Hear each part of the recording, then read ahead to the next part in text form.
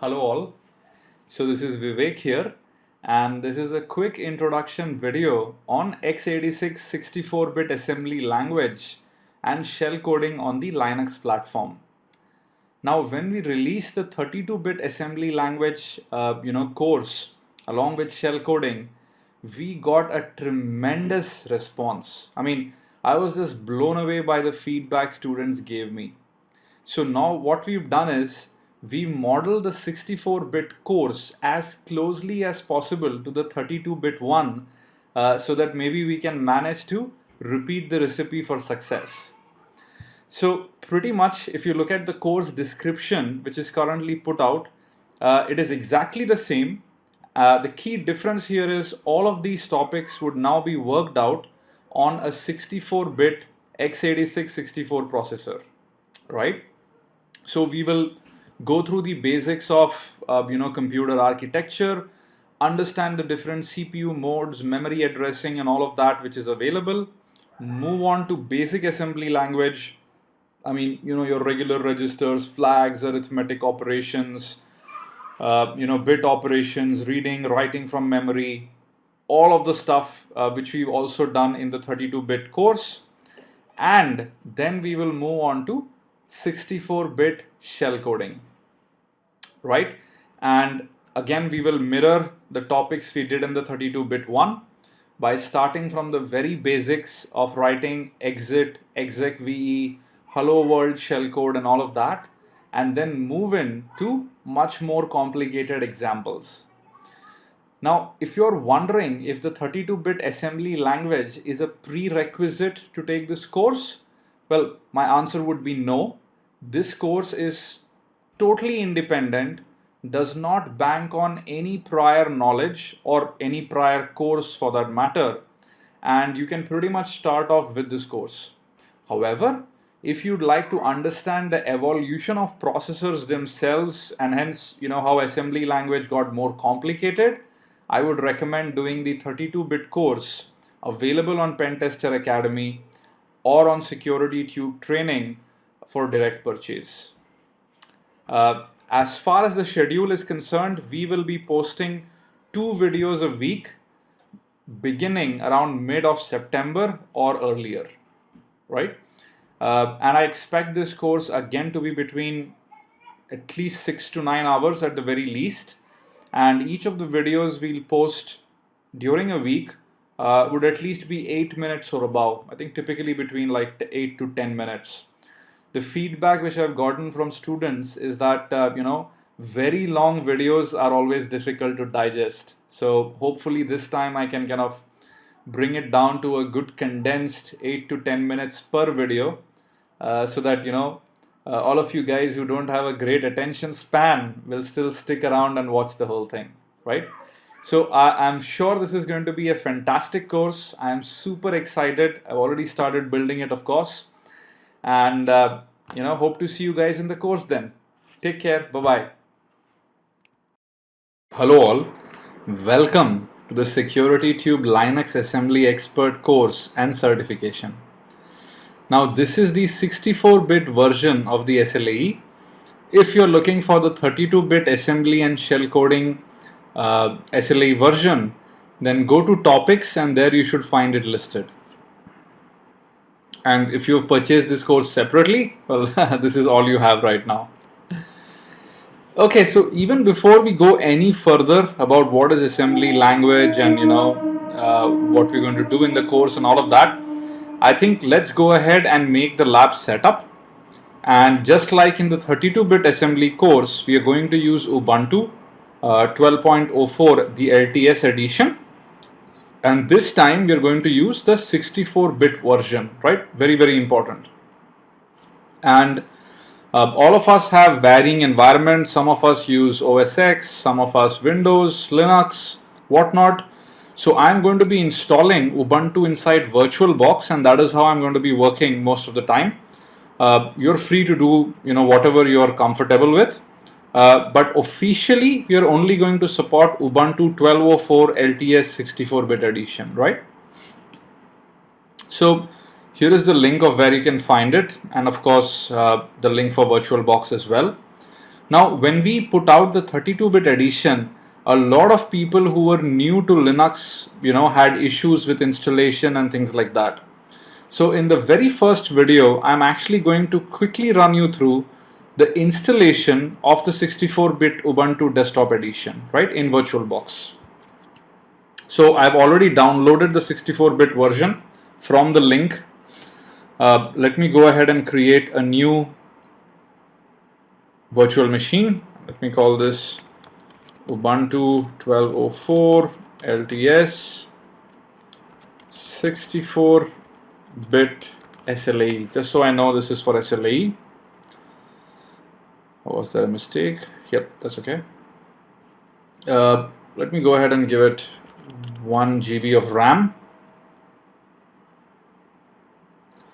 Let's keep the disk size as 16 GB, right? Just in case we need to do other installations and stuff like that. So we'll keep it at 16 gigs. And after that, I'm going to go into storage and select the ISO image, right? Here is my 1204 Ubuntu AMD 64 image. Click OK.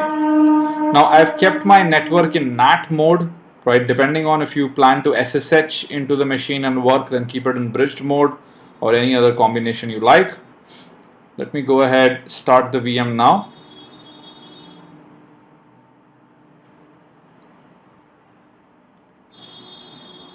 I'm really sorry for all the noise in the background. I stay in a crowded place here in India. So unfortunately, nothing much I can do about it. I have plans to soundproof this room entirely. So hopefully in future videos, all the background noise shouldn't be too bad. So I apologize for that. So as I mentioned, the 32-bit assembly course is not a prerequisite to this course. This course can stand tall all by itself. However, I'd highly recommend doing that course as well, simply because that way you can know both the evolution of the CPU from 32 to 64-bit mode, as well as the instructions and shell coding and all of that, right? Let's go ahead, install Ubuntu.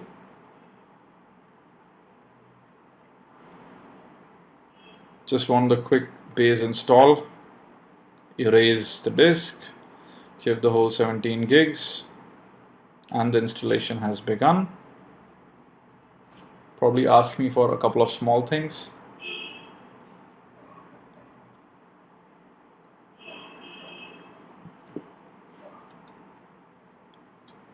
So your time zone,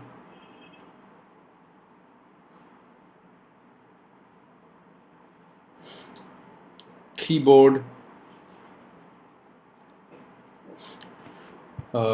name. Let me go ahead and call this Pentester Academy. Call it anything you like. Password, I'm going to pick it up as security tube. It's a weak password. Security tube. I'm just going to keep it as login automatically. Honestly, I mean, we aren't going to be running this machine for any purpose apart from, just kind of working on our assembly code in it. So let me just keep it login automatically. So we aren't pained with the login prompt every single time, right? So now Ubuntu is going to install. I'm going to pause the video so that you guys really don't have to watch me install and wait, and I don't really want to make you angry. So I'm going to pause this video, and when I think the installation is complete, or if there is any other important screen, I'm going to go ahead and resume, right? Okay, here we go. Finally, after the really long wait, installation is complete and you need to restart the computer. Yes, please. And now what we're going to do is we will install the VirtualBox guest editions so that we can resize the screen and do a bunch of other things. So let's allow the Ubuntu instance to now boot.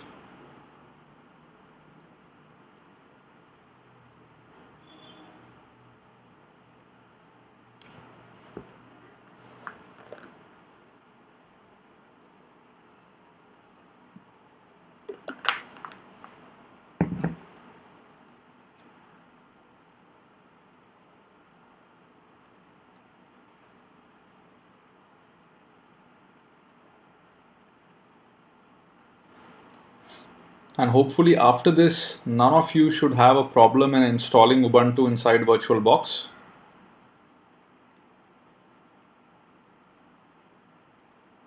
We've only given it 1 GB of RAM, so we cannot be too unfair to Ubuntu and expect it to boot really fast.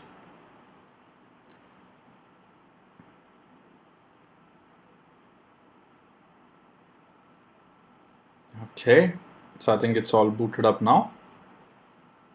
Now we can click on devices and then click on install guest editions. If you're on Windows, your interface may be slightly different in VirtualBox, but pretty much you need to locate where install guest editions is, and you need to install it. So now this is the password you need to give. From what I remember, I had given security tube as the password. And now this would go ahead and install the guest editions on the computer.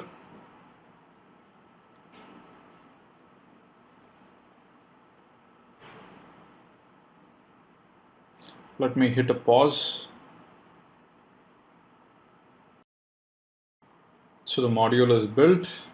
Return to close the window, and then we can pretty much just go ahead and shut down the system, restart it.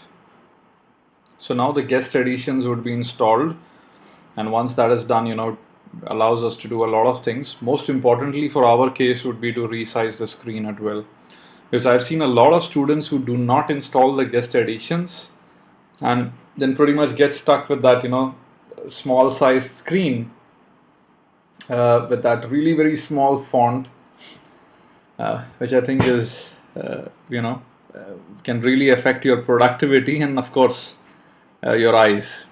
So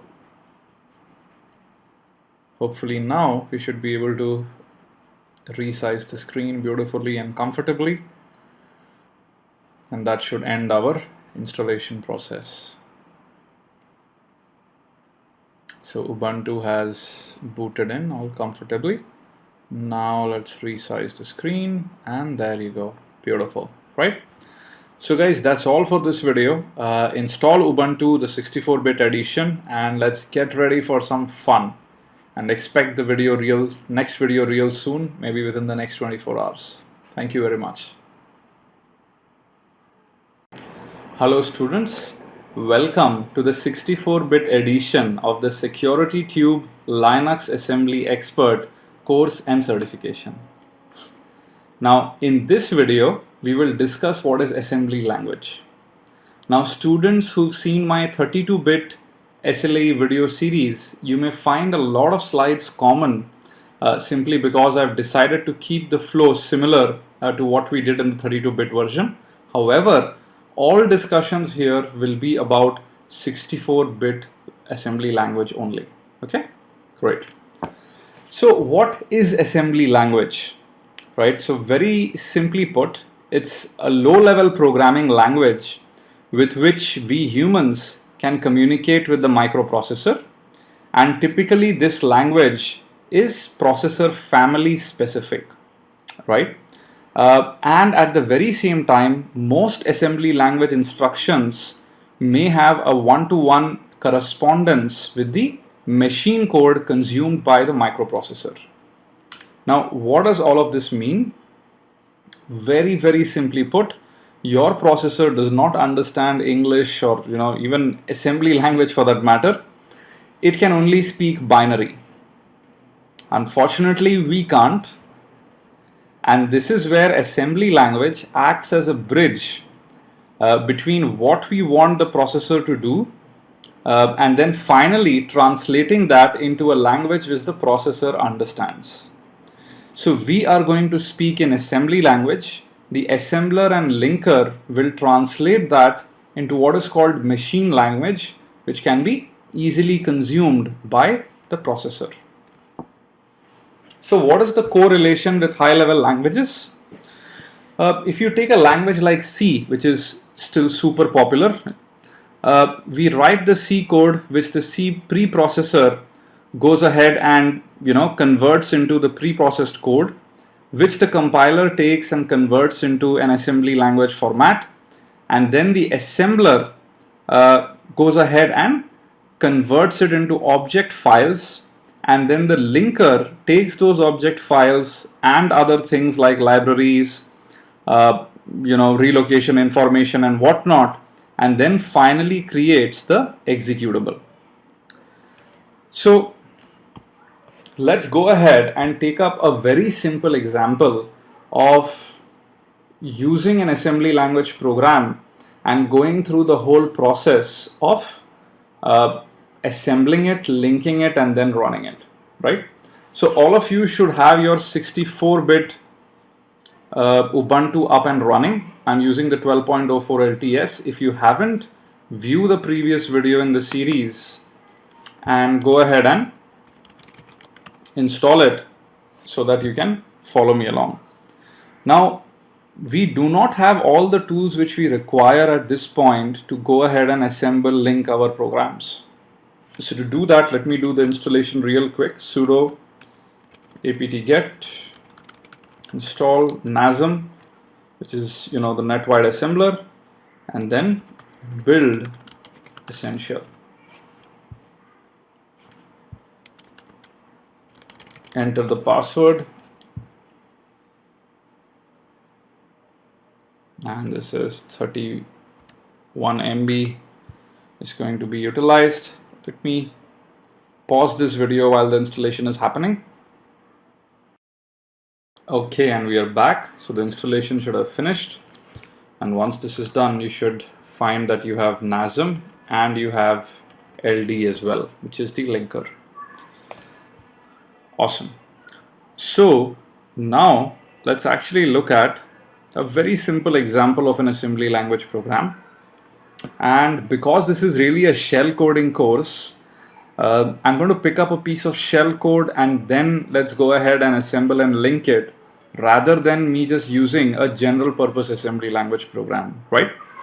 So for this, let's head over to our friends at shellstorm.org. When I say friends, I don't know Jonathan personally, but I think he's done a fantastic job going ahead and cataloging all of this at shell-storm.org.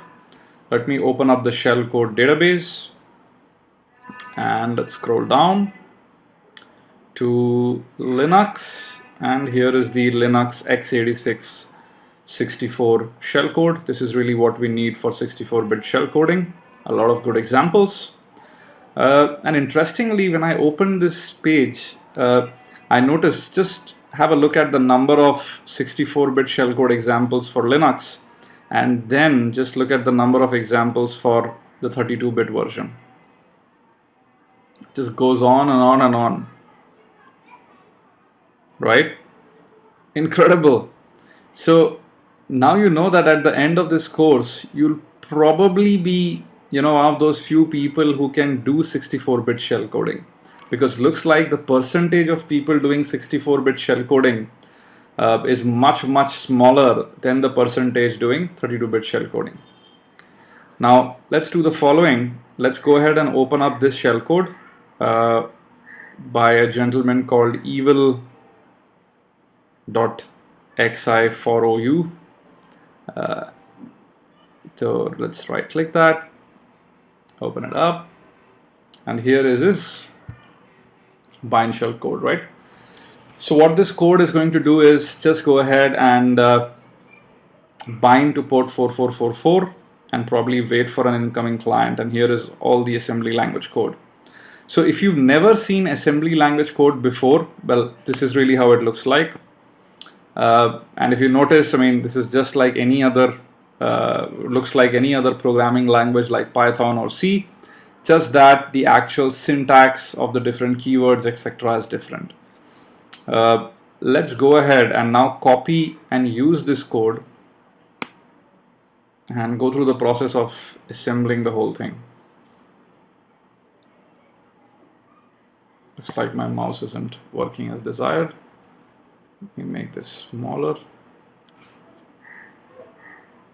And now let me actually go ahead and copy this.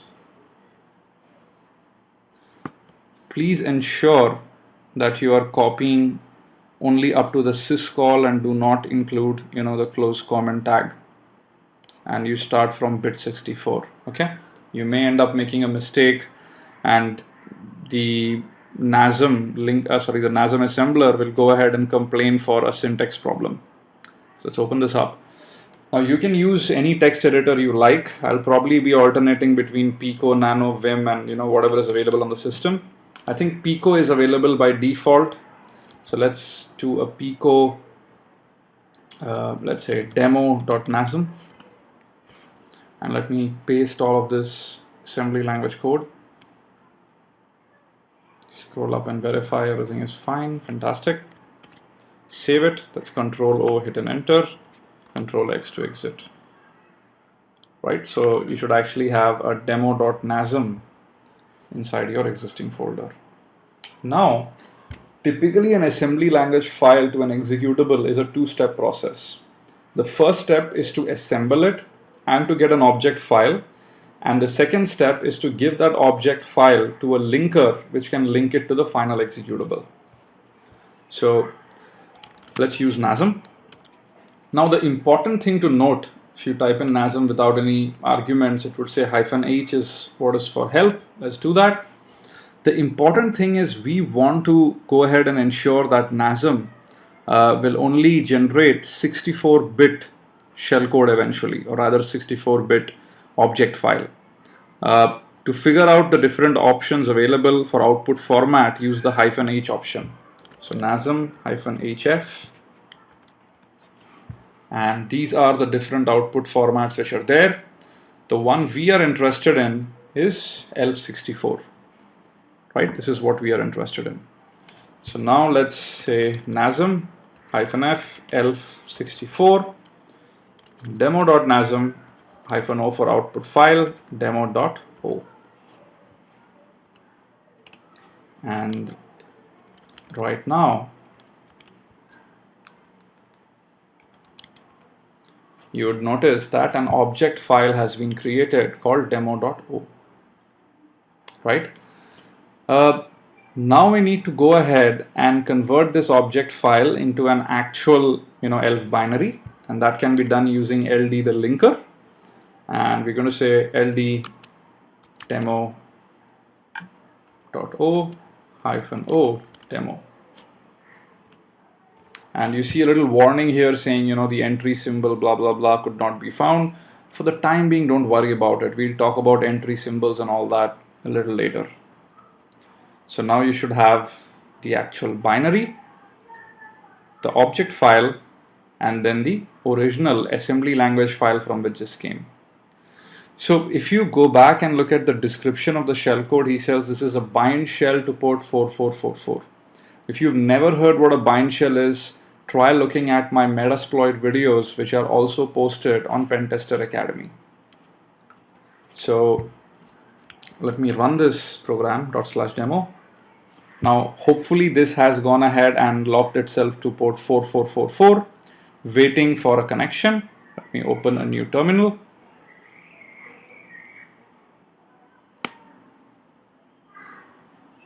And you don't need to do this. I'm just ensuring my prompt is that of Pentester Academy. And if you're wondering why, unfortunately, a lot of times all this premium content, which takes me really hours and hours to make, is pirated, passed around. So at the very least, I want people to know where it came from, right? As sad as I get when things get pirated, but hey, that's life. So let me kind of go back in here.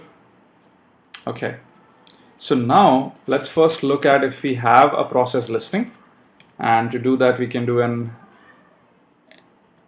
T. We do a quick netstat and we can clearly see that there is a process listening on port 4444. Now let me use netcat to connect to that port. And really I could have connected from some other machine as well. because it's listening on all IP addresses. Here we go. Let me do a PWD. Let me do who am I? Pentester Academy and ls. And pretty much what we have there is a bind shell. Exit should exit. So this was a very simple example of A, how assembly language looks like, and B, how to take an assembly language file and then finally create a binary from it. And in between, we go through an object file. Now, basically, let's try and understand the situation a little bit more better. So we're going to use a tool called object dump, and I'm basically going to say -m Intel, because assembly language format can be Intel or AT&T, the syntax, and then give it demo.o, and you would see the whole assembly language dump coming back in here. Now what object dump does is it looks into the object, picks up the different sections, and then goes ahead and disassembles them. That's what the D stands for, right? Disassemble all sections. Now this gives us a very clear picture of what we are dealing with. Now I said XOR EAX is really what assembly language is. However, the hex equivalent 31C0 is pretty much what your processor understands. So when the processor gets a 31C0, it really knows it needs to do a XOR operation using the CPU registers EAX and EAX, which is pretty much just XOR EAX with itself. If you've never heard of registers, etc., do not worry. I think I'm going to be covering them shortly in the next couple of videos. Similarly, XOR EBX is 31 dB, and if you notice, the XOR instructions seem to have the first byte 31 constant, while the second byte varies depending on which register combinations we seem to be using, right? So the cool part here is that your processor understands 31 dB to be XOR EBX, and because of using assembly language and then the assembler and linker, you do not need to memorize that 31 dB is what will make the processor XOR the EBX register with itself, right? So hopefully this should have acted as a very quick introduction to assembly language and how assembly language looks like. In the next video, we'll take things more further ahead. That's all for this video. Thank you.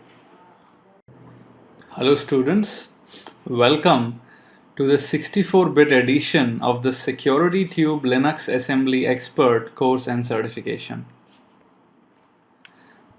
This is module 1, and in this video, we will look at how to extract CPU information. Now, as I'd mentioned, different processors speak different assembly language. What that means is the Intel family has a very different assembly language from the ARM family or the MIPS family. And this is very, very important for you to note. Now, a C program with the right toolchain, you could pretty much port it on multiple processors with probably the core program remaining pretty much the same, right? With hardly any changes, in most cases, no change at all. Unfortunately, in the case of assembly language, if you want to port a program to an absolutely new processor family, you would pretty much have to rewrite it from scratch. Now, we will only be concerned with the Intel architecture, and the IA32 or 32-bit assembly was already covered in a separate series, which is a course as well as available on Pentester Academy. In this video, we will be concerned with the 64-bit architecture, also commonly called x86_64. So now the question arises, if you are logged onto a computer, how do you even know that the CPU supports 64-bit mode? So let's go down to our little Ubuntu VM and let's open up a terminal.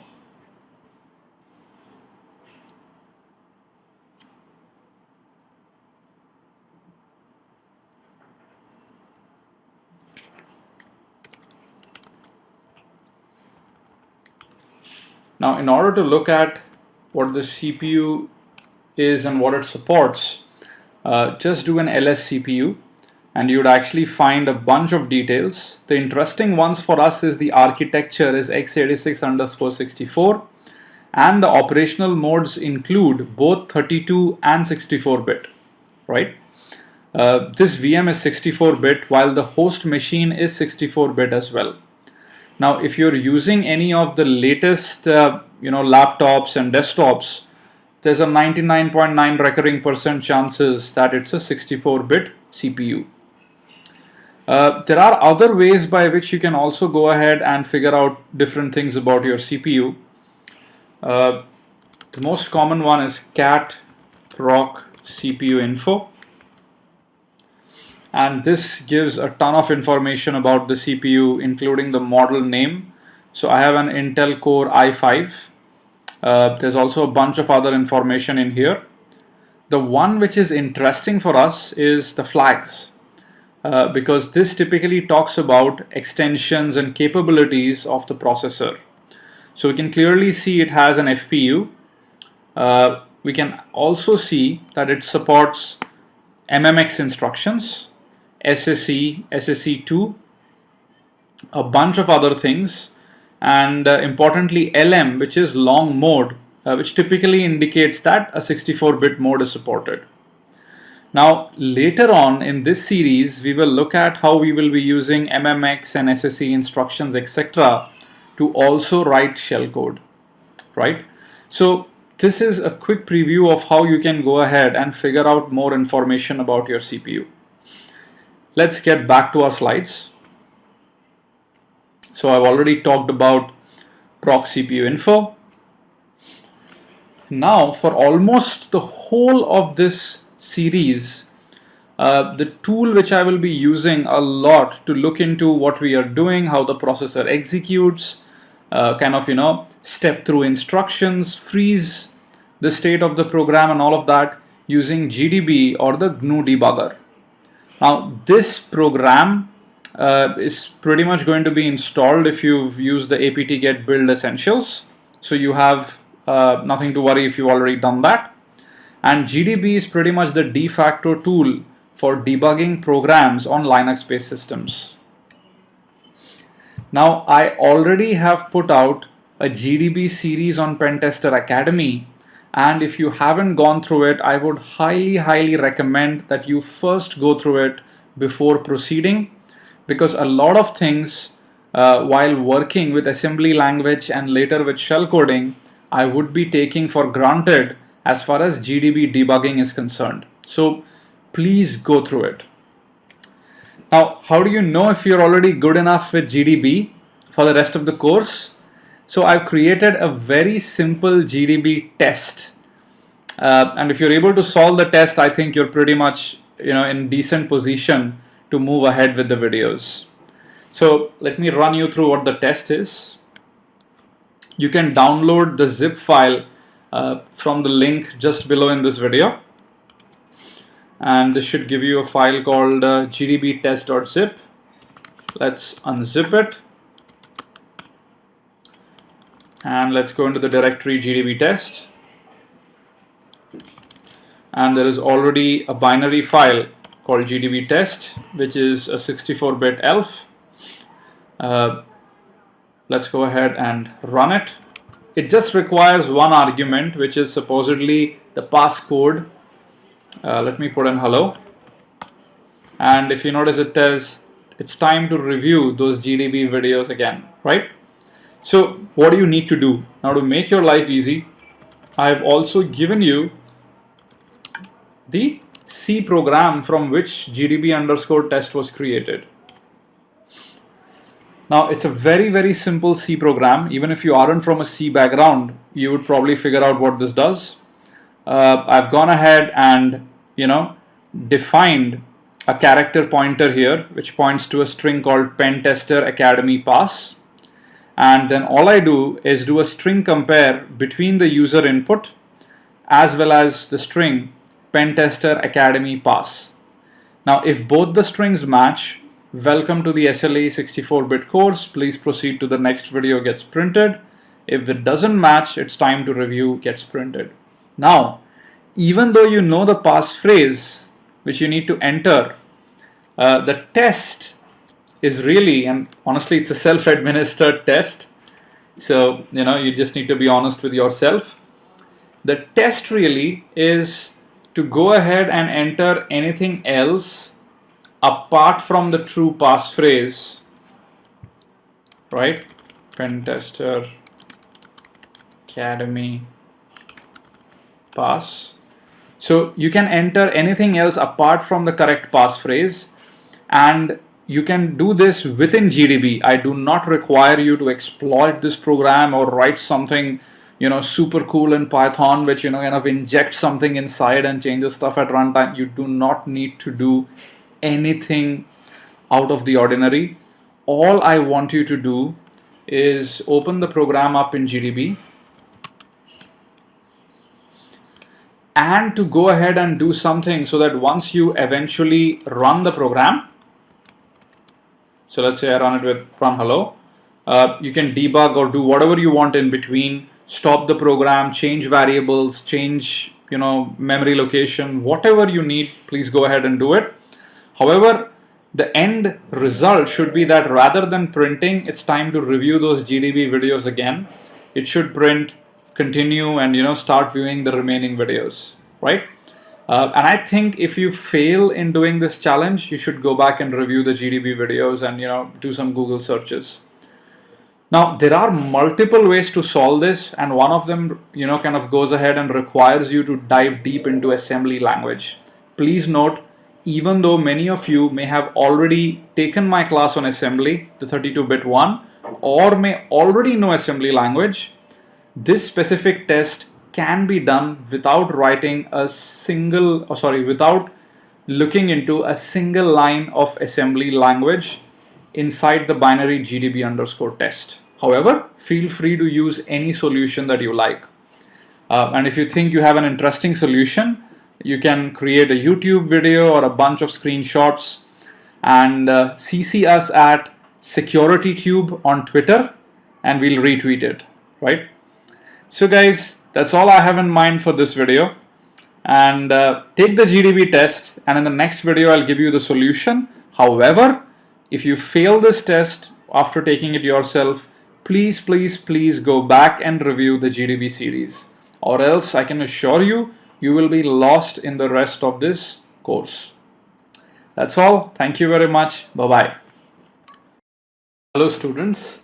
Welcome to the 64-bit edition of the SecurityTube Linux Assembly Expert course and certification. Now in this video, we will look at the GDB test solution. Now honestly, I think if you have not cracked the GDB problem, go back to the primer and have a look at it. This test solution is really just for the sake of completeness of the courseware. So let's jump right in. So here's the file I have. Now when we load this from within GDB, and I can use -q for quiet so that you don't see a lot of the trace which you see when GDB starts up. GDB_test, and if you notice, the first thing this says is no debugging symbols, right?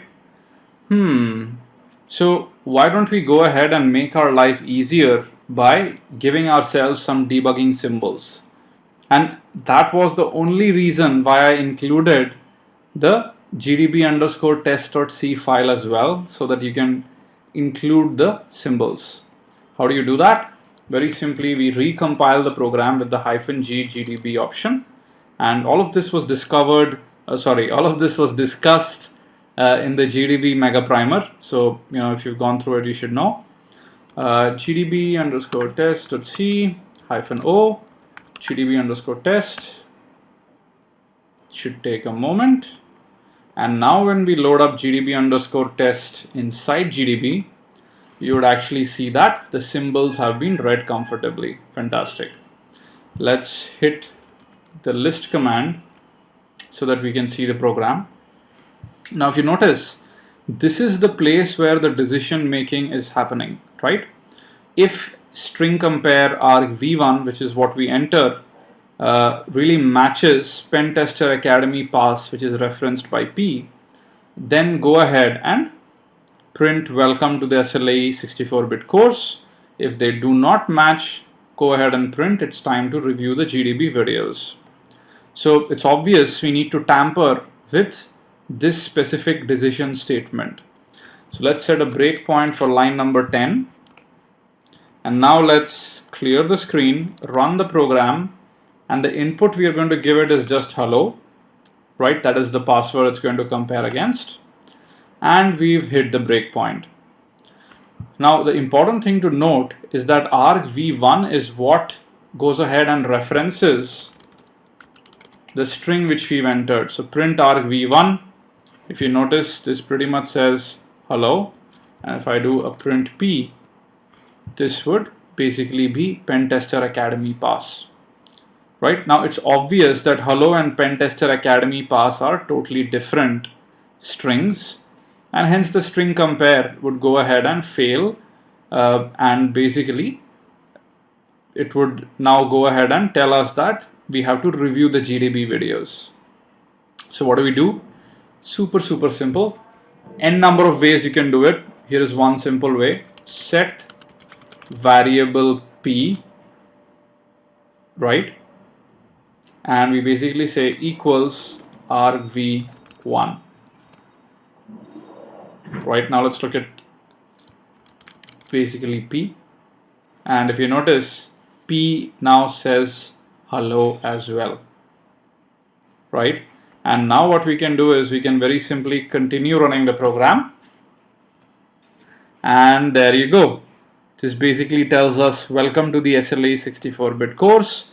Please proceed to the next video. Awesome. Now there are a ton of ways, guys, by which you can go ahead and do it, and honestly this is just one way. I've shown you how to change memory, which means you could do stuff where argv1 basically could end up pointing to p or the string pentesteracademy rather than hello. So many such variations are possible. Honestly, you can if you know a little bit of assembly, you can go ahead and basically set up a breakpoint at this location where string compare is being called, and then play with the response which is stored in the EAX register, which actually stores the return value, right? So many things you can do, but honestly, if you've done any of those different options and managed to crack this program, fantastic. You at least know how to use GDB in a decent way, right? If not, go back, please review. The reason I'm insisting so much is I will not be spending any time in looking at GDB basics, right? And that's the reason I created the GDB Mega Primer. Okay, that's all for this video. Thank you very much. Hello all, welcome to the Security Tube Linux Assembly Expert course and certification. Now in this video, we will look at CPU registers for 64-bit systems. So if you look at any computing device which you use, you could go ahead and break up the architecture into the CPU, the memory to go ahead and hold data, and I/O devices with which we communicate with the external world, and all of them connected together via the system bus to exchange data as well as to go ahead and have instructions run. So if I were to extrapolate the CPU further, I would logically break it up into first the control unit, and the job of the control unit is to retrieve and decode instructions as well as data. Now after this we have the actual execution unit. Now the execution unit is the one which can understand and interpret these instructions and go ahead and actually execute them.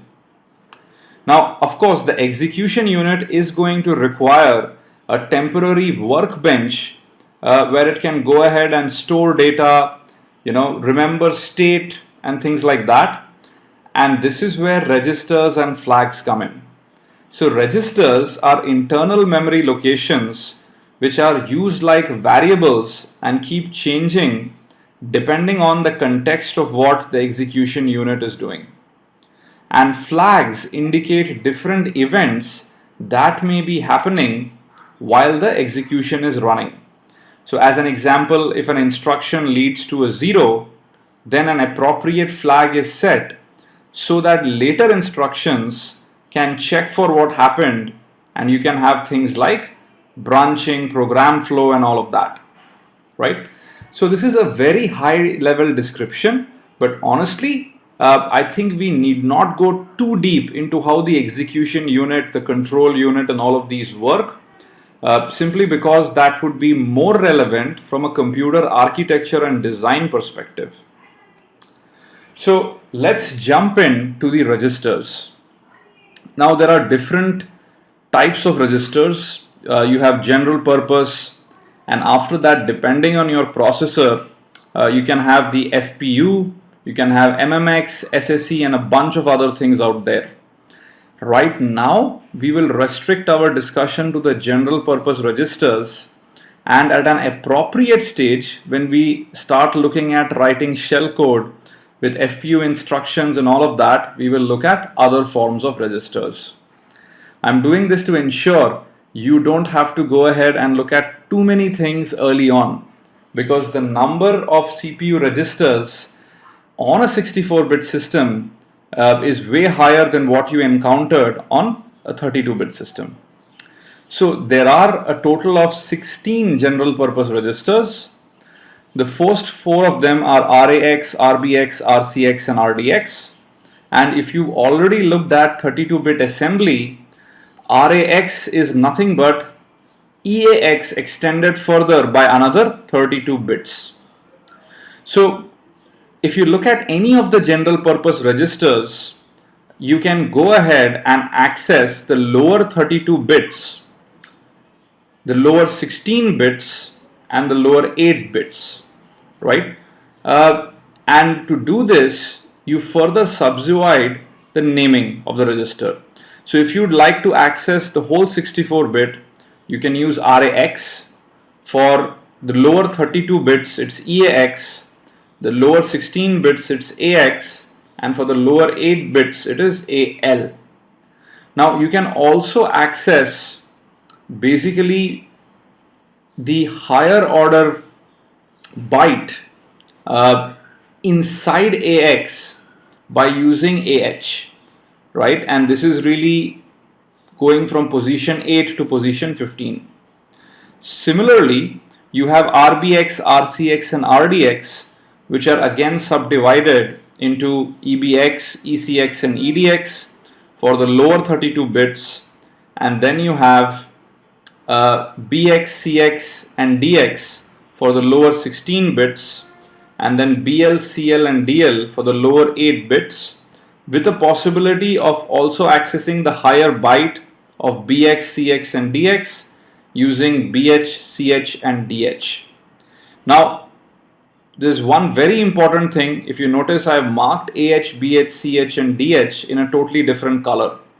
The reason is there are restrictions on when you can access each of these values and use them in your program, which I will discuss in just a bit. Now, these are the first 4 general purpose registers. After that, you have RSI, RDI, RBP, and RSP. RSP is basically the stack pointer. And if you look at, again, there is a further subdivision. So to access the whole 64-bit, you can reference RSI, RDI, RBP, or RSP. To reference the lower 32 bits, it's ESI, EDI, EBP, and ESP. To reference the lower 16 bits, it is SI, DI, BP, and SP. And to reference the lower 8 bits, it is SIL, DIL, BPL, and SPL. In this case, there is no way to access the higher byte of SI, DI, BP, and SP. Right? Now, I think many of you coming from a 32-bit assembly background would probably be familiar with this simply because you're used to the EXX format. Now, these are the top 8 registers, but after that, on 64-bit systems, there are 8 other brand new registers. And the naming starts from R8 to R15. And similar to what we've seen in the case of the first 8 general purpose registers, you can access the whole 64 bits by using Rx, which is R8, R9, R10, whichever register you're interested in. You can access the lower 32 bits by using RxD, where X can be 8, 9, 10, up to 15. You can access the lower 16 bits by using RxW, which can be R8W, R9W, again depending on the register. And finally, the lower 8 bits by using RxB, right? Again, the higher byte of RxW is not accessible. This is important, keep that in mind, right? So really, if you notice, for any given general purpose register, we can access the whole 64-bit or the 32-bit lower side, or the 16-bit on the lower side, or 8 bits on the lower side, right? And in a rare circumstance, just for RAX, RBX, RCX and RDX, you can also access the higher byte using AH, BH, CH and DH. So now let's come to the conditions under which AH, BH, CH and DH can actually be used. Now this is super important, and I've pretty much plagiarized the whole thing from Intel's manual. So if you look at it, here is what they state. An instruction cannot reference legacy high bytes, example AH, BH, CH and DH, right? And one of the new byte registers at the same time, right? For example, the lower byte of the RAX register. So this is something which is very important, and you should always keep in mind. And there are a bunch of other things as well which he will take up as appropriate, and I wouldn't want to kind of give you too many details at this point. Now we talked about general purpose registers. What about the flags which we saw in the CPU architecture diagram? Now, if you've come from a 32-bit background, you know that you have E flags register, which consists of multiple flags such as trap, sign, 0, blah blah blah, and we'll take these up as and when appropriate in the course. The 64-bit version of the flags register, called the R flags, really has 32 bits entirely reserved, right? And just the E flag register after that. So pretty much R flags is E flags padded with a reserved 32 bits in the front. There is no other difference. Finally, the instruction pointer, or RIP. I think if you're from the shell coding and exploit research world, this is really the holy grail, right? You want to control RIP register so that you can have the system do your bidding. Now, people who've gone ahead and done the 32-bit course know that there you have EIP. And the good news is that RIP has something called relative addressing, which actually makes shell coding very easy compared to the 32-bit case. We'll take it up later on in the course. So it might be a good idea that you should download the Intel manuals locally from this link provided. And wherever you feel you need more information about the nitty-gritty details, I would highly recommend and encourage that you can view the Intel manuals. So I think I don't like to finish any video without a demo. So let me go ahead to our Ubuntu machine and let's try and see how the registers and all of that looks like from inside GDB for a 64-bit system. So this is the older program which I had given you guys. If you've not seen it, go back to the older videos. Let me load up this program from within GDB. And now let me add breakpoints. or rather even before that, let me set the disassembly flavor to Intel, and then let me disassemble main. And if you notice, you see a lot of assembly language instructions in here. Most of this may be Greek to you at this point, and which is absolutely fine. All I really want to show first is how the registers are used and kind of look like within the program. So you can see we have an instruction which says push RBP, just pushing 64 bits on the stack, and we learn about all of this a little later, so do not worry if everything sounds Greek. And what you would also notice is that you have the 32-bit registers which are being used as well in the same program. So you have move EDI, comma, whatever value, right? And this is something you're going to see in a very common way, which is depending on the task at hand, we would use the whole 64-bit register, just the 32-bit, or even smaller, right? Depends on what the task is. So I would go ahead and say disassemble main, and see that you can see your RAX, RBXs, and a couple of other interesting registers around. And that's all I have for this video. In the next video, we will go ahead and write the very simplest program possible, the customary hello world program in 64-bit assembly. Thank you very much and have a great day ahead. Bye-bye.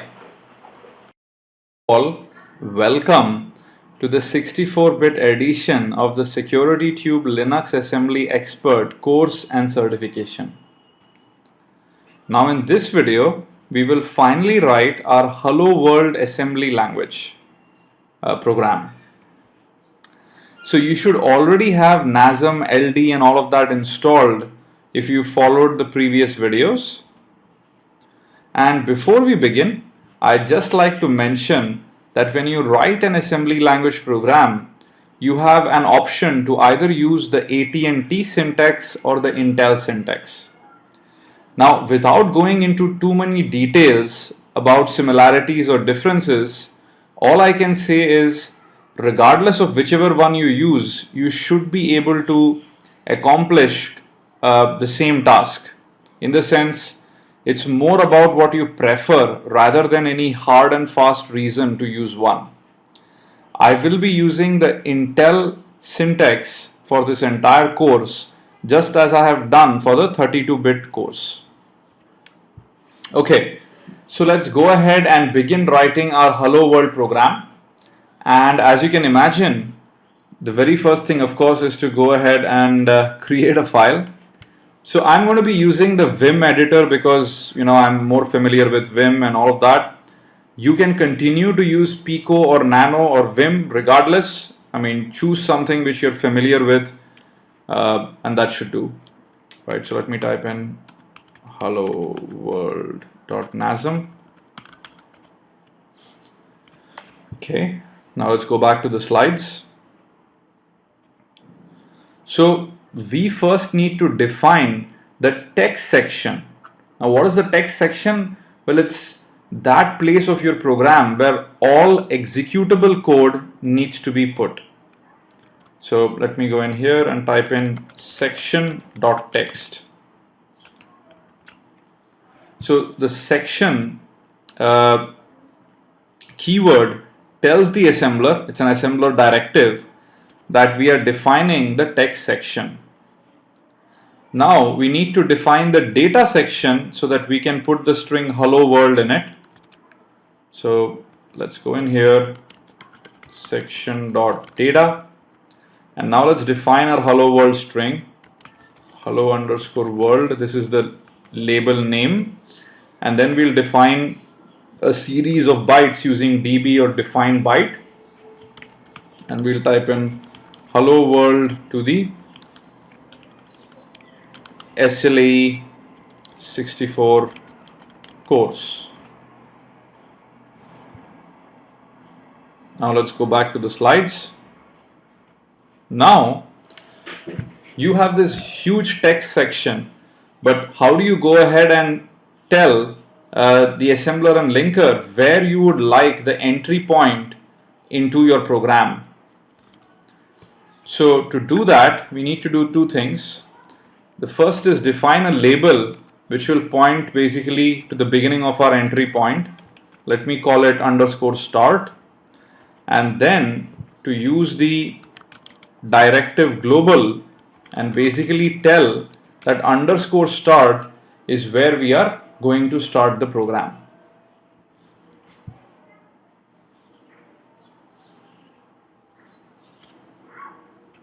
Now we need to write code to print to screen and then finally to exit gracefully. So I'm just going to put in two placeholders for the time being: print on screen, exit gracefully.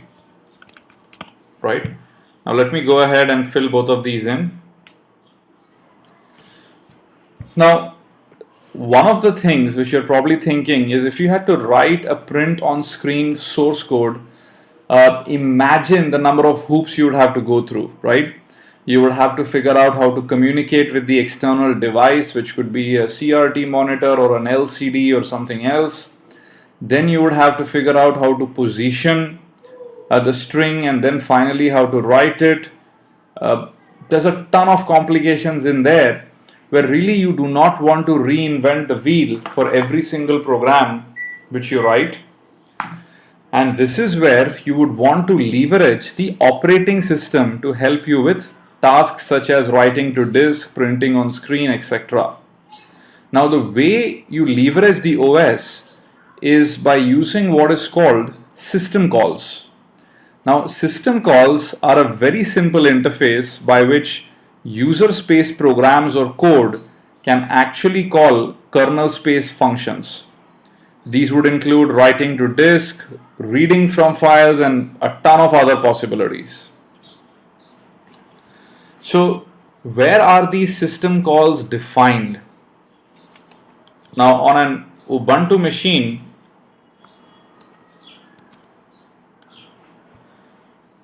this is defined in user include x86_64 -linux -gnu/asm unisted _64.h.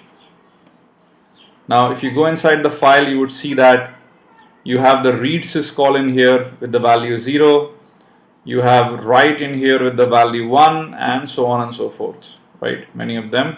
Scroll down to see the whole list. Now, how do we invoke system calls? Right? We invoke them by going ahead and using the syscall keyword.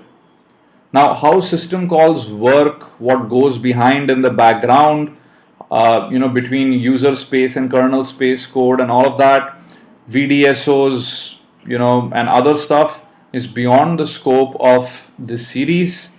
And if you're interested, it's really more in the realm of operating systems and system programming and all of that. You could go ahead and look into this blog link. Scroll down at the end of the blog post. You should find more links which you can reference in case you're more inquisitive or curious. Now, we have two tasks in hand. The first is to go ahead and write the hello world string on the screen, and the second is to exit the program gracefully, right? So how do we use the syscall interface? Now, how do I tell the operating system that I would want you to take this string, write it on screen? So the way you would do that is by using registers and loading them with the appropriate arguments based on a well understood convention by both you and the operating system, right? So really, here is the simple way by which you can invoke a syscall. The system call number needs to be in the RAX register, the first argument in RDI, second in RSI, third if present in RDX, fourth in R10, fifth in R8, and sixth in R9. Now again, you could of course have much lesser arguments, in which case most of these may not even be applicable, right? So in our case, one of the other things you need to also keep in mind, though we aren't going to use it, is the return value of the syscall is in the RAX register. Now with this background in place, let's see how we can call the write syscall. Now I said the first thing you need is the system call number for write. So if we go back in here, you would find that write has the syscall number 1. Fantastic. Let me go back in here and let me start cranking some code. So I'm going to say move the value, which is, I'll come to what move does in more detail later, but in very simple terms, it just moves data from one location to the other, which could be registers, memory location, etc. So move the value 1 into the RAX register. Right? 1 is nothing but the syscall number for write.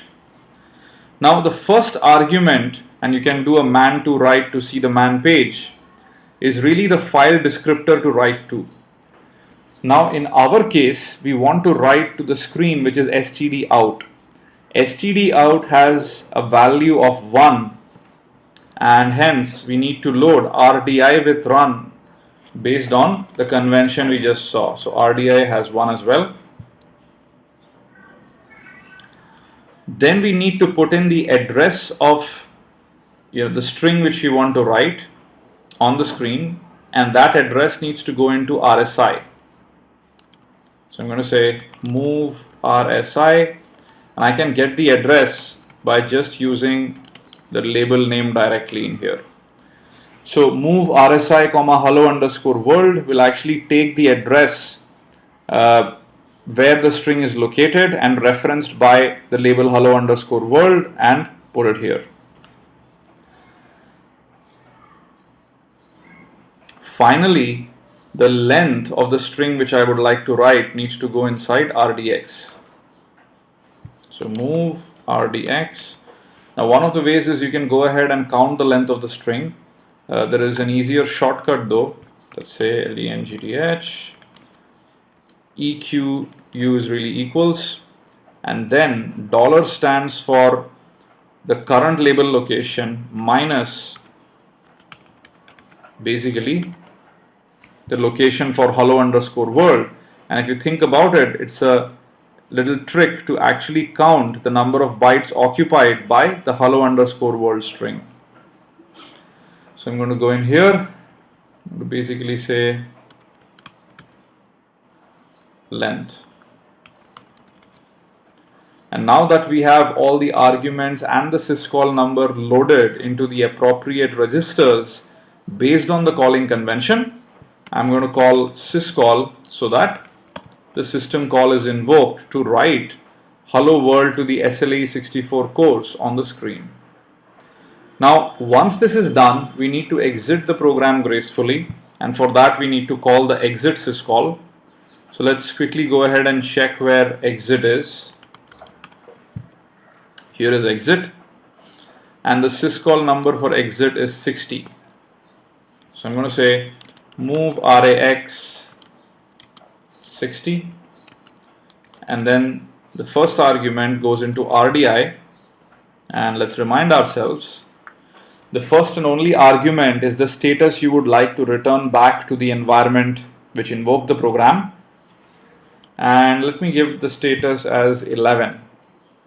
Right, typically it's given as 0 if there are no errors, but let's say 11 so we can check it, and then I call syscall to ensure that the system call is invoked. Right? Okay, I hope there are no typos. Let me go ahead and use NASM to assemble this program.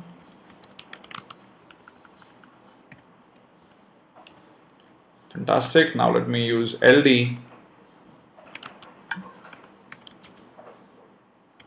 to link it. Awesome. And now let me run this program. And fantastic, as expected, we actually see that we have our hello world to the SLE64 course, and of course then the bash prompt comes in Pentester Academy. We can fix that real quick. Let me open the file And let me actually go ahead and add a 0A at the end.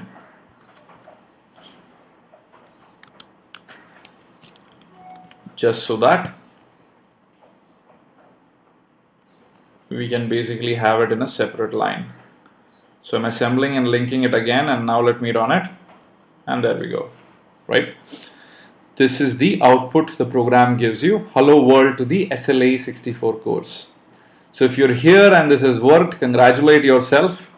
Basically, you have written your very first assembly language program, which is the Hello World Welcome program. And we're going to do a lot more stuff after this, and of course more challenging ones as well. Now here is the exercise I want you to do, and which I will solve for you in the next video, which is take GDB and go ahead and run the program from within GDB and step through it and observe how the CPU registers, memory locations and all of that, either changes or works, so that you have a firm understanding of what really happened here. So to summarize, the key takeaway is really to understand the system call and how to invoke them. And if you're coming from the x86 background, you would actually see that the registers which are used have been changed in the case of 64-bit, right? So that's all in this video. I hope you enjoyed it, and see you in the next one. Bye-bye. Hello all. Welcome to the 64-bit edition of the SecurityTube Linux Assembly Expert course and certification. Now in this video, I will touch upon a very important concept, which is reducing instruction size and removing nulls. Now, why do we need to have this debate to begin with, right? Now, we aren't learning assembly language to probably write a low-level program or, part of a device driver or something like that. Really, why we are learning is to be able to eventually write our own shellcode. So even before we embark into our journey of learning more instruction sets and what we can do with them, always remember that in shellcoding, smaller the final instruction size, the better. Which means if, let's say, one command, or rather one instruction, move RAX, 1, occupies, let's say, 6 bytes, right?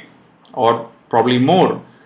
Our idea or goal would be to reduce this instruction size to as small as possible without losing functionality.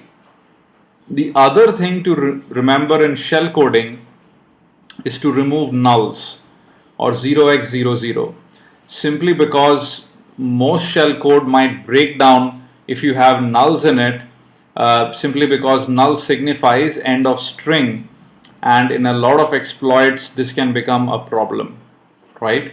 So why am I mentioning all this? When you're learning assembly on your own, when you try to write your programs, try and focus on how small you can make the resultant binary in size, as well as to ensure that you remove the nulls.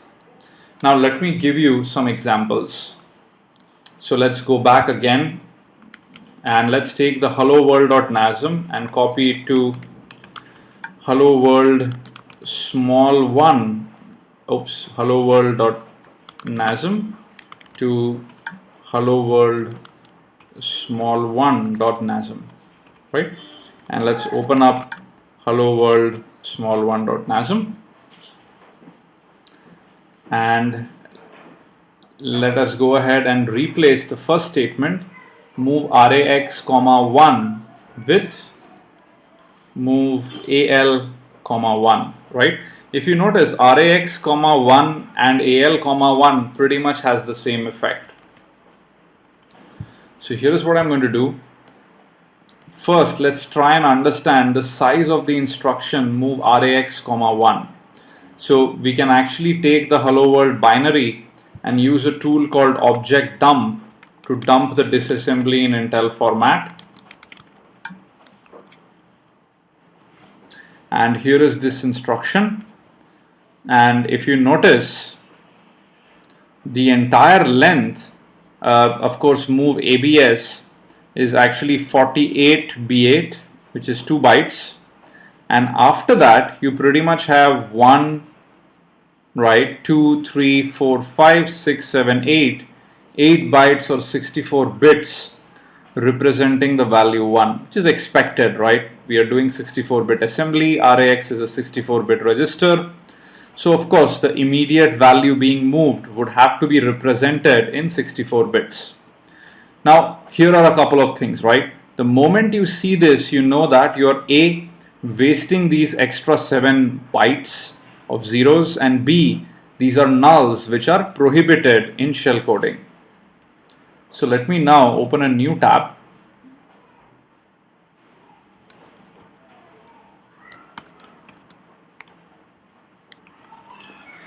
And let me assemble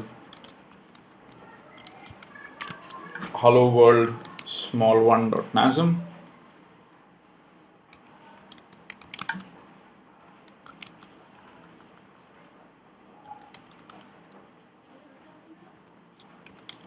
Link this.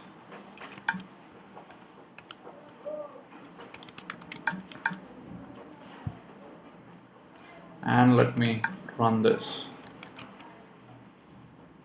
And if you notice, the output is exactly the same, right? However, when we use object dump to look at the output, you can even look at the object file using object dump. That would work as well. Now, if you notice, this entire string of instruction in here, which really occupied 8 plus 2, 10 bytes, has now been reduced to a mere 2 bytes, right? Basically move AL is represented by B0, while 1 is just represented by 1. In this case, move ABS RAX was represented by 48B8, while the value 1 was represented by the remaining 8 bytes. And in the very next instruction, you can pretty much see that again, right? Move ABS RDI is nothing but 48BF, while the immediate value 1 occupies the entire 8 bytes going into row 3, right, including this part in here. So this would be your full instruction. Size 8 plus 2, 10 bytes, while the same job happens here in just 2 bytes. Now, in this case, because we were running a program and pretty much registers are zeroed out before passing control, we did not have to worry about what fills up the remaining 7 bytes. Now, in the case of shellcoding, this might not be true, right? Because we do not know the context in which we are being called, and maybe RAX has a lot of stale value which would end up causing an issue. So if we wanted to write something which is more shellcoding safe, let me open a new tab. And let me copy hello world small one.nasm into hello world shellcode safe.nasm. Open up hello world shellcode safe.nasm. And here is what I'm going to do. Change this to Azor RAX, and then move AL1. Now Zor, a quantity Zored with itself ends up becoming a 0, which means now RAX is 0. And after that, we put in 1 into AL, which is the lowest 8 bits. Right, and this pretty much has the same effect as move RAX, 1. Now don't worry about the individual instruction names like Zor and move or move APS and all that. Right now just focus on the concept. We will come to all of these instructions a bit later. So now let me do the same thing.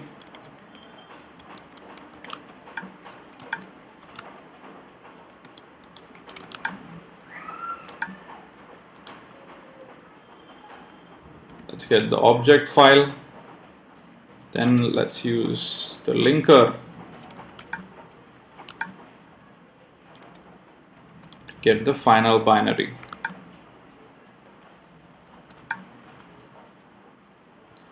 Let's run the final binary. And again, the output is the same. However, when we use object dump,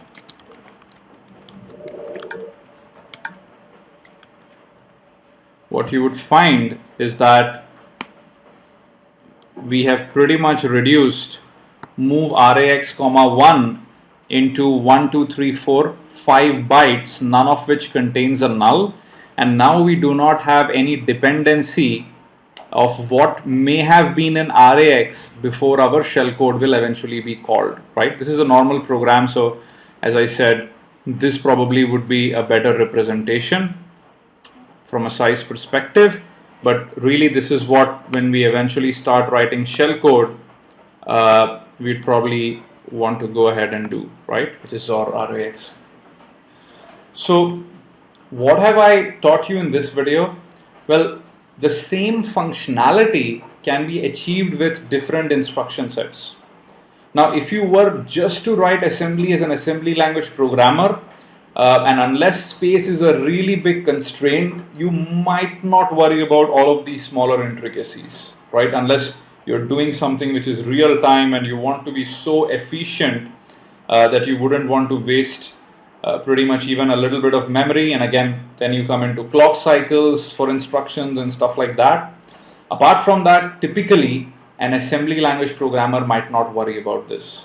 However, as someone who would want to write shellcode, you would have to worry about the length of the shellcode as well as to remove bad characters like nulls in the shellcode, right? So hopefully this example has given you an illustration of how it is possible to reduce instruction size and remove nulls from your assembly language code. So that's all for this video. If you're enjoying Pentester Academy, I would really appreciate and be thankful if you can recommend this to friends and your colleagues in the InfoSec community.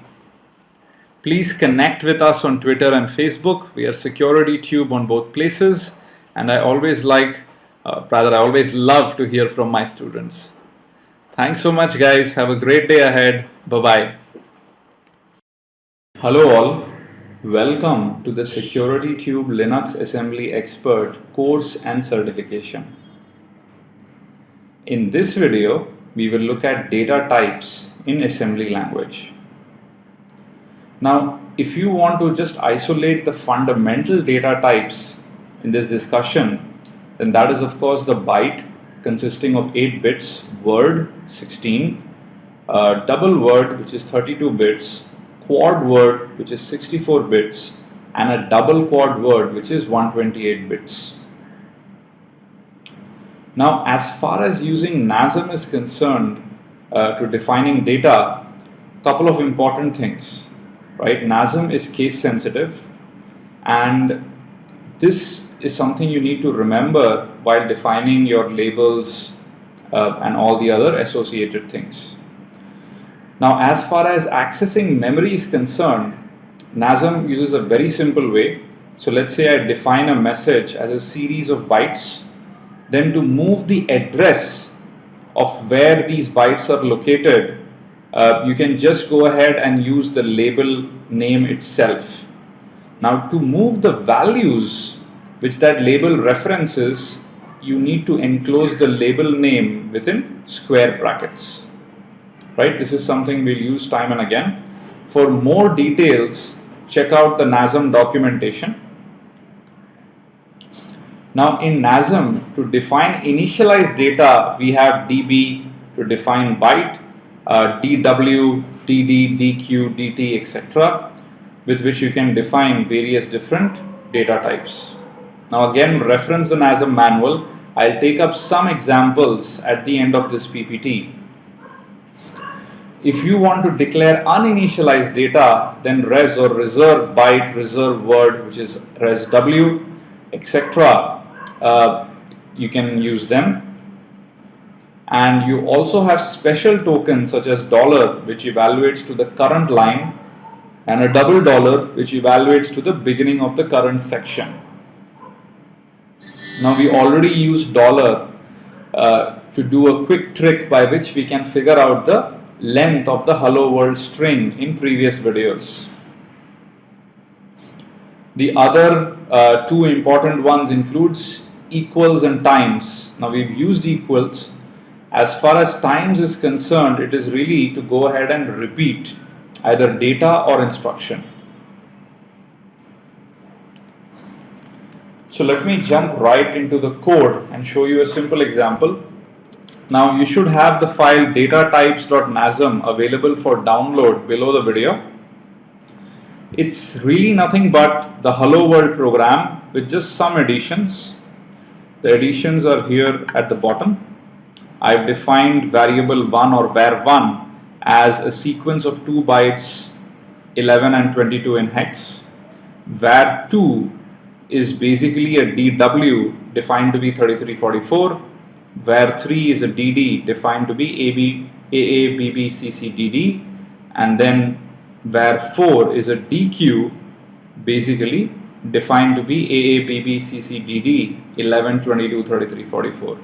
So really DB or defined byte pretty much allows you to define a sequence of byte. D word is basically 2 bytes, DD is 4 bytes, and DQ is 8 bytes.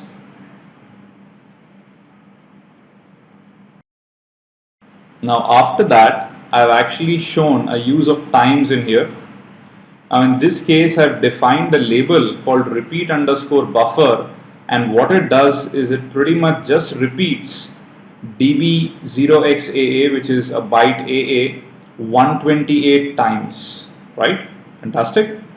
Now after this, if you remember, we talked about reserving uninitialized data space. So this is where resb, resw, etc. come in. However, these need to be typically defined in a separate section called the BSS, which is specific for uninitialized data. So I've defined a label called buffer, and that reserves 64 bytes in the BSS section. Now apart from this, the only other modification I've made is to illustrate the use of the square bracket to import the value rather than the actual address which the label references. So I'm using var4 for that, right? Everything else is pretty much the same. So let me go ahead and assemble and link this.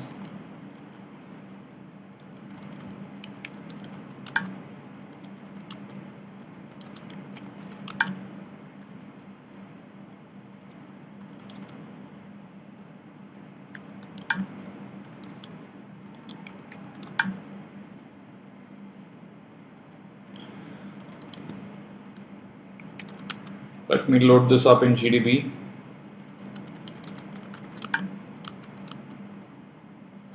Add a breakpoint to start. Run the program. Disassemble. Of course, we are interested more in the data types, and hence let's just do a quick info variables, and all our variables are listed, right? So hello world is something I've already talked about in the previous video, so I'm going to go ahead and leave it alone. Now var1, now I've opened a new tab so that we can look at datatypes.nasm just to see what we are wanting to display. So var1 is really a sequence of 2 bytes, 11 and 22.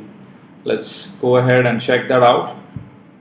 So 2 bytes would be 2xb for display, address var1, and as expected you have 11 and 22 in memory. Fantastic. Now var2 is really basically 2 bytes 3344 together.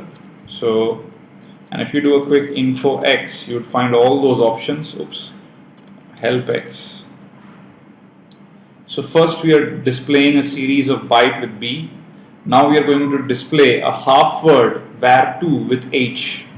So x/xh ampersand var2, and we get 3344. Now we would like to go ahead and display var3. So if you want to do that, change this to var3, and this is going to be w. There you go.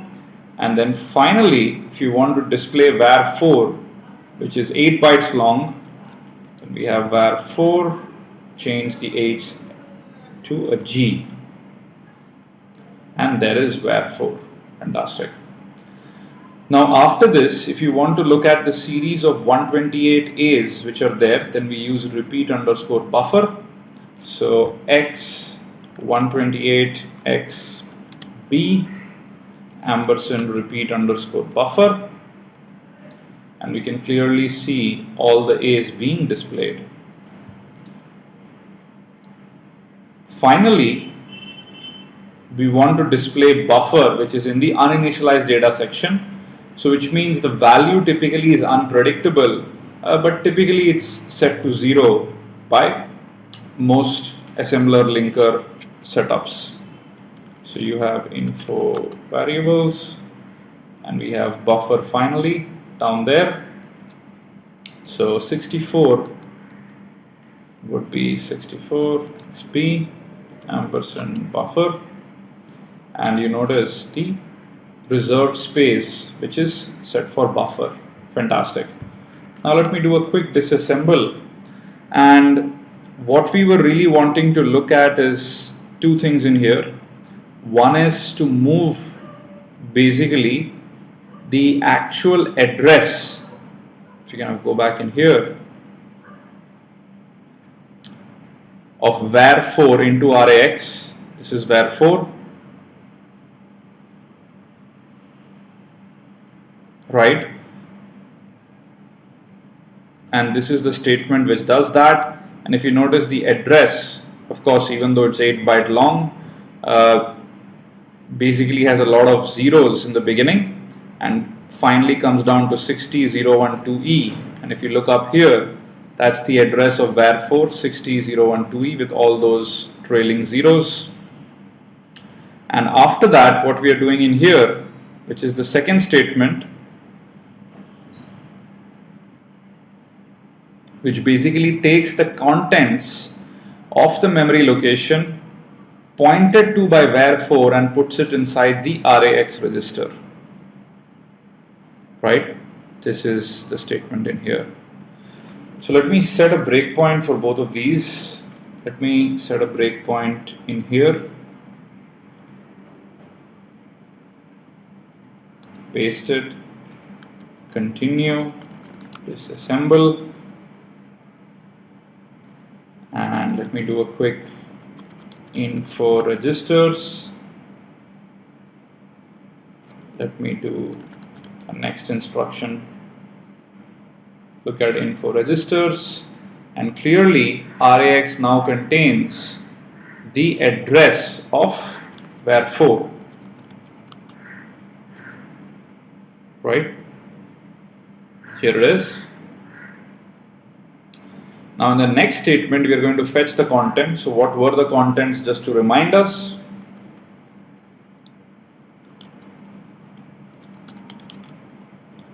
Right, so this was the contents.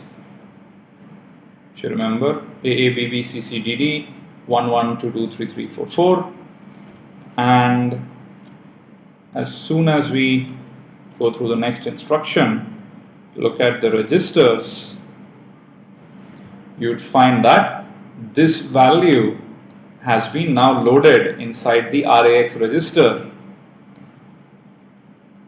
unlike in the last case where basically we had loaded up the address. So this is really something very important. Keep that in mind.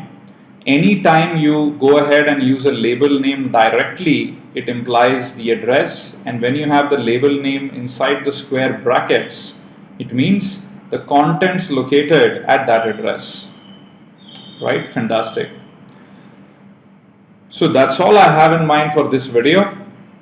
In the next video, we will look at EDNS and its importance in assembly language. If you enjoy Pentester Academy, then we'd really appreciate and be thankful if you can recommend us to your friends and colleagues at work or in the InfoSec community. So till the next video, enjoy, have fun, bye-bye.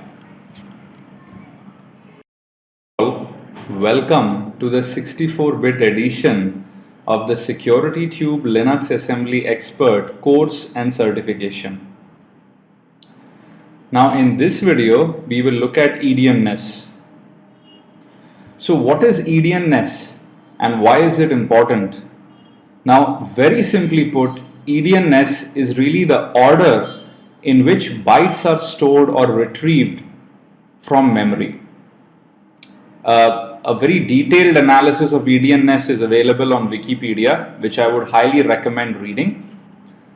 For our purposes, what this really means is the following. Now, if I were to visualize the addresses in memory from low to high, and I've named them 0, 1, 2, 3, 4, 5, 6, and 7, then if I were to take a number, let's say 88, 77, 66, 55, 44, 33, 22, 11, this is all in hex, and if I wanted to store this in memory in little endian format, then basically 11 would actually be byte 0, 22 in hex would be byte 1, 33 would be byte 2, so on and so forth, and 88 would actually be byte 7. So if you notice, in the case of little endian format, byte 0 occupies the lowest address while byte 7 occupies the highest address. Now big endian is pretty much exactly reverse, which is byte 7 occupies the low address while byte 0 occupies the high address. So the corollary really is, if we use little endian format and if we want to store a number, then what basically we would be doing is the highest byte would basically go ahead and get stored in the highest address, while the lowest byte would get stored in the lowest address, right? Now as far as x86 and x86_64 are concerned, both of these use little endian format, and this is something very important when we deal with something as low level as assembly language and shellcoding. So now let me show you a demo of how we can go ahead and verify this using an actual assembly language program. So let's jump right in. And if you remember, we already have our hello world.nasm program. Now let me make a copy of this, copy hello world.nasm, and make this into endian.nasm, and let me open up endian.nasm. And honestly, you can open this up in Vim, Pico, any editor you're comfortable with, right? So you do not need to use Vim. Now let me define a new variable. Let's call it var1. It's really more of a memory location, db for defined byte. And then let me go ahead and put this number in, 33, 44, 55, 66, 77, right? So we have 1, 2, 3, 4, 5, 6, 7, probably just put in one more, 88, right? And let me go ahead and move this value into the RAX register in here. Okay. And let me do the absolute reverse. Call this var2, define byte, 0x88, 0x77, 0x.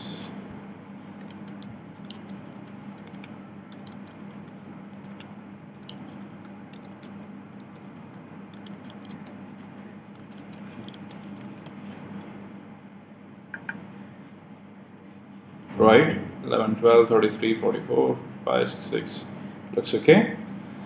And over here, let me actually move var2 into the RBX register. There you go. Right, Using square brackets around a label pretty much means the contents at that location. And when we use RAX, basically it implies that we need to pick up 8 bytes from that location, right? So now let me go ahead, compile this, and rather assemble and link it.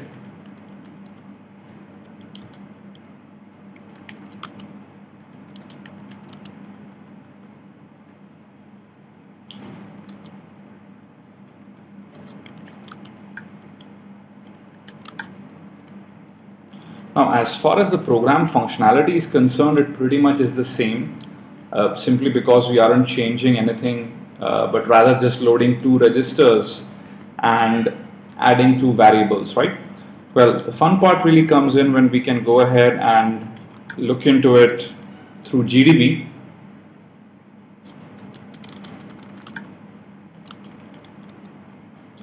Let's set a breakpoint. Let's run the program, hit the breakpoint, hit disassemble. Now the first part, of course, is something we remember. I think these are the 2 instructions which we've added on our own. I can do a quick info variables to actually see my var1 and my var2.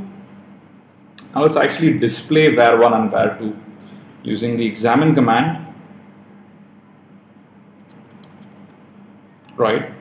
Now here is what I'm going to do. First, let me display var1 as a sequence of just 8 individual bytes. So x8 xb var1, and as expected we have 11, 22, 33, 44, 55, 66, 77, 88, right? However, now when we try to go ahead and read this as a half word,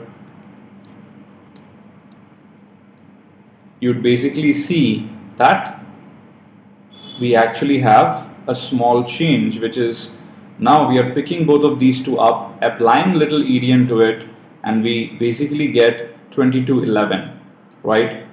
And after that you have 4433, so on and so forth, right? I think if you just try and look at the first one, it will be more clear, right? Awesome. Now if we try to go ahead and on a little EDN system, look at this as a word at a time, then we would get 44, 33, 22, 11, and then finally as a giant or 8 bytes at a time, then we actually get our value 88, 77, 66, 55, 44, 33, 22, 11, right? Even though as far as going ahead and writing it out, we did in the exact reverse format. Now if you do the same for var2, as you would probably already expect, we get exactly the same thing in reverse order, right? Fantastic. Now let's go ahead and add a further breakpoint beginning in this location so that we can actually see what's moved into the RAX register. So let me go ahead and add a breakpoint, break star dollar RIP plus 42. And then continue. We have hit the breakpoint, and if I do an info registers to look at RAX and RBX, it's pretty much contains some value based on what we did before. Now let me actually step through the next instruction. So the instruction of moving the first value into RAX is done. And if I look at info registers, I can already see 88, 77 up to 11 moving in the way we predicted it. And now if I run the next instruction, you would actually see that in RBX, right, the exact reverse has gotten put in, just as we expected, right? So hopefully this example should clear the notion of EDNS perfectly. And please note, it's a very, very important concept you need to know. As I said, especially when you're working at such low levels. And if this isn't clear, I'd highly recommend watching the video again, because this is an important concept. Fantastic.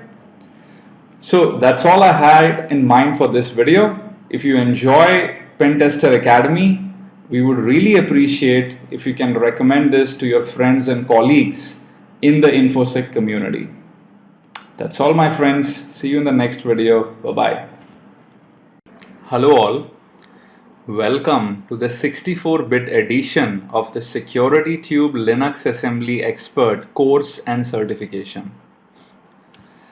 Now in this short video, I will introduce you to GDB's TUI mode, right? TUI stands for Text User Interface, and unbelievably, your GDB instance, while you are going ahead and debugging your assembly language programs, or probably going ahead and disassembling shellcode and seeing how it works, could actually look like the screen currently. And this is really what the GDB TUI mode is, where it allows you to have multiple windows and all of that.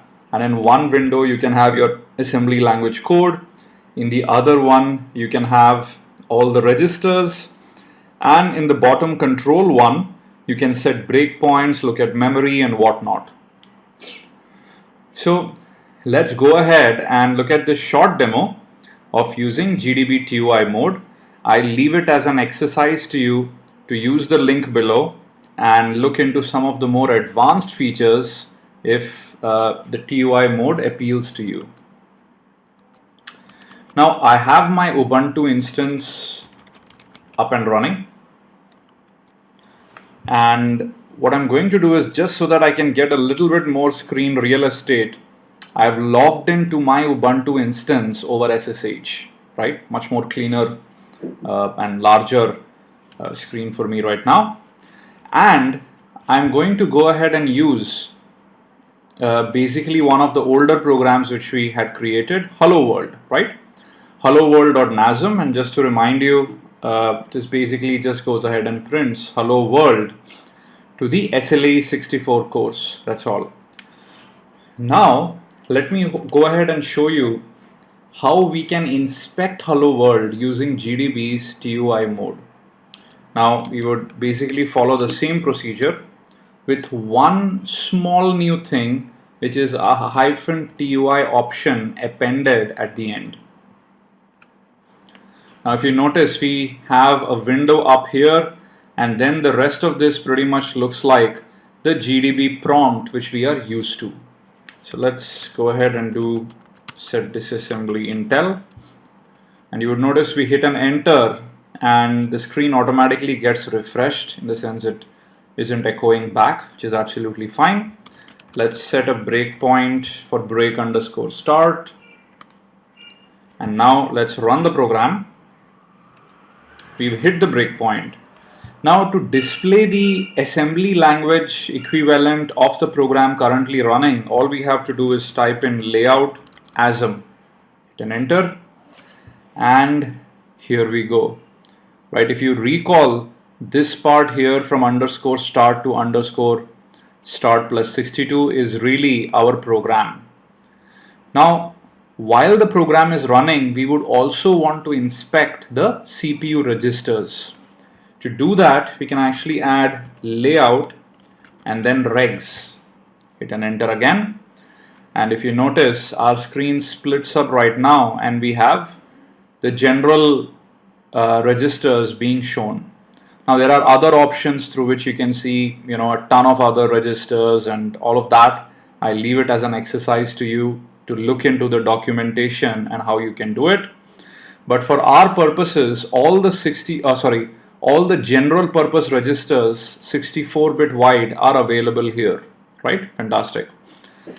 Now the best part is, as we step through the program, we can see the registers change and where we are in the code,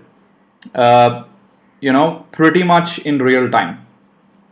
And I know some of you guys are like really super angry with me and you're like, hey, you should have probably shown us this long before. The reason I kept this for a little later is I wanted you also to learn many of those smaller commands, right? It's all important. Now some programs are better debugged in this mode where you can see the registers, the disassembly, and run the commands. And in some use cases, you might just want to stick to the regular GDB terminal, right? Just up to you and the use case in hand. Let me hit a step I, and this is going to move 1 into RAX, which currently has a 0. Let's see what happens. Aha, as expected, 1 is moved in. And if you notice, in this window, we can clearly see that the next instruction is move ABS RDI1, which is going to move 1 inside RDI. Here is RDI. Let's hit and enter. It's moved 1. Now again, value inside RSI, blah, blah, blah. Syscall, now this should do the print on the screen, the whole hello world stuff, which would have kind of come out. In this case, we are able to go ahead and step through what is happening. And if you notice over here, we seem to get the welcome to the 64-bit blah, blah, blah partially. This is more for debugging rather than seeing the output. Hit and enter, and now we are calling the exit syscall. And there you go, the program has exited. Now, this can come in really very handy, especially while learning assembly language, when you're playing around with new instructions and you want to see how CPU registers change, and at the bottom window you can even put in commands to examine memory and whatnot. So I really think TUI is a very good mode for beginners, and it's very, very simple to set up, really just the -TUI option, and after that layout ASM and then layout regs to put that in. And please do go back and look at the detailed documentation, as there are many shortcuts and commands and stuff which you can use and be much more efficient. So that's all for this short video. If you're enjoying your time at Pentester Academy, we would really appreciate if you can recommend us to your friends and colleagues at work or in the InfoSec community. Connect with us on Twitter or Facebook. We are SecurityTube on both places. And we look forward to hearing from you. Thanks very much, guys. See you in the next video. Welcome to the SecurityTube Linux Assembly Expert 64-bit edition. Now in this video, we will look at moving data using assembly language. Now, if you've looked at the 32-bit assembly language video tutorials, then please be warned that there is something super important you need to keep in mind. And that is that in 64-bit mode, the operand size, and I'm pretty much quoting this verbatim from the Intel manual, simply because it is that important. So the operand size determines the number of valid bits in the destination general purpose register, right? The first one is self-explanatory. 64-bit operands generate a 64-bit result in the destination GP register, right?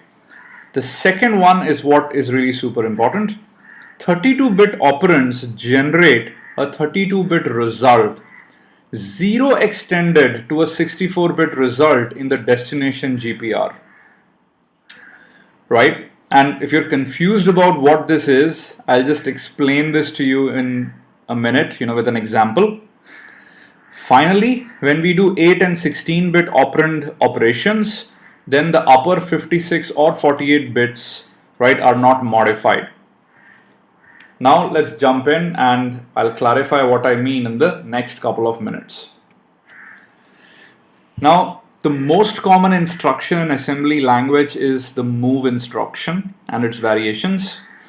Allowed direction is between registers, between memory and register, and vice versa. Immediate data to register and immediate data to memory. We've seen a couple of examples when we did the Hello World program and others. Now LEA, or load effective address, allows us to load pointer values into registers. So LEA, RAX, and then the label within square brackets would actually give us the address which label references. Exchange goes ahead and exchanges or swaps values between register and memory.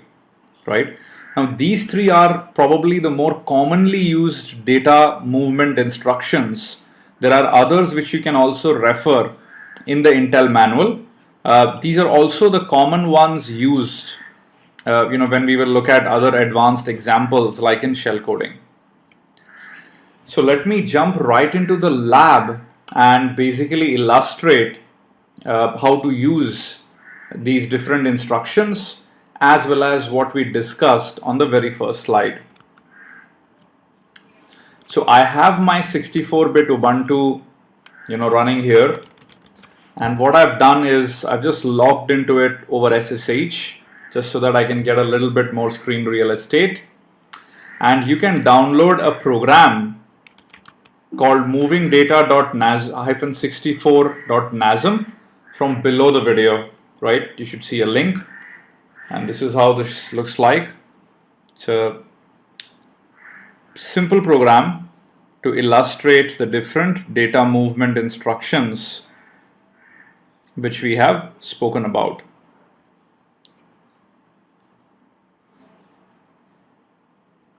Okay.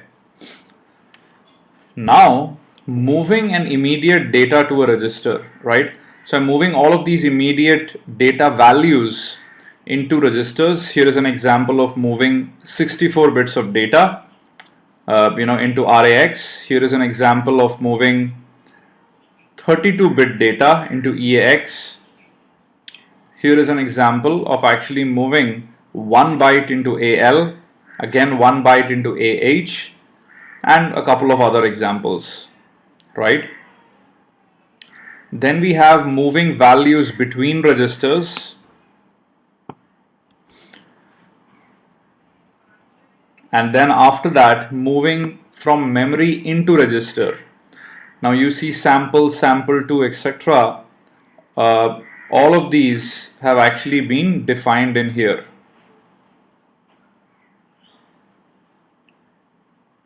At the bottom.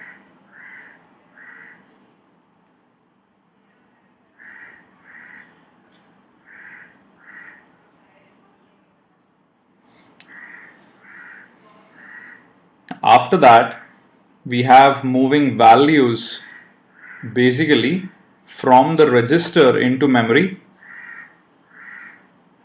and I've taken different examples in here. Then we have the LEA demo, and then finally the exchange demo, right? And then we exit the program gracefully at the very end. You can use Pico and Nano as well. Let's assemble and link the program.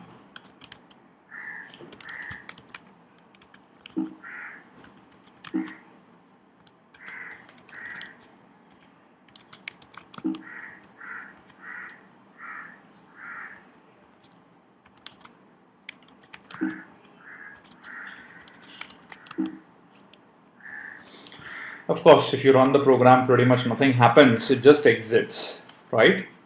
Now let's actually use GDB in TUI mode to step through the program and understand these instructions.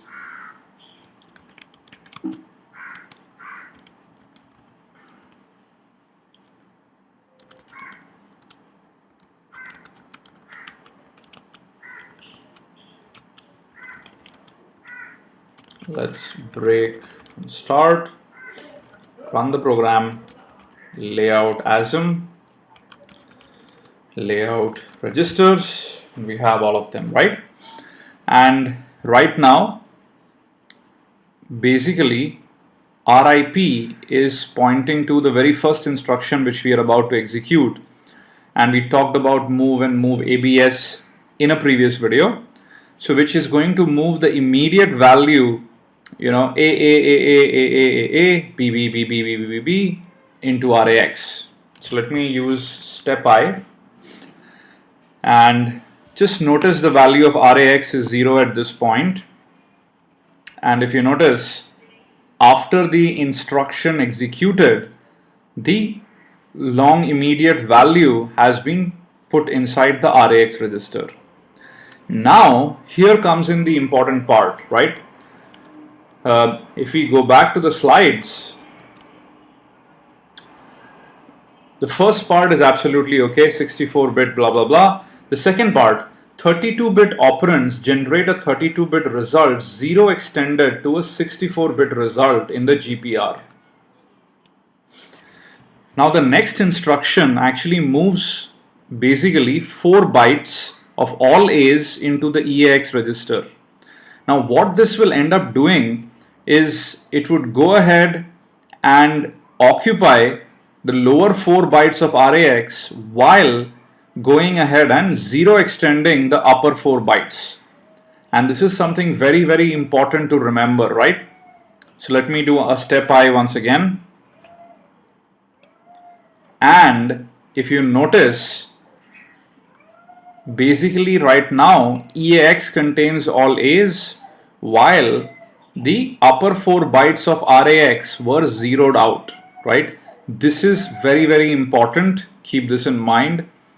And I think, if you have this in mind, pretty much there isn't anything else you need to worry about from a move instruction perspective. Okay, let's once again move the same old value inside RAX. Now, when we are dealing with 8 or 16-bit operands, we needn't worry because the upper 56 or 48 bits of the GPR is not modified by the operation. Fair enough, which means when we transfer 11 into AL, right, which means the last byte would actually be 11, the rest of the bytes would remain untouched in RAX. Let's verify that. And here we go, right? Just the last byte changed to 11. All the upper bytes were not touched. Now in the next instruction, let's again set RAX to that default value. And similarly, when we change AH to CC, none of the other values are tampered, as you can clearly see on top here. Similarly, when we go ahead and play with AX, right, nothing else changes apart from AX. Now, let's look at moving data between registers. So now I'm copying RAX into RBP. At this point, RBP is 0, but after this instruction, as you can clearly see, it contains the same value as RAX. Similarly, there are a bunch of others which you can play around with and have a look at. Now coming to this instruction, move RSI, and we see a keyword pointer, blah, blah, blah. Now, this is interesting from the perspective that we had defined those 3 variables, right, which we can find by typing in info variables. So sample, sample2, and sample3. Now, here is what we are doing. Sample2 is really at this address, which is 060017C, and we can see that in here. Now, what does that contain? So let's examine it. And we need to interpret that as a keyword. So I think x/g ampersand sample2.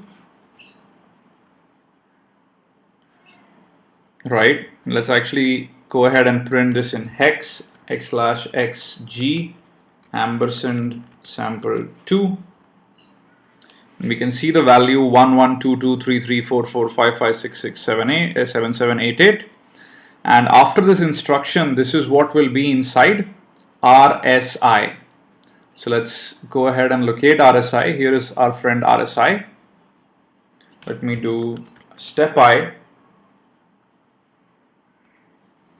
And there we go. RSI now contains this value, which was fetched from that memory location. Fantastic, right? Now, the rest of the instructions of moving to and from memory to register, play with it yourself. Simple enough. Now, in this instruction, move byte pointer, ds colon blah blah blah, comma al. We are going to do the reverse. Now, what is there in the AL register? The value 88.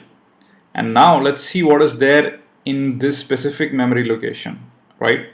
174.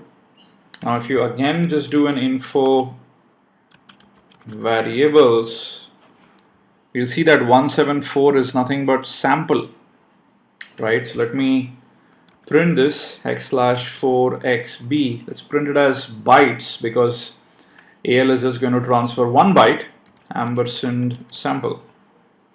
Okay, and AL contains the value 88. So let's run this instruction. Let's go back and look at the value of sample.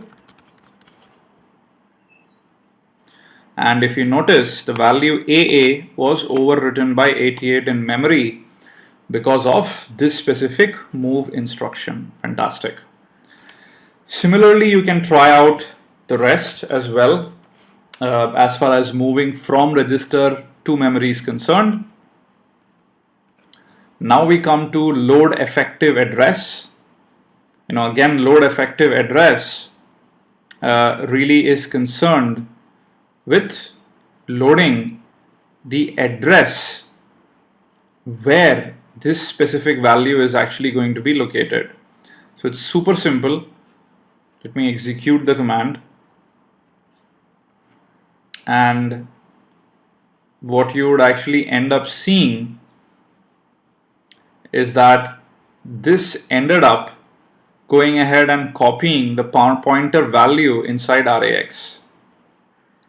Now similarly, you can go ahead and hit another enter to copy that into RBX, which again the same thing ends up happening.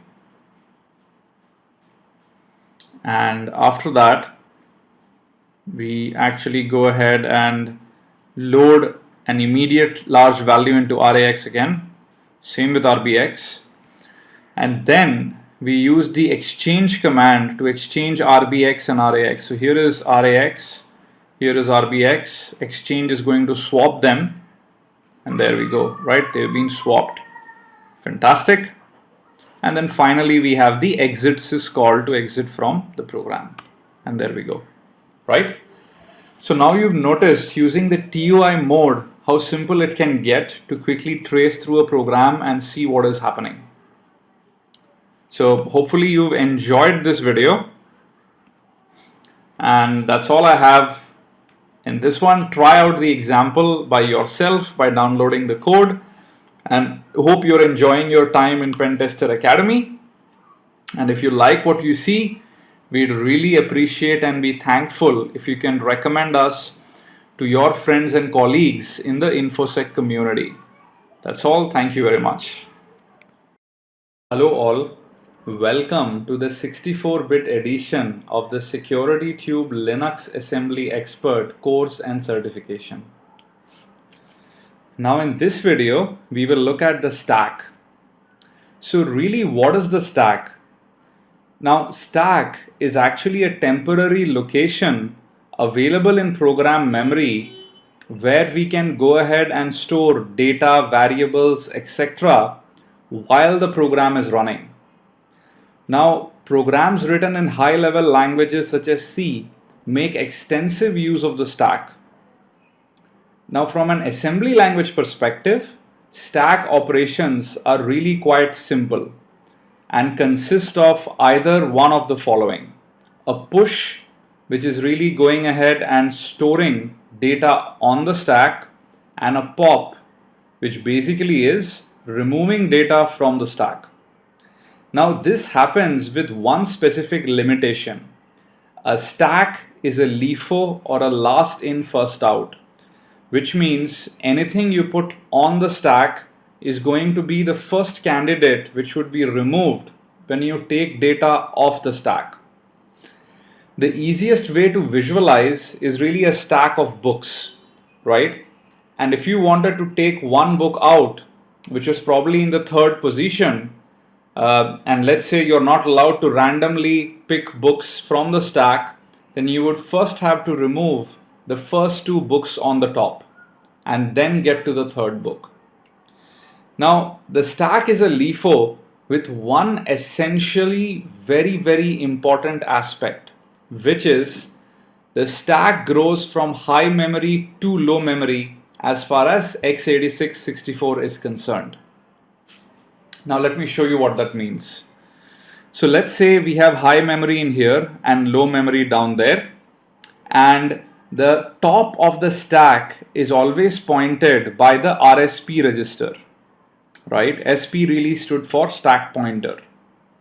Now, what I have done here is there are two pieces of data, both of them 8 bytes long, one consisting of the value 1122 up to 88 and the other consisting of the reverse of the previous one. Now, when we push new data on the stack using the push instruction, RSP is automatically updated and it now points to 8 bytes lower in memory versus where it was pointing before. Similarly, when we hit the pop instruction, the 8 bytes at the top of the stack pointed by RSP are removed and RSP is automatically incremented by 8 bytes so that it points higher up in memory. Now, these are really the two operations. Let's look at an actual program with which we can understand this better. So you can download this file called stack.nasm. It's available just below the video. And I have put in very simple instructions. In the text section, first I move a large immediate value into RAX. Then I push RAX on the stack. What this means is push the value contained in RAX on the stack. After that, I push sample. Now, if you remember, if I use the label name directly and sample is defined in here in the data section, then this really means basically the address referenced by sample, which is really the address of the sequence of 8 bytes beginning from AABB ending to 1122.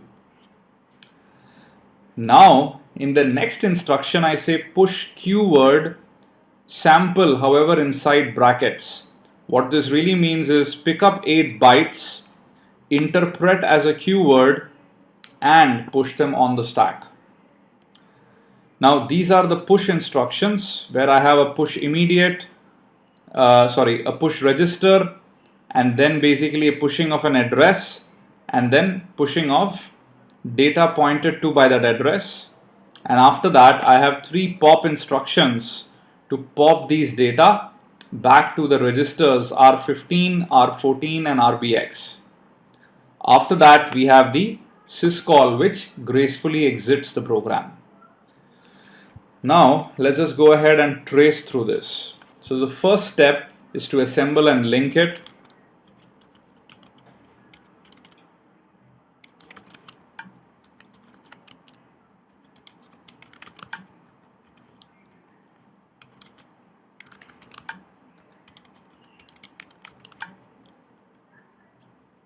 Now, of course, if we run this, it really doesn't make any difference because it just does what we've requested and exits.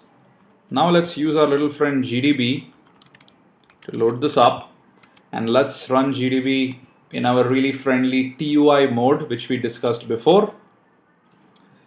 Let's set disassembly flavor to Intel. Let's break at start.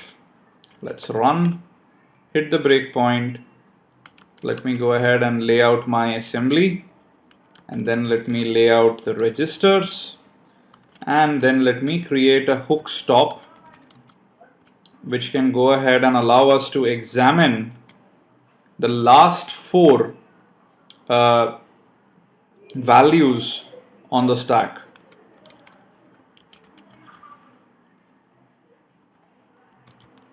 Right?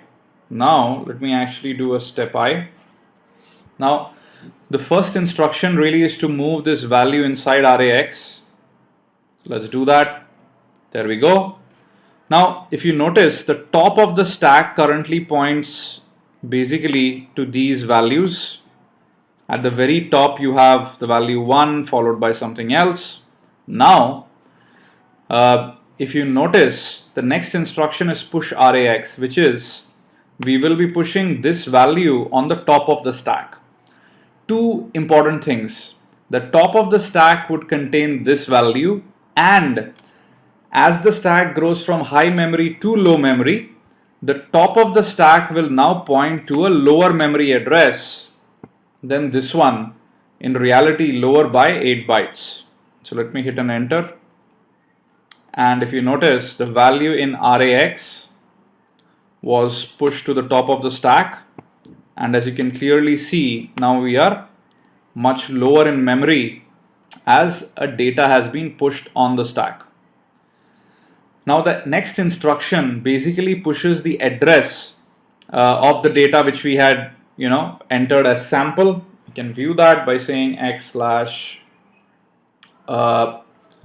let's say 8xb, and then we can put in the value 0x6e4. And if you notice, we see our value AABBCCDDEEFF1122, right?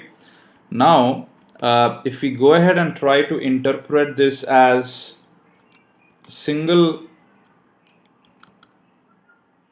8-byte word, so single 8-byte value, sorry, as expected, because of the Edian-ness, this would go ahead and reverse, and we would really have the value 2211FF blah blah blah. Anyway, in the first statement, we are just pushing the actual address on the stack, which is what you would see appear on the stack. And you can currently see the address is on the top of the stack, followed by the value of RAX which we had pushed inside. And now we are actually going to push the data pointed to by this address, and we are going to interpret that as a Q word, which really means this is what should now appear on the top of the stack. And as expected, after the instruction executes, this is really what we get on the top of the stack. Now after this is going to be 3 friendly pops. The first is in R15, and this would be the value which would go in R15. The next one would actually go in R14, and the final one in RBX, which we can clearly see in here, right? And after that, we pretty much have the exit syscall, which ensures that the program exits normally. So this is really how one needs to visualize the stack and work with it.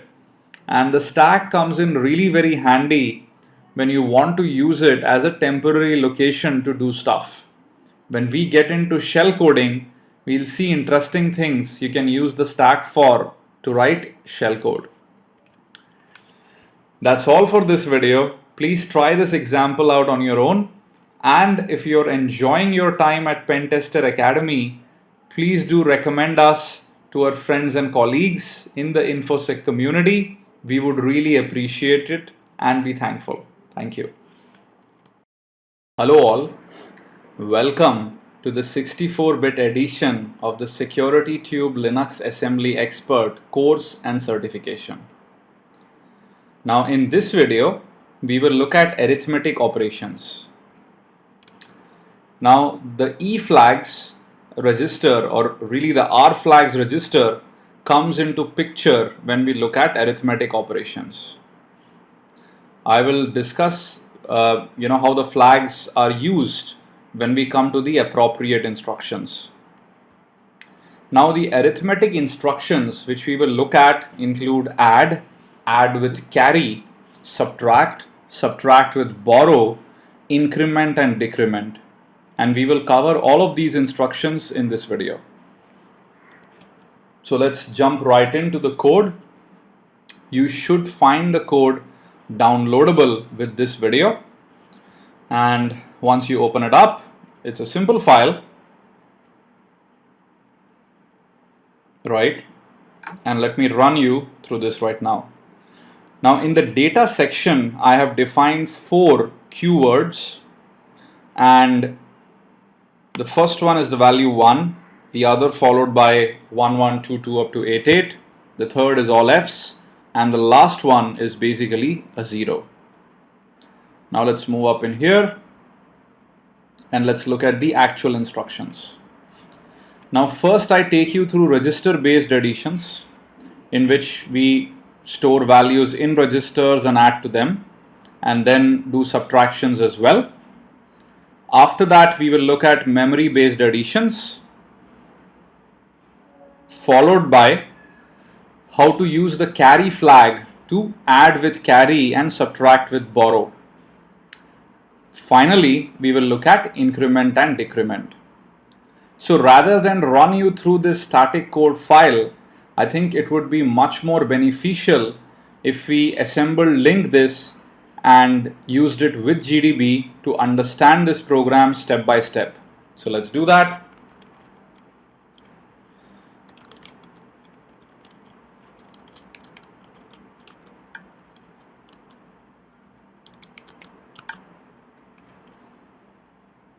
Then we're going to use LD.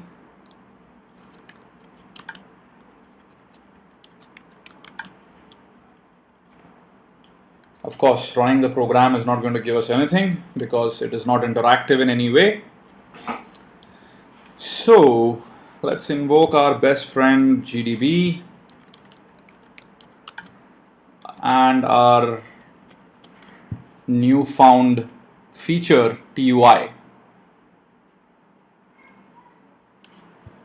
Set disassembly flavor to Intel, break at start, run. We hit the breakpoint. Let's set the layout to ASM. Let's also look at the registers.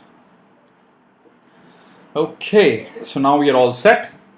Now the first instruction moves the value 1 inside RAX. Fair enough. Step I. There we go. RAX is the value 1. The next instruction, add RAX comma 1, is going to add 1 to the value of RAX and store it there, which means 1 plus 1 is 2. Fair enough. Third instruction stores all F's inside RAX. Great. Now this instruction is going to add 1 to RAX. But if you notice, RAX is really full, in the sense that's the maximum capacity. So adding 1 is going to go ahead and have a very interesting consequence. Let's do that. And if you notice, RAX becomes 0. It's simply because we added 1 and that 1 got carried over, and this is getting indicated in the CF or the carry flag, right? So this is how the carry flag is set whenever we end up carrying over the value based on what happened in the addition, right? Other flags set as well. You can go ahead and look at the significance, but there isn't much to worry about from their perspective. Now in the next instruction, we are going to move 9 into RAX. There you go. After that, subtract the value 4 from RAX, which is 9 minus 4, which is 5. Now here we are going ahead and first fetching the Q word located at this address and storing it in RAX. So let's first look at the variables. So variables, and 60013C is really var1. So let's look at the value of var1. It's basically the value 1, so which means a step I would put 1 inside RAX. Fantastic. Now we are adding RAX to the value stored in the memory location with this address. 154 is really var4. So if you look at what's inside var4,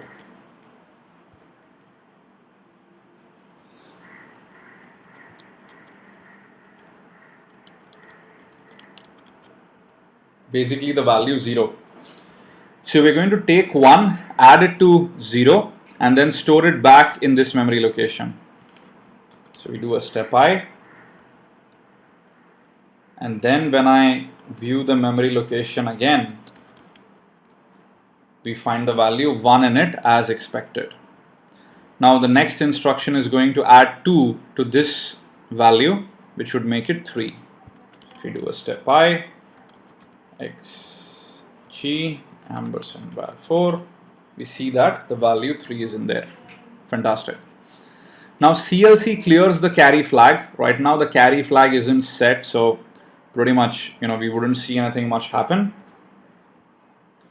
STC is going to set the carry flag. So if you pay close attention in here, you'd see that with the next instruction, the carry flag just got set. CMC ends up complementing it, which means it's going to unset it because the last instruction STC set the carry flag. Okay, so now we're going to move the value 0 inside RAX. We're going to set the carry flag. You can pay attention here.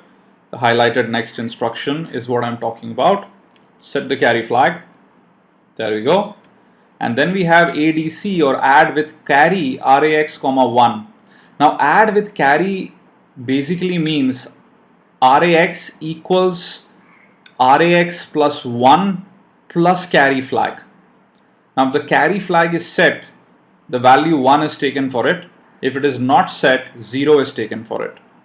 So this instruction really means RAX, which is 0, plus 1, which is of course 1, gets added to the value of the carry flag, which is 1, as it is set 1, which means 2, and it stores that value back into RAX. So the next instruction would store 2 inside RAX, just as we expected. Let's set the carry flag again, and now we are going to do an ADC RAX2, so which means the current value in RAX is already 2. We're going to add 2 to it. 2 plus 2, 4, plus the carry flag being set, which means plus 1, which makes it 5. There we go, 5 in there. Okay, now let's look at subtraction. And for that, let's move the value 10 first inside RAX. There you go. And all of what I'm saying is in hex, guys, right? Not decimal. Let's subtract 5 from 10, which would pretty much leave B remaining. Let's go ahead and set the carry flag. And now let's actually do a subtract with borrow. Now if the carry flag is set, then an additional 1 is subtracted. If the carry flag is not set, then basically it just defaults back to a regular subtract. And there we go, right? We see that the result was 6 as the carry flag was set. Now let's look at the increment and decrement instructions. INC RAX would just increment RAX, so the 6 would become 7. And dec RAX would just decrement RAX by 1, so RAX would again become 6. The last 3 instructions is just the exit syscall, so that we can gracefully exit. Let me continue. There we go. Right? So this is really how I would want you to visualize and look at arithmetic instructions. And I would highly recommend that please do all of this using GDB. Simply because if you see what is happening, how the registers, memory locations and all of that change, I think this would pretty much be engrossed in your understanding and memory forever. So that's all for this video, guys. If you're enjoying this course at Pentester Academy, please do recommend us to your friends and colleagues. We would really appreciate and be thankful for it. Have a great day ahead. Bye-bye. Hello all. Welcome to the 64-bit edition of the Security Tube Linux Assembly Expert course and certification. Now in this video, we will look at logical operations. Now, logical operations, as already probably most of you know, consists of AND, OR, XOR or NOT. Now, from our perspective, these would be bitwise operations. Now, let me actually take you to the program so that we can look at exactly what we mean. you should be able to download the program from the link below the video. Okay, so we basically have a bunch of operations. I have not, and, or XOR. And as I mentioned, these are bitwise operations, right?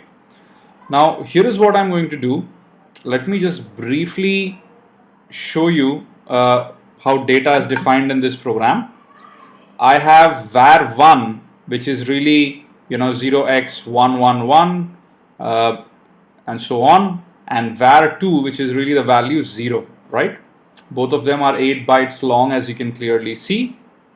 And using these two values and different registers, we are going to illustrate the working of the logical operations in assembly. So let's actually go ahead and assemble and link this.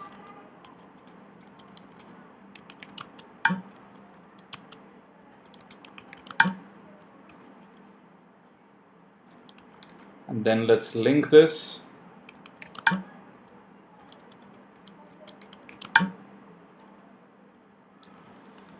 Of course, running this would have really no effect, and that's why we are going to call our best friend GDB in QI mode.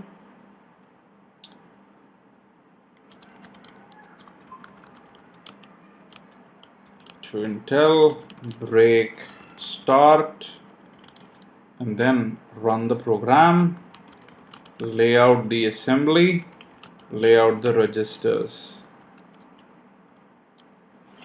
Right? Fantastic. Now the very first instruction is going to move in data from this memory location. To quickly look at the data available, let's do an info variables, and let me print out both of these variables.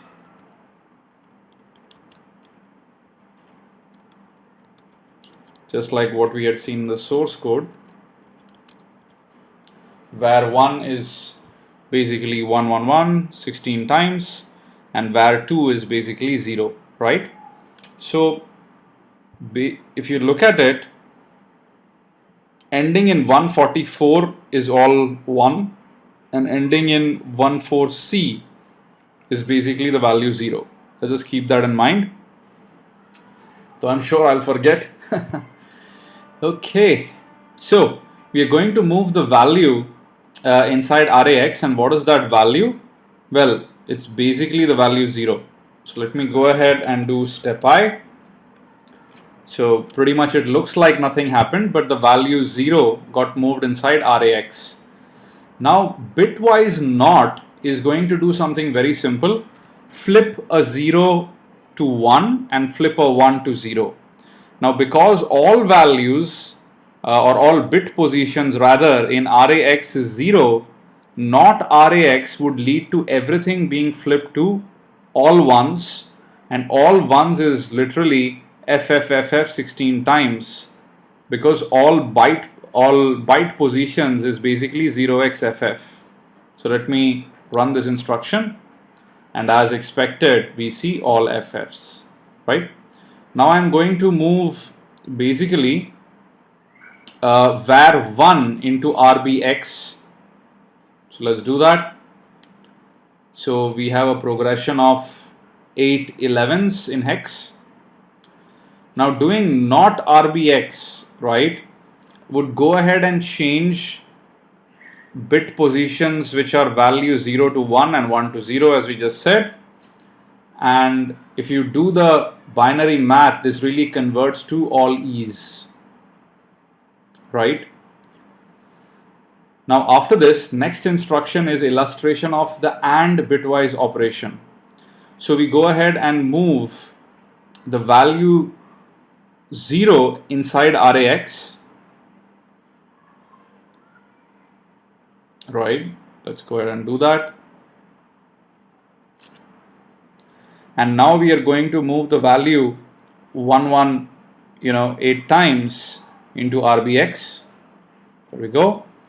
And now we are going to do an AND operation of RBX and RAX. Now a logical AND is very simple. if the bit position is 1 and it gets AND with 0, then the result is 0. Only if the bit positions are both 1 does the AND result in a 1. Now in this case, because RAX is fully 0, regardless of the value of RBX, the AND operation would result in a 0 which would get stored in RBX. So let's run the operation, and as expected, RBX becomes 0. Now let's go ahead and load the value 118 times into RBX, and let's load the and after that let's do an AND operation between this value and the value picked up from the same memory location. So really all we are doing is an AND of this value with itself, right? And as one can imagine, the result would be the same value because all bit positions match, and the ones would get ANDed with the ones and the zeros get ANDed with the zeros. So after the AND operation, nothing changes. Great. Now we look at the OR operation. Now OR is very, very interesting. Apart from the case where both bit values are 0, which is 0 or 0 is nothing but 0, everything else in the OR operation, which is 1 or 1 or 1 or 0, operates and gives you the result 1. Right? So let me go ahead and move the value 0 into RAX. I'm going to now move the values 118 times into RBX, which is what it already has though, but still. Now doing an OR and storing in RBX would again give us the exact same value as expected, and that's really what we get once the instruction finishes execution. Now let's load again the same value into RBX. Nothing really changes, and if we go ahead and now try to do an OR, the only variation really is at this point, rather than doing an OR register to register, we are doing register with memory location. The value would again remain the same in RBX as expected. Now let's look at the XOR operation. The XOR operation is very interesting. So if you remember, A XOR B is AB complement plus BA complement. Right? Fantastic. So if I were to break it up, 1 XOR 1 is 0, 0 XOR 0 is 0, 1 XOR 0 is 1, right? So keep that in mind. And now let's proceed with this. So we move an interesting little value inside RAX, and we move another value in RBX. Now if you really closely look at these values, what you would actually find is basically that here in RAX there was actually a 0 which was there, which of course is not being shown because it doesn't make any sense. But if you align the individual bit positions, basically what we would find is that we would actually have a 1 XOR with a 0 or a 0 XOR with a 1, right? And hence the result inside RAX after this XOR operation finishes is pretty much going to be all ones, as we would expect. Now here is the next interesting one, XOR RAX with RAX. Now when you XOR a value with itself, then the 0 XOR with the 0, which becomes 0, and the 1 XOR with the 1s, which again becomes 0. So XORing a number with itself will eventually just give you a 0. Just as we expect, RAX is now 0. Fantastic. Now let's do a XOR with a memory location. The value inside RAX is 0, and the value which is there in this memory location is basically 0x118 times, right? Now let's run this instruction set, and what we'll do is let's look at that memory location. If I remember well, this was where 1, and if you notice, right, there is pretty much no change to the value as expected. Now after that, the last 3 instructions is really the syscall for exit, so you can continue. There you go. So hopefully in this example, not, and, or, zor, and all of that is totally clear to you. I would highly recommend running these instructions in GDB just the way that I did, so that you can have full clarity into what is happening. Hope you enjoyed this video on Pentester Academy, and if you like what you see here, I would really appreciate if you can recommend us to your friends and colleagues in the InfoSec community. Thank you very much and see you in the next video. Bye-bye. All, welcome to the 64-bit edition of the Security Tube Linux Assembly Expert course and certification. Now in this video, we will look at the very interesting bit shifting instruction set. So the first instruction we will take up is shift left or shift arithmetic left, both of which do the same thing. Now, as you will see in bit shifting, the carry flag has an interesting role to play in most of the instructions. So let's say that this is the initial state. You have the carry flag and you have an operand, and after that you issue an instruction to shift left by 1 bit. What happens then is that the most significant bit which is there of the operand is replicated into the carry flag. So in this case it was 1, so we basically got 1 in here when we shifted left by 1 bit. The least significant bit is automatically put in as 0, right? So let's look at a live example to understand this better. You can download bit shifting -64.nasm from below the video. So here is the code, right? And what I'm going to do is, let me just open this in a new tab so that we can follow as we go.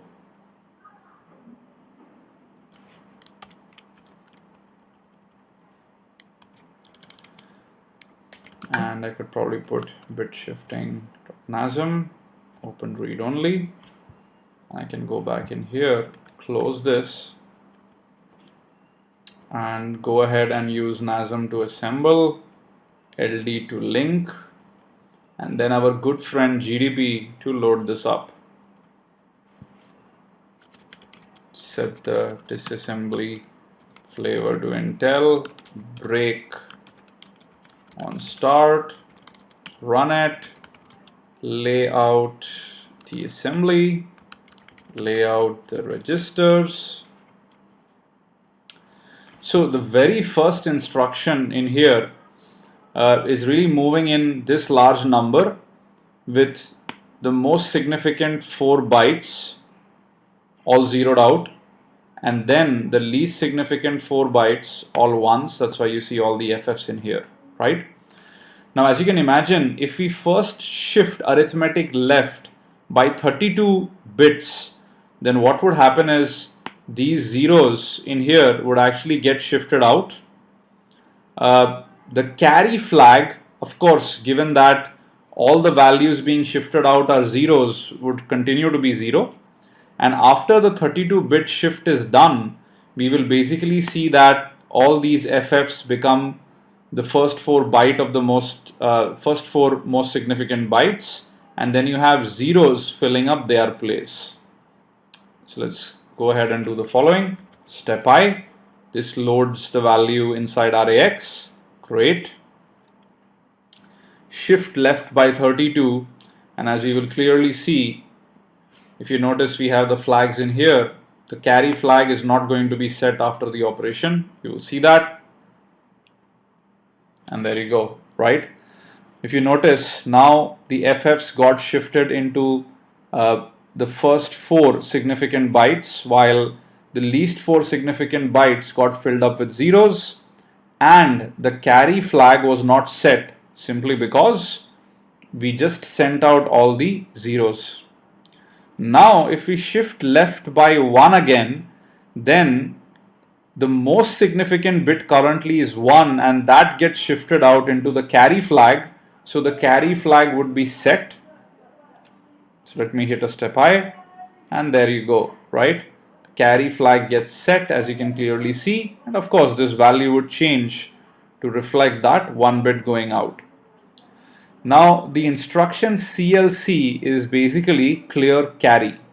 So when we hit that instruction, the carry flag would be cleared. And there you go. Now let's look at the second instruction set, which is shift right.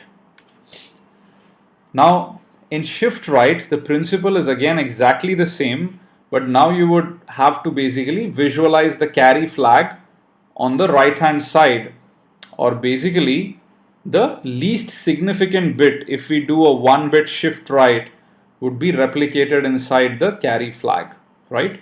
While 0 would be inserted on the most significant bit side. So let's go ahead and try this command out. Again, very simply, first we are going to move this value inside RAX. Let's do that. Now we shift right by 1, but in this case, the LSB is actually 1 already, which means when we shift right, the carry flag would be set. And there you go, carry flag is set. Now, if we go ahead and shift right by 31 more bits, as you can clearly imagine, the value in the RAX register now would become a 0, and of course the carry flag would still be set because the last bit which got shifted out was still a 1. Now let's clear the carry flag again with a CLC. There you go.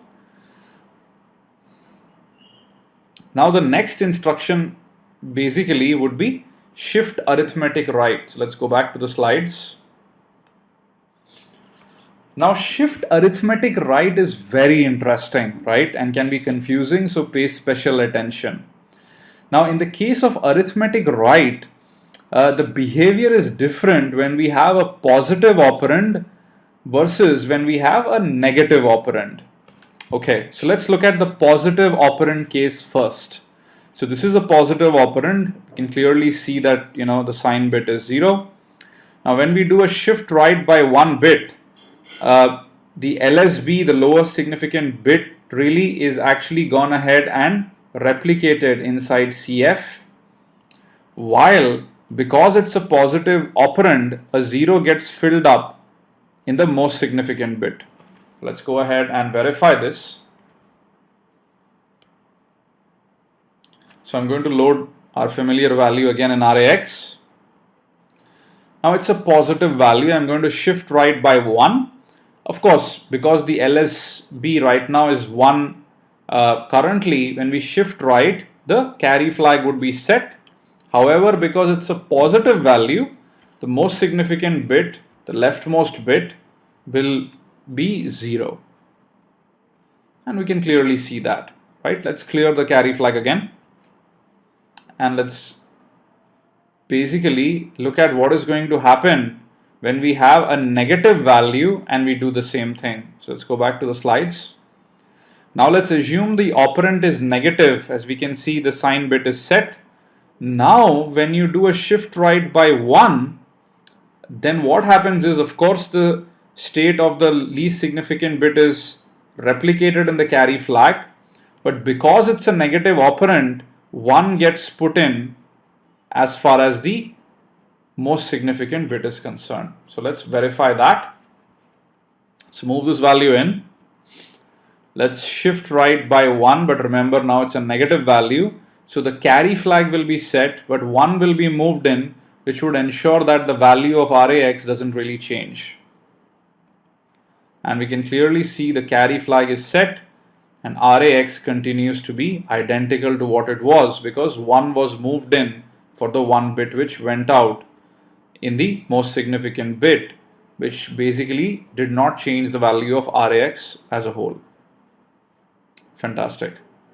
Now the next series of instruction is rotate instructions. I'm just going to look at one of them, ROR, and basically you have ROL. I'm sorry, there is no LOL. There's RCL and RCR, which you can look up yourself later on. So rotate instructions are very interesting is that they do not discard any bits anywhere, but rather rotate the bits around in the register, right? So let's go back in here, and I have a very interesting formation: 1, 2, 3, 4, 5, 6, 7, 8, 9, A, B, C, D, E, F. So at first, let me go ahead and rotate this by 8 bits, right? 8 bits would really be rotating it by 1 byte, which would mean the value EF at the very end would rotate and come here, and everything else would shift.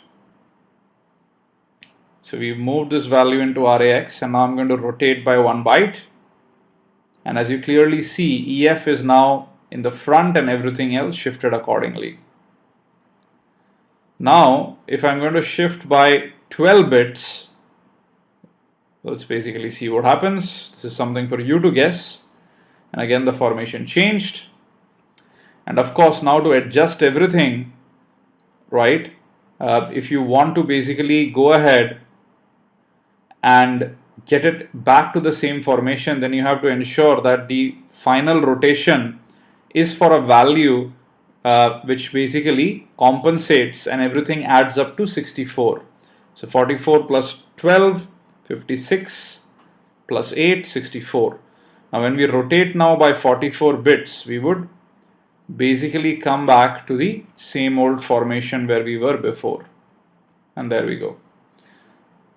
Right? How the carry flag changes, I leave that as an exercise to you. It's very simple to figure it out. Of course, after that, we just have our exit syscall, which we can continue. There you go. So hopefully you found bit shifting, rotation, and all of that interesting. This is something which can come in really very handy. So keep this in mind. That's all I have in mind for this video. If you're enjoying all of this at Pentester Academy, we would really appreciate if you can recommend us to your friends and colleagues in the community. That's all, my friends. See you till the next video. Bye-bye. Hello all. Welcome to the 64-bit edition of the SecurityTube Linux Assembly Expert course and certification. Now in this video, we will look at control instructions. Now, what are control instructions? Basically, they alter the flow of the program based on different events which may happen. As an example, maybe a calculation led to a 0. Now, in assembly language, control instructions make use of the flags register to go ahead and decide what event happened, and then depending on the instruction itself, we take a different direction in the program, as you will see in the example. Now, as far as control instructions are concerned, if we look at branching, then you have unconditional as well as conditional branching or jumps.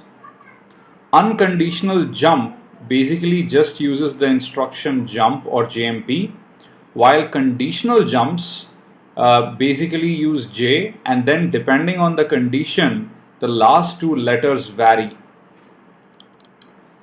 Now, how many conditional jumps are there? A ton of them. So if you go to the Intel manual to page 490, and this is actually the software developer instruction set reference, then you would find, for example, you have JA, JAE, JB, JNC, JNZ, ton of them, as you can clearly see, right? I would recommend you go through them. We'll take up the 2 most common ones which you would encounter, which would of course be jump, which is unconditional, which is similar to the goto statement in C. And then in conditional jumps, we'll go ahead and take either of JZ or JNZ, which is jump on a 0 or jump on a not 0. So let's jump right in to the demo. You can download control-64.nasm from below the video. Now, here is how this program works. We go ahead and basically give the entry point as _start. The very first instruction is an unconditional jump to begin which is basically here. Now, because it's an unconditional jump, these two instructions move RAX, 0x10 and XOR RBX never execute, right? And we will verify this as well. And after that, when we hit begin, we move the value 5 into RAX, and this part in here, if you recall, is just to print the hello world message on the screen. After that, we decrement RAX, and then we use the conditional jump on not 0 to print HW, or rather print hello world, right? So till the time RAX keeps decrementing but does not hit a 0, we will continue in this little loop. As soon as RAX becomes 0, jump on not 0 would essentially go ahead and return false, which means we would go to the next statement, and the last 3 lines in the next statement just call the exit syscall. Now I've missed out one small thing in here which is important, and I'll come to that when we actually play with the example. So let's use our good friend Nazem to assemble it.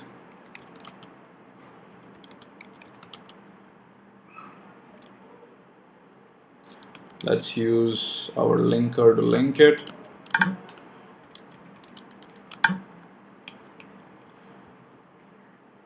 And if we run this, what we would find is, rather than print 5 times, this seems to be some kind of an infinite loop. I've hit a Control C to get out of it. Let's now load this in GDB to understand what is happening.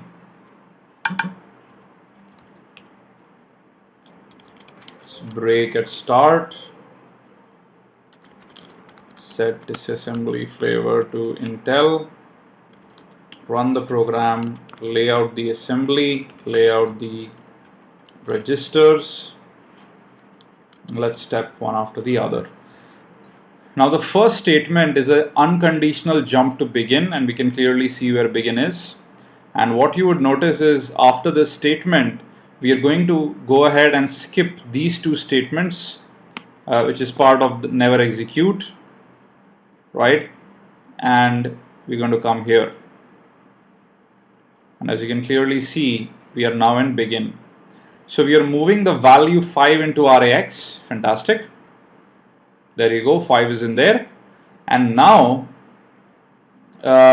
if you go ahead and see, we are moving the value 1 inside RAX, which means it essentially ends up overwriting RAX. And if we go forward after the syscall, the current value of RAX seems to be 14, which is really the return value of the syscall. And we decrement RAX by 1, makes it 13, of course all in hex. But as we keep proceeding, you would notice that after the syscall, the value of RAX, which is the return value which we are getting for write, is always going to be the same, because the return value is the number of bytes which it has returned, or rather written on the screen, right? And this is what causes an infinite loop. Of course, let's not forget the fact that RAX itself was overwritten. So what we are going to do is going to modify our little program, and we are going to use the stack to make our life simple. Let's push the value of RAX into the stack so that we can safely store it in there. And let's pop the value of RAX back so that we can go ahead and maintain state. So assemble it, link it, call our good friend GDB, set disassembly Intel, break start, run the program, lay out the assembly, lay out the registers, and step through it. Fair enough. Move the value 5 inside RAX.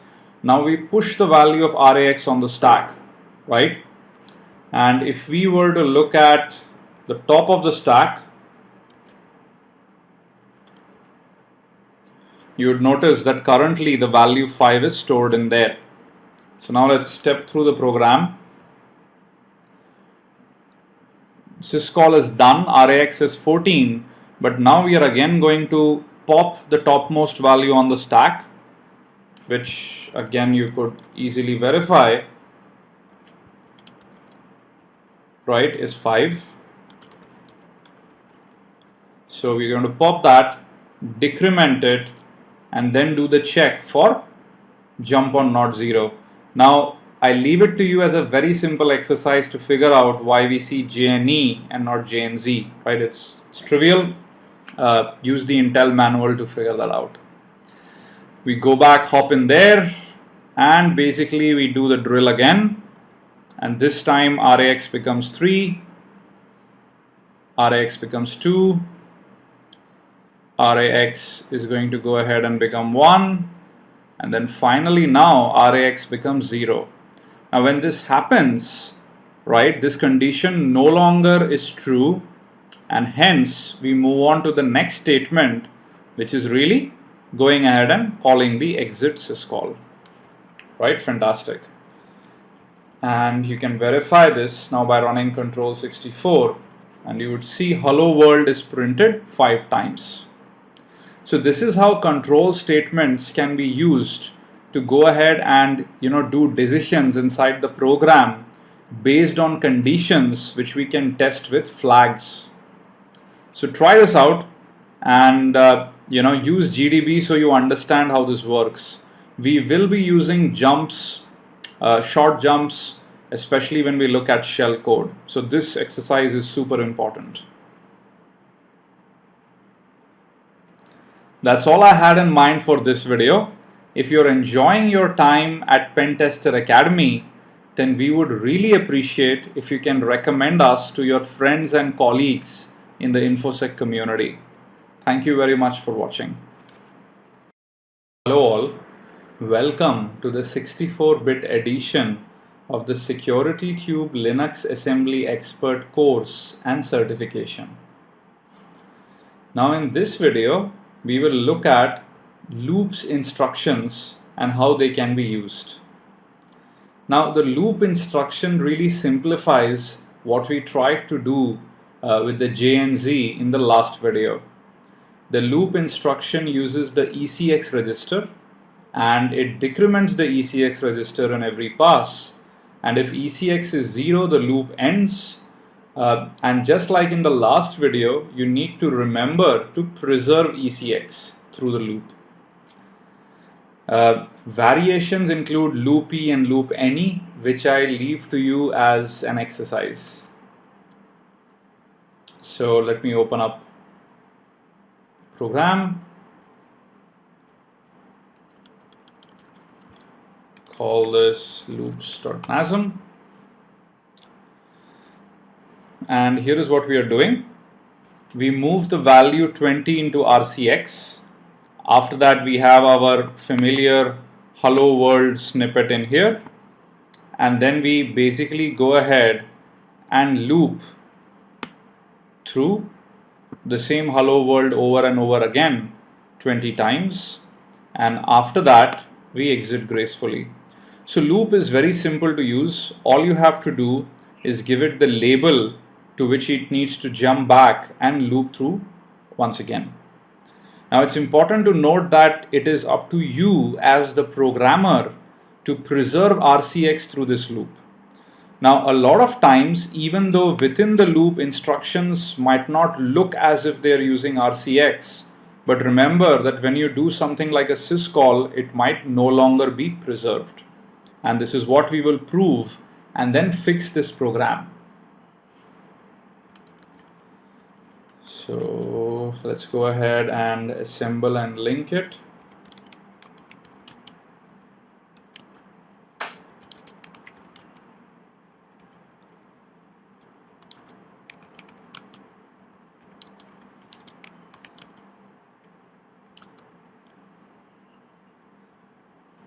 And let me run this. And again we see our horrible little infinite loop. Let me load this into GDB.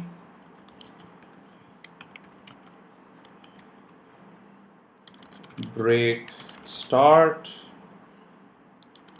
set disassembly flavor to Intel,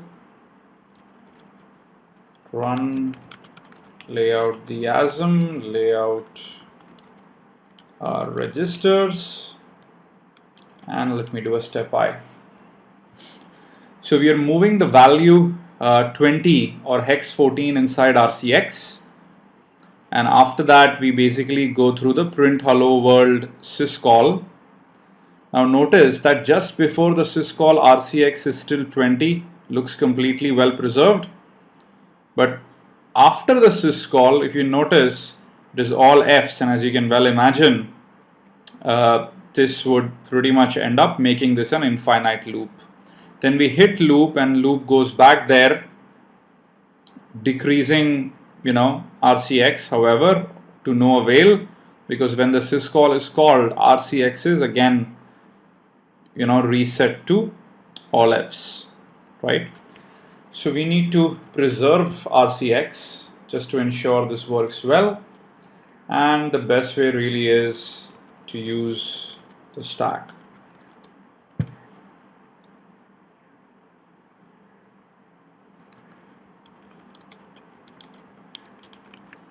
So push and a pop RCX, just like in the last video. Assemble and link it.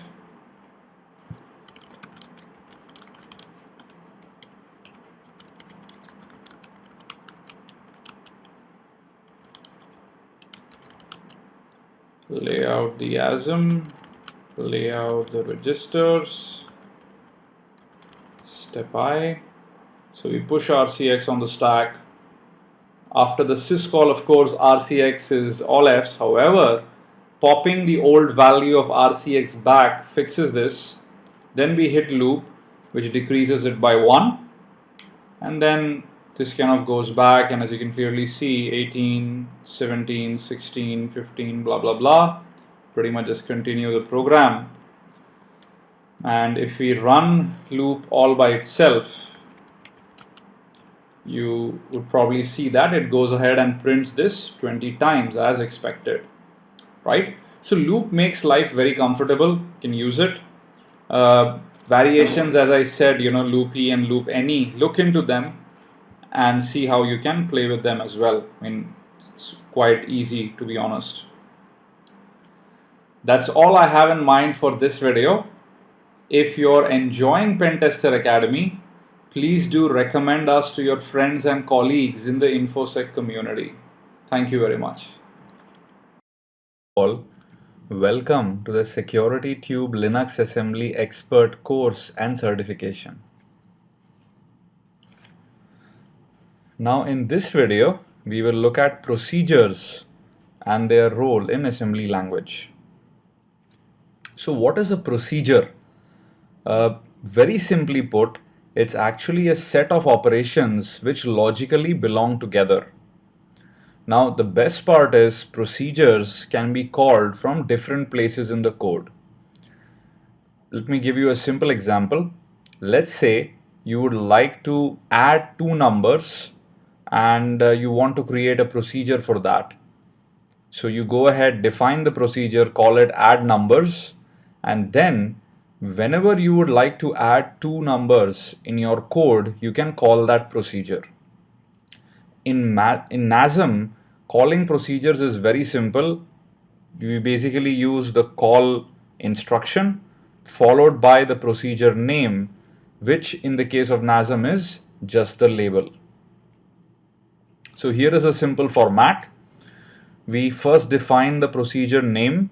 After that, we write out all the instructions inside the procedure. And once we are done with the procedure, we use the instruction ret, which signifies that we would like to return from the procedure and continue executing from the next instruction. So let me show you how this looks like. Let me open up procedure.nasm.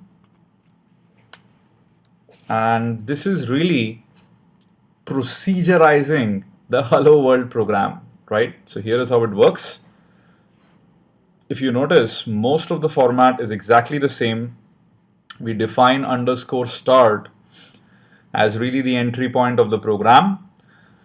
But above that, if you notice, I have defined a label called hello world proc, or really hello world procedure, and inside which I have my syscall, which prints hello world on the screen. And after this, I have the ret statement, which signifies return from procedure.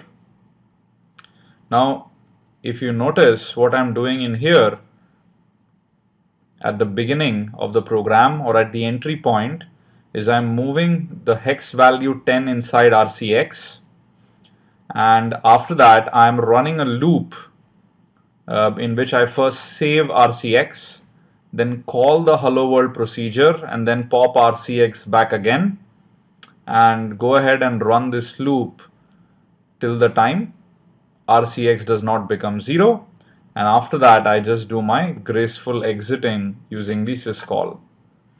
Right, the data section pretty much remains the same. We've defined hello world and the length. So as you can clearly see, we can now go ahead and call this procedure from anywhere in the code, and this gives us a ton of flexibility of reuse of code. So let me go ahead first, assemble and link this program.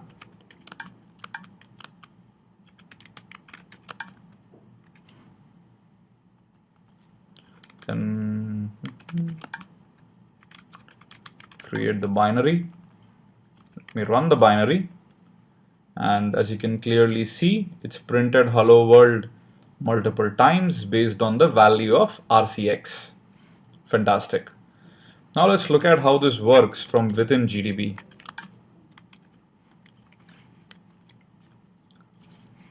So let me create a break for the starting point. Set disassembly intel, run the program, lay out the assembly, lay out the registers, and now let me run through the program. So we move this into RCX. Now we push the value of RCX on the stack, and you would actually notice something very, very interesting. We are about to call the procedure. Now, if you remember, I said when we hit ret, we go back to the very next instruction, which in this case would actually have to be 0x400EB, right? That's the location of the next instruction. Now, the call statement pushes this address onto the stack, which is where it remains stored till the time we actually recover it with the ret instruction. Now let me show you what I mean. Let me actually dump the top of the stack. Right, currently it has the value hex 10 in it, just as one would expect, because we pushed RCX. Now let me actually do a step I. And if you notice, we are inside the hello world procedure. But if I now dump the top of the stack, actually dump two values,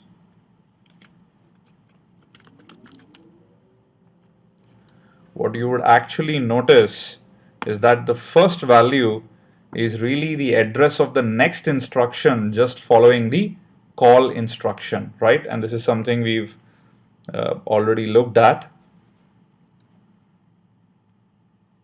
You can clearly see that the address pushed in is just after the call. We have this instruction pop RCX located at address 4000EB, and really this is what gets pushed on the stack. Now as we proceed through the procedure, nothing much happens really. Now after we've gone ahead and printed hello world on the screen, we are about to hit the ret statement, which returns from the procedure back to the very next instruction. Now let me look at what is there on the top of the stack once again, and as one would expect, we would have the address of the next instruction, which is really the pop RCX instruction. So you can see clearly, here is this address. Now, as soon as ret is executed, this value is going to be put inside RIP and execution would begin at this point. So let me also dump the value of RIP. This is what it is currently. And here is what now we are going to do is execute this, right? So let's do a quick step I. And if you notice, we are currently in here, next instruction, and of course, that would be reflected in the value of RIP, right? If you notice, RIP is currently pointing in here, which is pop RCX. And now if you look at the top of the stack, you would pretty much find the value 10 in there, which we are just about to pop using the pop RCX instruction. Fantastic. So this is really the most important thing you need to remember when dealing with procedures, which is the call instruction pushes the address of the next instruction following call on the stack, and when we hit the ret instruction inside the procedure, that goes ahead and pops that return value back inside the EIP or rather RIP register, right? Now this will come in really very handy when we look at shell coding and all of that. So it's an important concept. That's all I had in mind for this video. In the next video, what we are going to do is look at other interesting things. Now, of course, one of the points which I'd like to add is arguments to procedures can be passed via registers, stack, sometimes even the memory location where there could be larger data structures. Just depends what you want to do. So that's all for this video. If you're enjoying your time at Pentester Academy, we would really appreciate and be thankful if you can recommend us to your friends and colleagues in the InfoSec community. Thank you. Hello all. Welcome to the 64-bit edition of the Security Tube Linux Assembly Expert course and certification. Now in this video, we will look at stack frames and how they are closely associated with procedures. So whenever a procedure is called, we need to create what is called a stack frame on the stack. Now the function of this stack frame is to act like a boundary wall and isolate all the data created by previous procedures. Typically, the stack frame is created at the current position of RSP, and when the procedure is about to return, we need to go ahead and free the stack frame from the stack. So let me go ahead and give you a real world example just so that it's more clear. So I have main.c in which I have the main function that has a local variable and calls another function called proc. Proc again has a local variable and we print something in there. So now let me use GCC to compile this program, and then let me use GDB to load it up. Let's set the disassembly flavor to Intel, and then let me disassemble main. Now pay close attention to the first two statements. Now push RBP really pushes the base pointer on the stack. Typically this is what is the frame pointer, and then after that stores the current value of RSP inside the RBP register. Now at the very end, we actually end up doing just the reverse using the leave instruction. Now I'll show you the alternate to leave in just a bit. Similarly, if you go ahead and look at the disassembly for proc, you would actually see the moment we enter the proc function, we do the same thing, and when we are just about to leave, we call leave and then ret. Now let me go ahead and open up procedure2.nasm. This is identical to procedure.nasm which we used in the previous video, with one key difference is that now we are trying to maintain the stack frame inside the procedure. So as soon as we are inside hello world proc, we push the value of RBP and move the value of RSP into RBP. After that, we are free to use RSP as we please. And once we are at the very end, we can call leave, which is really just doing the reverse.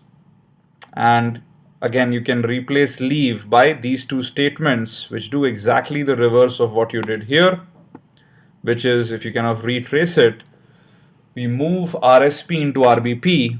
And here in the first statement, we move back the value we had stored up there back into RSP.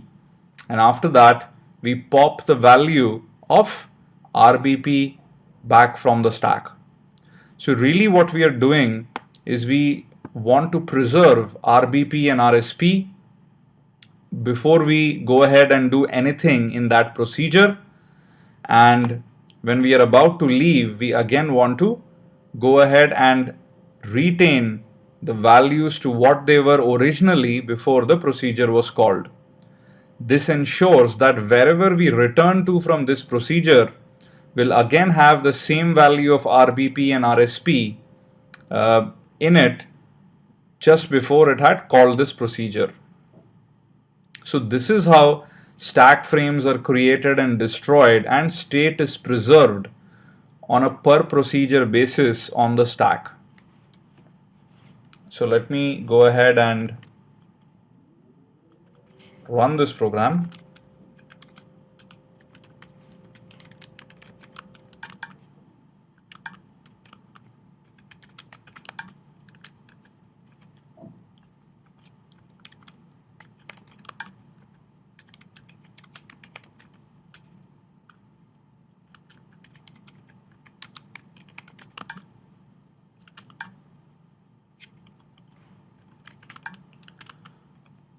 The output is totally identical.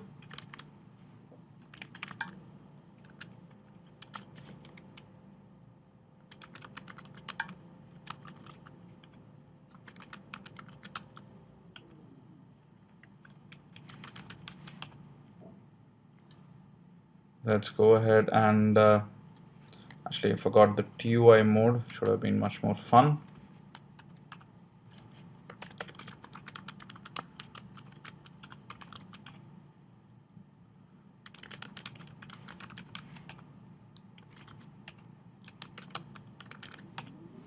Right, and as we step through the program, as soon as the procedure is called, we are in there. Now we push RBP on the stack, we copy RSP to RBP so that it remains preserved, then we go through whatever we've been doing, and then finally leave ends up doing just the opposite, right, which is moving the value stored in RBP into RSP, and then finally popping the original value of RBP from the stack. So this ensures that when we are now back to the original procedure or original function, at this point RBP and RSP are exactly the same values as they were before, right? So this is a very simple program, but we've seen that even in the output generated, or rather the binary generated by much more complicated programs and compilers, the principle of maintaining and going ahead and storing the stack frame and then finally taking it off the stack when we go back from the procedure or function is pretty much the same. So this is a very important concept.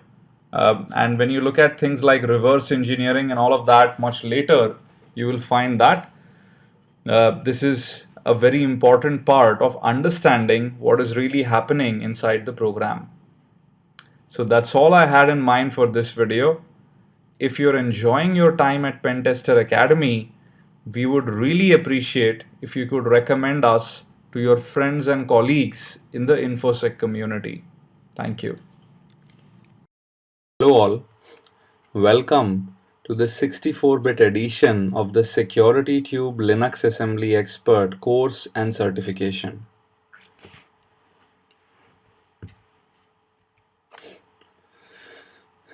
Now in this video, we will look at scanning and comparing strings in 64-bit assembly. The two instructions we will touch upon is scas and comps. So scas basically has scas B, W, D and Q, which stands for really comparison of 1, 2, 4 and 8 bytes. Now this comparison happens with the respective register RAX. So scas B compares a byte with AL, scas W compares 2 bytes with AX, scas D 4 bytes with EAX, and scas Q 8 bytes with RAX, right? And the string which we are comparing is actually going to be referenced by RDI. So let's jump right into the program. Now I have defined 3 variables. Really var1 and var2 are different, both of them 8 bytes, and var3 is exactly the same as var1. Now if we go up in here, first I clear the direction flag and then I move the value 1, 2, 3, 4 blah blah blah into RAX, which is really the same value as var1, and then I load the address of var1 into RDI. After that I call scas Q. Now if both of these match exactly, then the 0 flag would be set. If not, it wouldn't be set. Apart from other flags depending on however the operation happened. Now at the very next statement, I load the address of var2, which is going to be different now from this, and again call scas Q. Now I've called scas Q here separately, but similar to what we did in the previous video, you can use rep, repany, etc. to go ahead and run this inside a loop-like structure. So let's go ahead and look at this. So let's invoke GDB, but before that let's go ahead and use ASM.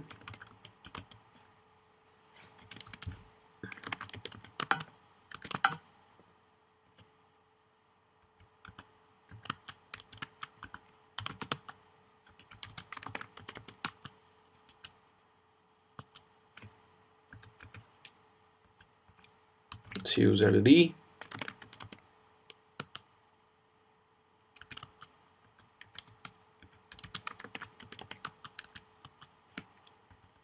And now let's load this up into GDB.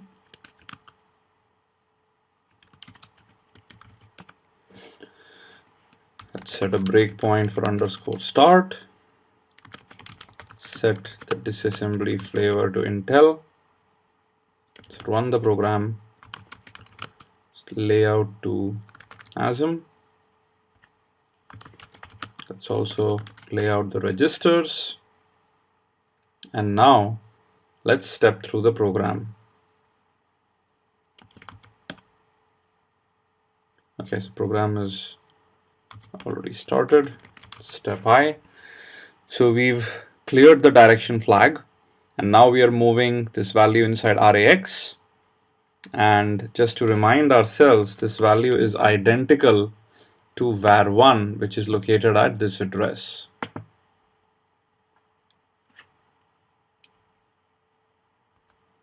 Probably have to display this in hex rather than as a string, my mistake.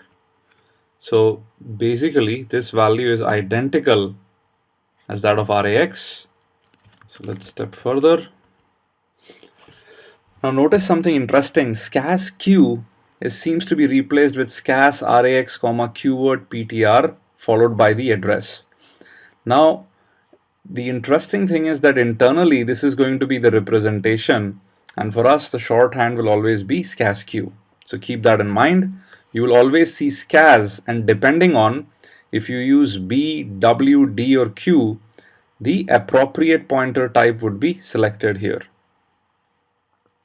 So as expected, in the very next statement when scas runs, because both these values are identical, basically we will go ahead and see the zero flag being set. And we can clearly see the zero flag is now set because the comparison succeeds. Now let's go ahead and load up basically the other variable which is going to be different, and we can verify this.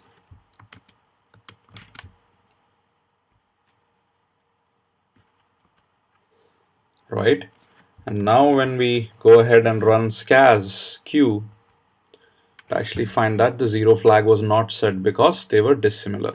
Fantastic. Now let's go back in here and let's look at the CMPS BWDQ option. Now scas really is a comparison between memory and a register, while CMPS is really comparison from memory to memory. So we will reference the source by RSI and the destination by RDI. Really, in this case, it is just the two memory locations which are going to be compared. And after that, we can go ahead and use CMPSQ to compare 8 bytes from the beginning of both these locations. Now, var1 and var3 are identical, which would lead to the comparison succeeding and the zero flag getting set. So let's step I. There we go. And now if you notice, even for CMPS, the Q has been replaced, and here the representation is really the Q word PTR, right? Again, you would find this everywhere. Now take a close look here in the flags, and there we go. We see the zero flag has been set. After that, the last three instructions are really the syscall for exit and the program exits. Now I leave it to you as an exercise to use the rep functionality to probably implement functions like memcompare, string length, and all of that, which you can do using scasq, rather scasb and CMPSB, or any of the other options.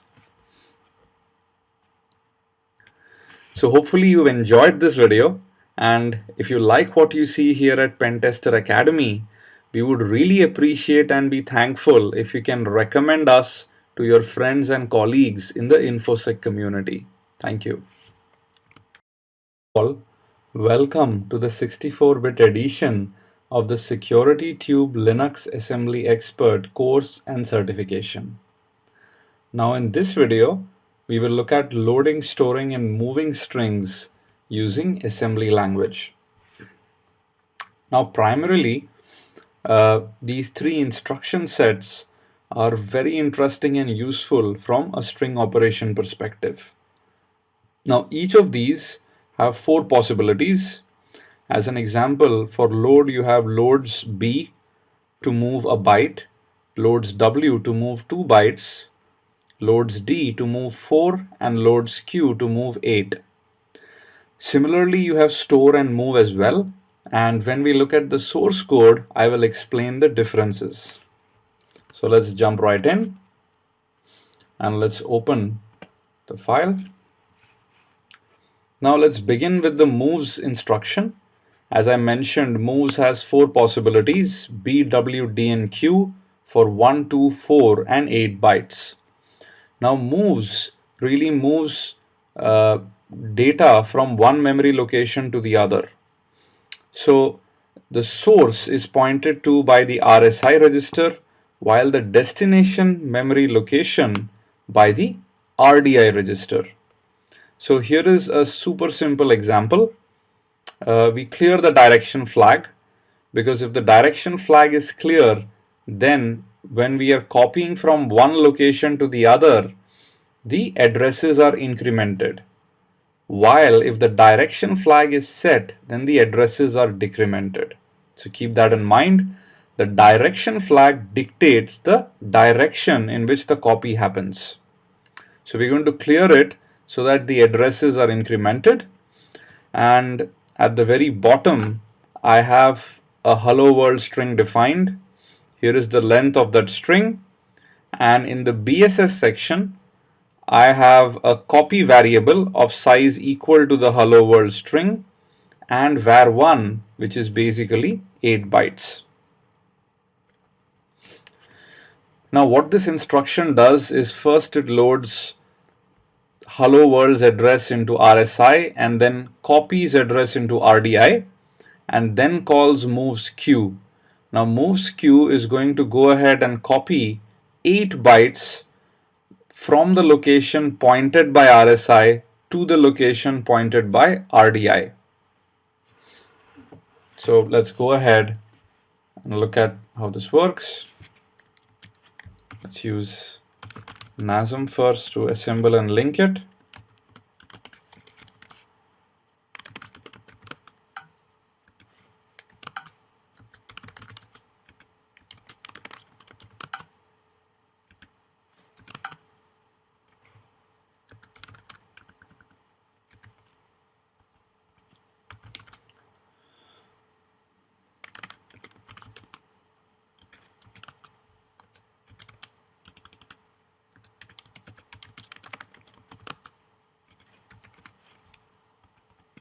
Now let's load this up into GDB.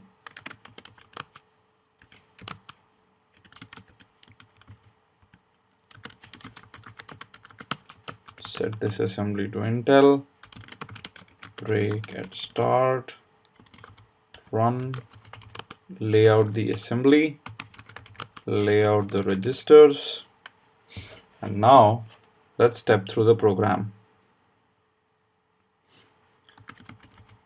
So we clear the direction flag, load the hello world source address into RSI, load the destination address into RDI, and we can look at the destination right now just to see the string in there due to the copy, or rather before the copy.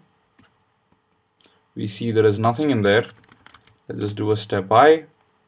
And now if we look at it has been copied, you would find that 8 bytes hello space WO was copied as expected using the moves q instruction.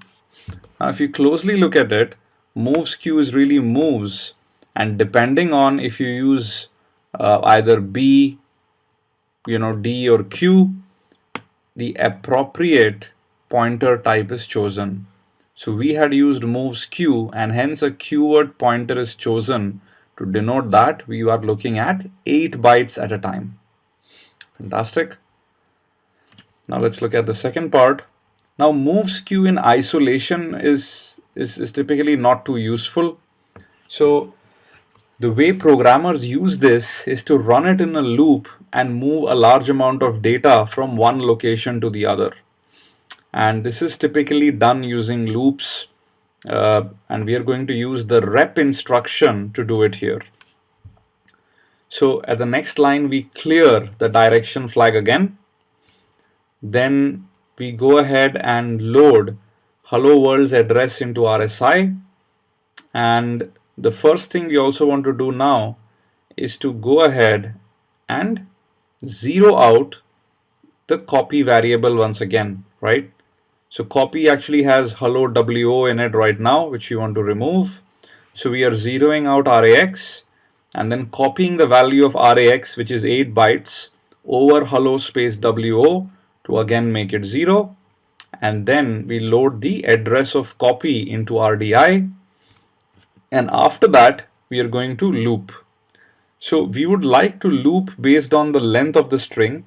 So we load the length into the RCX register, and then we call rep moves B, or rather moves byte, and rep moves B will continue len number of times and move the byte from RSI to RDI to ensure that the entire copy happens. Now let's go ahead and do this. So let's step I. Now this should zero out the position of copy. Let's verify that.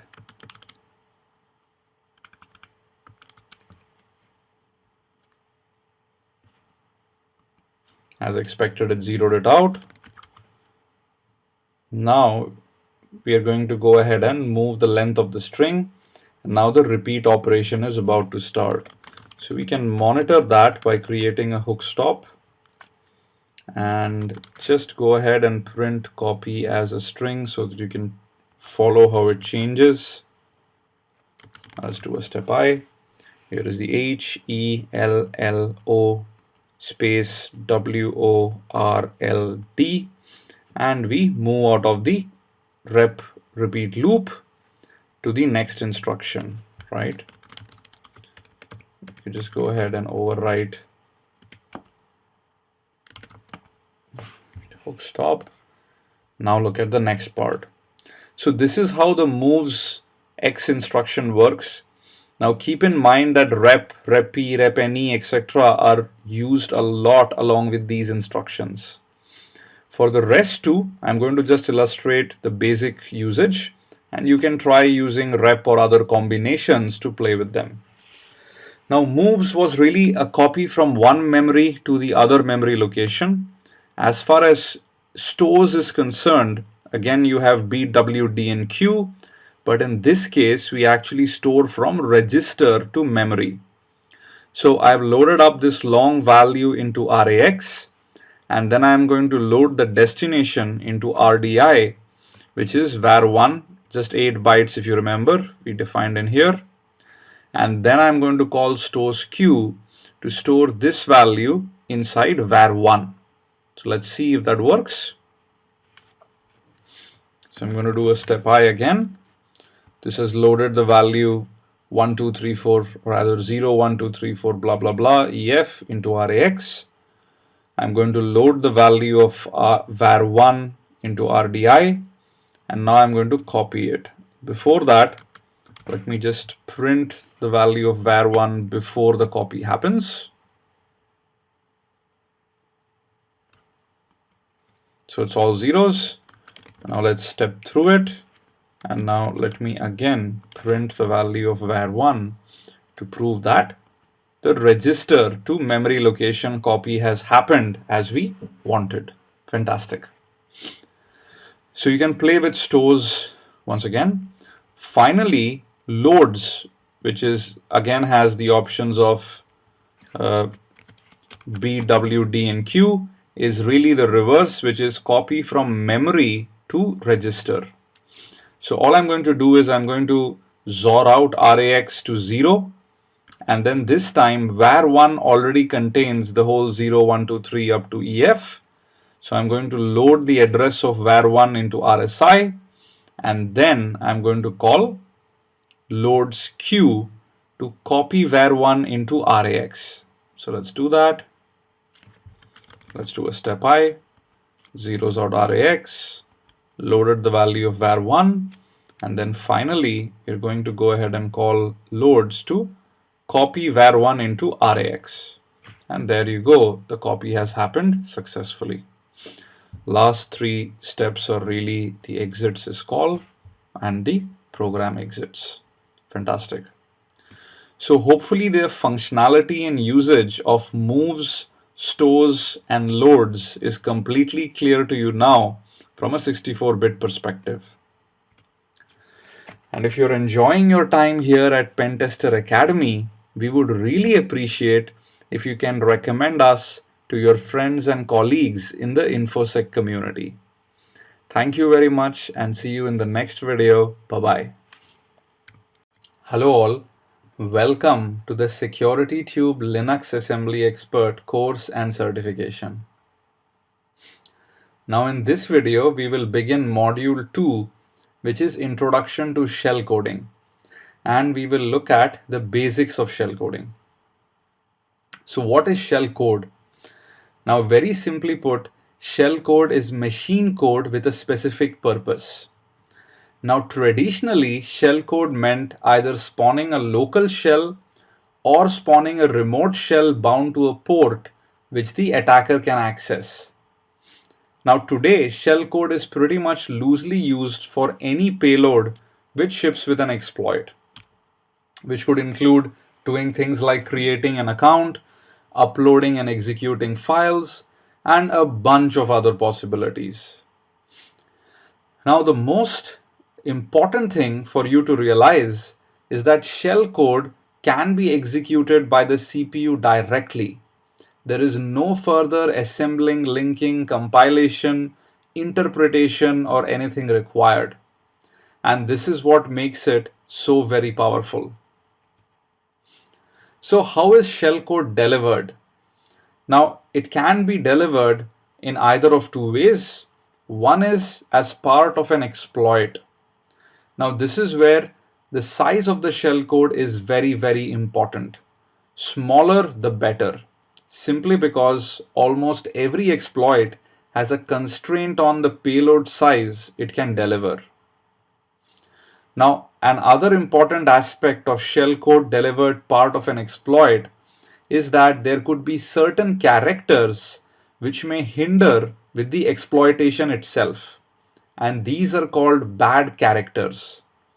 So one needs to ensure using encoding or other techniques that the shellcode being used with the exploit does not contain any bad characters.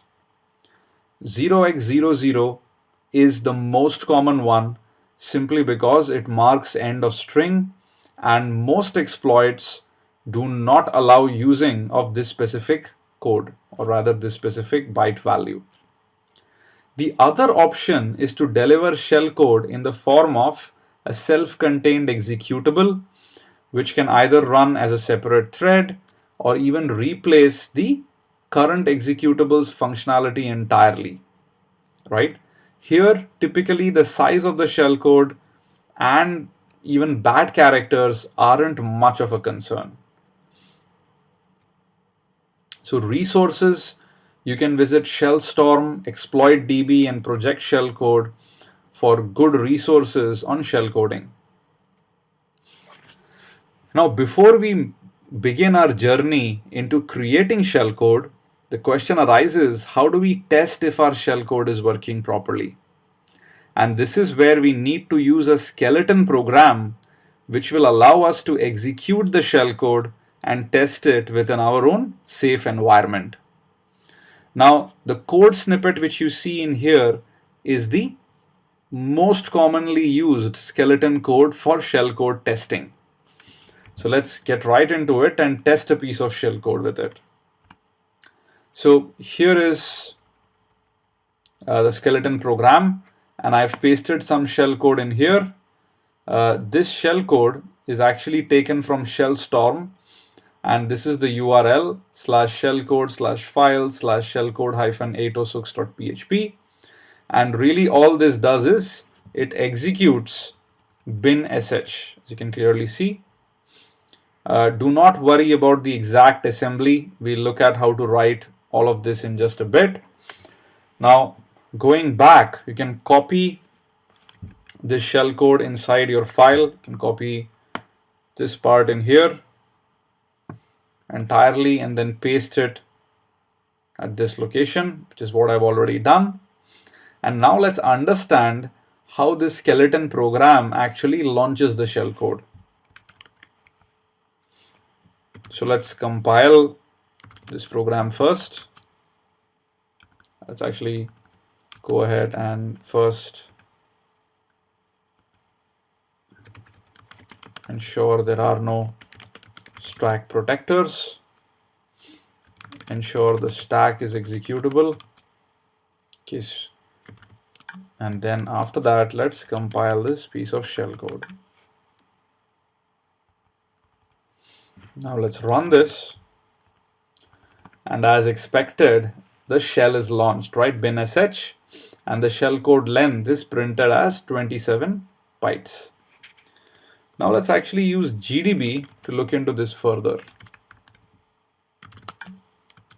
to look at how that functionality in the program really works. So we'll again set disassembly to Intel. In this case, break main, which is going to be the starting point of the C program. Run it. We hit the breakpoint in main. Let's lay out the assembly. And we do not need the registers in this case. Now, if we go ahead and compare it with the program,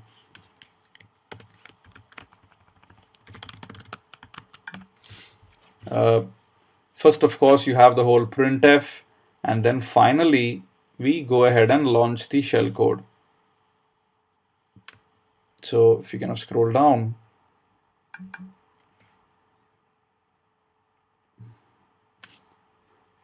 looks like we continued the program. Just a second.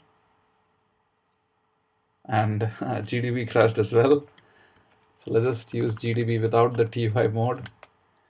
I'm probably going to spend time later to figure out what the bug in GDB was.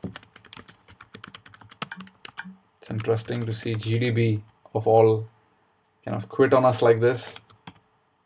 Okay, let's just hit disassemble main, and here we go. Now there are a bunch of things in here which I'll leave to you. Really, the call to printf is basically after the string length is deduced. So you can go in here, here is the call to printf. And then finally after that, in the very end, we have a call rdx. This is what is calling our shellcode eventually. And let's verify this. Let's set up a breakpoint in here. Add this specific location. Let's continue. We've hit the breakpoint. And at this point, let's go ahead and dump rdx, say 10x.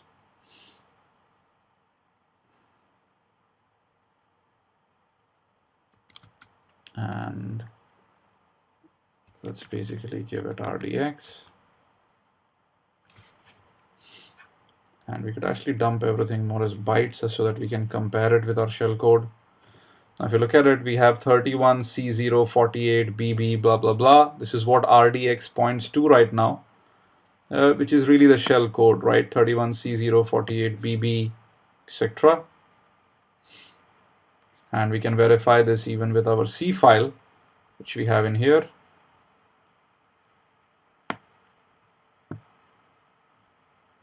And we are about to call rdx, or rather transfer control to this location. And we could go ahead and set a breakpoint in here. And if we continue, you clearly notice that this breakpoint is hit. And now, if we go ahead and disassemble at this location, then our shellcode is now getting disassembled. A bunch of things happening in here, which we will talk about later.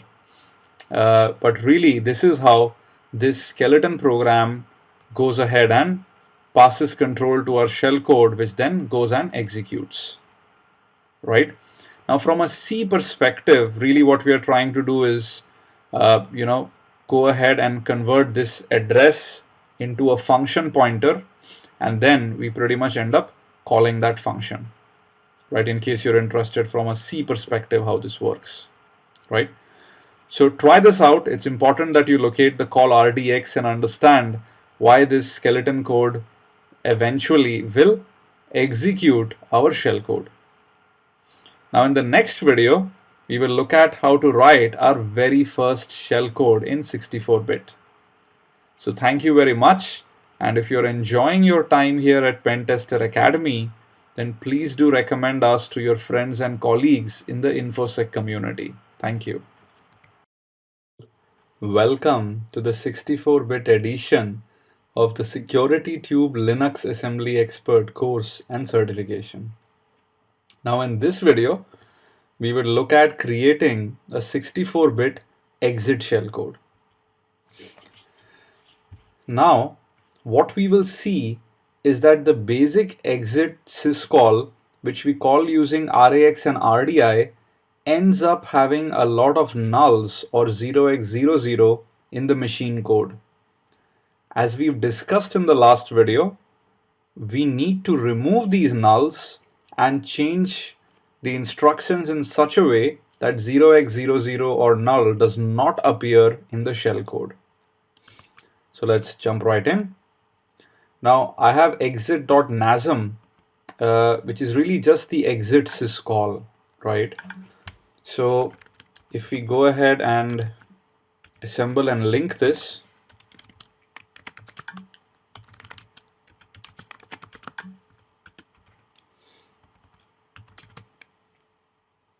rather even with just the object file, you can now use object dump and look at exit.o. Now as you can clearly see that there are a lot of nulls or zeros basically in this shellcode, right? And this is something which we need to take care of. So how do we do that? Well, the idea is to now replace these instructions with equivalent ones such that we do not end up getting nulls. So let's give it a shot. So we could do Azor rax.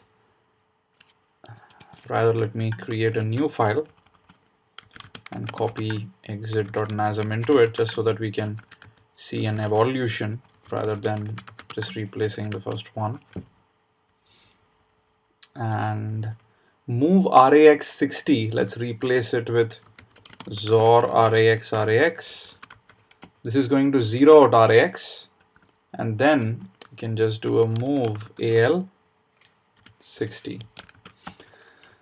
Right? Now we are moving 11 as the return value in RDI, but really we can just return 0, right? Which means we can just change this to Zor RDI.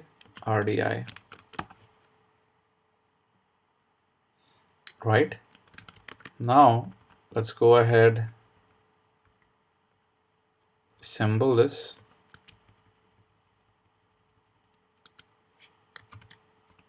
Now let's use object dump on this file.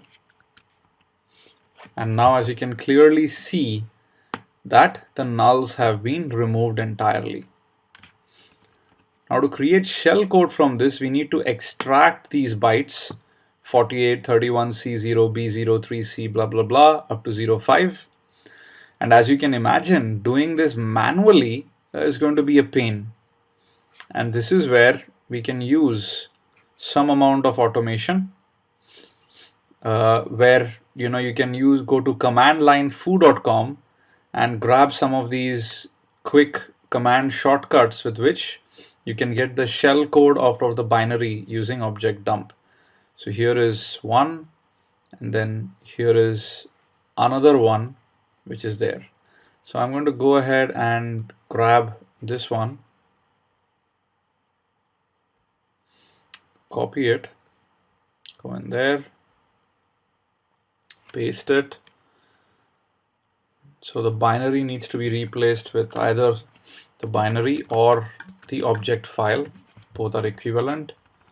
There we go. Now we have our shellcode all cleanly pasted out. We do not need the -m intel. Could just remove that comfortably. So this makes it a little bit more smaller, which is also pointed out by someone here in the comment section, as you can clearly see. Right? So now let's copy this shellcode. And let's copy shellcode.c from the previous video. Let's open it up. Replace this with our shellcode we just created.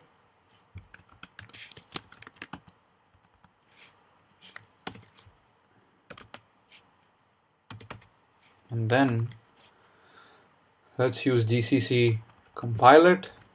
Then we can run /shellcode. And as you can see, just an exit shellcode, it's going to exit. And it's of size length 10. Now, the best part is that there isn't like a set way to do this. So you could always copy exit2.nasm into exit3.nasm and think about other things you can do. So as an example, rather than Zor RDI, why not just go ahead and move RAX into RDI? And why not add 60, which I'll leave basically to you to be good to this as well.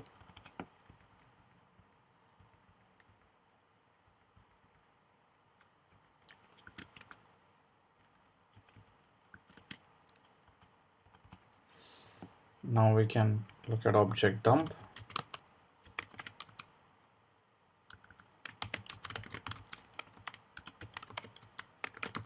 Look at exit3.o. And as you can see, now we have another shell code in here, or another variant rather, which we can pick up. So this was for exit2.o, and this one would be for exit3.o. Right, as you can clearly see, there are some changes in here, but no nulls, which is good. So we can copy this,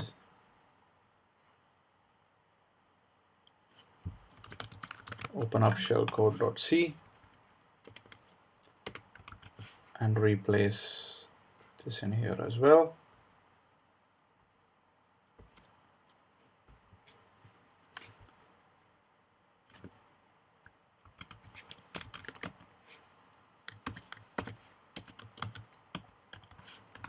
Run this, and again we go ahead and get shellcode of size 10.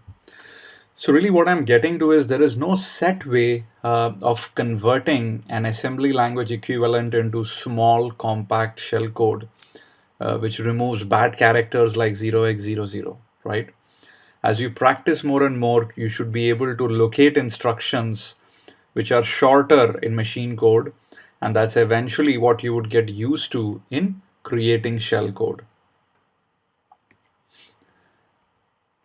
I've given you the links for the command line foo website in here so that you can go and copy it and extract the shellcode for the object dump utility. That's all for this video. And if you're enjoying your time here at Pentester Academy, then please do consider recommending us to your friends and colleagues in the InfoSec community. Thank you. Welcome to the SecurityTube Linux Assembly Expert course and certification. Now in this video, we will look at creating Hello World shellcode using jump call pop. Now if you're wondering what jump call pop is, just bear with me for a bit. Now what we would find when we take our hello world.nasm, which we created earlier, and we try to convert that into shellcode, that there are going to be a ton of 0x00s in it. So we would have to go ahead and ensure that we replace all of that with non-zero opcode instructions. Now apart from that, please keep in mind that we cannot have any hard-coded addresses inside of a shellcode. And the simple reason is we do not know where our shellcode would be located in memory when it is delivered as part of an exploit. And hence, we will always have to work our way out and dynamically figure out the addresses of any string or any data which we would like to use within the shellcode. So let's try and understand the overall structure of our shellcode. Now, if you recall hello world.nasm, we have a string in there, hello world, which is defined. And if we go back and look at that program, let's copy it to the current directory. And let me open that up. Now, if you remember, in this program, we've defined hello world in the data section, and we are using that address in here along with the RSI register. Now, unfortunately, when we create a hello world shellcode, we cannot have this hard-coded address. We would instead have to dynamically figure it out. So let's go back to our slides. And this is where the jump call pop technique comes in. So the order is really, we have a jump which calls the label call underscore shellcode, which is in here. And at this location, we have a call instruction which calls shellcode, which is back up there. But remind yourself what call does. Call pushes the address of the next instruction on the stack. Now in this case, the next instruction is nothing but the address of the hello world string in memory, and that is what get pushed on the stack. Now if you go back and look at the assembly language for hello world.nasm, the RSI register needs to contain the address of the hello world string. And that is why in the jump call pop structure, when we call shellcode and land here, the first instruction pops the top of the stack into RSI, and really the top of the stack contains the address of the hello world string. So this is how we set the whole process up to dynamically figure out the address of the hello world string. Rest of the work is really going to be to remove the nulls and change them with non-zero or non-null opcodes. So let's get to the job. Now I've copied hello world.nasm, which is what I'm going to use. Remove the data section. It's going to be part of the code section. Let's remove the length as well. I remember dynamically the length is 35 approximately. We put 35 in as a placeholder for the time being. And let's now create our jump call pop order. So here is what we're going to do. We're going to say jump, and let's follow what we had on the slides, call underscore shellcode. So let's have call underscore shellcode. Let's remove the comments in here. We don't need them anymore. And here is my label call underscore shellcode, where we are going to now have a call instruction. And this basically goes ahead and calls shellcode, which is right here. So we have call shellcode, which is really right in here. Right? And then we have a pop RSI in here.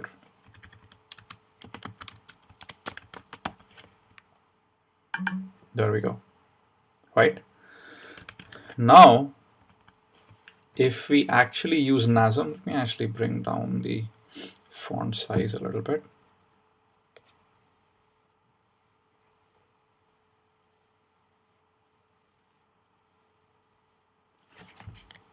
Now, if we use NASM,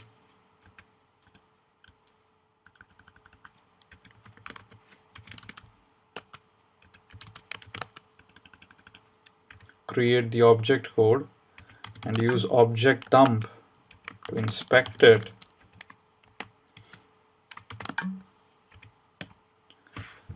we would actually find that there are a ton of zeros in there, right? All of them really in the move instructions. So we need to remove all the move instructions and replace them with equivalent instructions which does the same functionality. So let's get to it. Okay, so we notice that RAX and RDI both have the value 0 in them, 1 in them. So let's do this. XOR RAX, and then we can actually have a move AL1, and basically we can have a move RDI RAX. This basically does, really all it does, it moves the value 1 into both RAX and RDI, and then we have move RDX 35. So here is what we can do. We can actually convert this into another move RDX RDI, and then we can add the value 34 to RDX. Let's see if that has any zeros in there. Now move RDI 11 is not really required. You can just convert this to Azure RDI. This kind of ensures that we return a 0 value from the exit syscall. And move RAX60 can be converted into Azure RAX, add RAX60. There we go. Now there are hundreds of such combinations possible. Over time, you can figure out which of these instructions occupies a smaller memory, a smaller size, and then you can go with it, right? I am not going to be working on optimizations right now. The whole idea first is to conceptually deliver the idea of creating shellcode to you. Okay, so now let's go ahead, call our good friend Nazem. Now let's call object dump. Check if we have any nulls in there, and as you can clearly see, there are no nulls, right?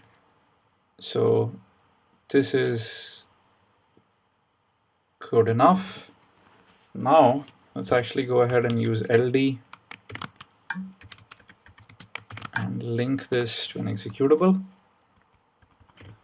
Try running this, and if you notice, it runs perfectly. Now we need to extract the shell code from this. So let me actually find the shortcut which we were using.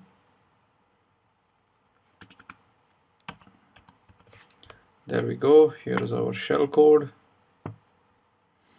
Copy it out. Again, we can see there are no nulls in there. And let's copy out shellcode.c in here so that we can use that file.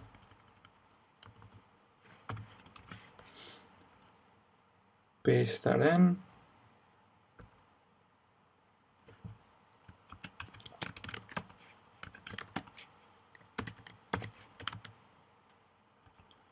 Compile, run the shellcode, and there we go, right? 71 bytes approximately. And we have hello world to the SLA 64-bit course as the shellcode which is now executing, right? Fantastic. So as far as playing with the shellcode is concerned, now you can try and see how you can optimize it further as you desire by changing all of these instructions. You can see if a move is better than probably, an add, compare, contrast, and play with things in here, right? So hopefully this video was very clear and you enjoyed it. Try out this sample all by yourself. And if you're enjoying your time here at Pentester Academy, then we would really appreciate if you can recommend us to your friends and colleagues in the InfoSec community. Thank you. Hello all. Welcome to the SecurityTube Linux Assembly Expert course and certification. Now in this video, we will take up the Hello World shellcode analysis using GDB. So just to jog your memory, we created the Hello World shellcode. We removed all the hard-coded addresses using the jump call pop technique. And then we went ahead and removed all the null opcode instructions and replaced them with non-null or non-zero opcode instructions. Now let's analyze this with GDB so that we are very sure about how the shellcode works. So let's jump right in. Now this is the same hello world.nasm which we created in the last video, and I'm going to be using GDB with the binary. So let me go ahead and set up the breakpoint. Let me set the disassembly flavor to Intel. Let me run this. We hit the breakpoint. Let me lay out the assembly. Let me lay out the registers. Now, as you can clearly see, the first call is a jump instruction and it says jump call shellcode. And if we kind of go ahead and scroll down, here is where call shellcode is, right? So let's run this instruction and we jump right in here. If you notice, RIP right now points to call shellcode. Now the call instruction, if you remember, I said is going to push the address of the next instruction on the stack. Now even though GDB is disassembling all of these instructions, at this location we really have our hello world string. So let me prove that. Let me copy this address and display this location as a string, and there you go. Right now this call instruction, after it runs, is going to push this address 4000A5 on the stack. So let's actually look what's on the stack right now, and then let me step through the program. And now let's look at what's on the stack.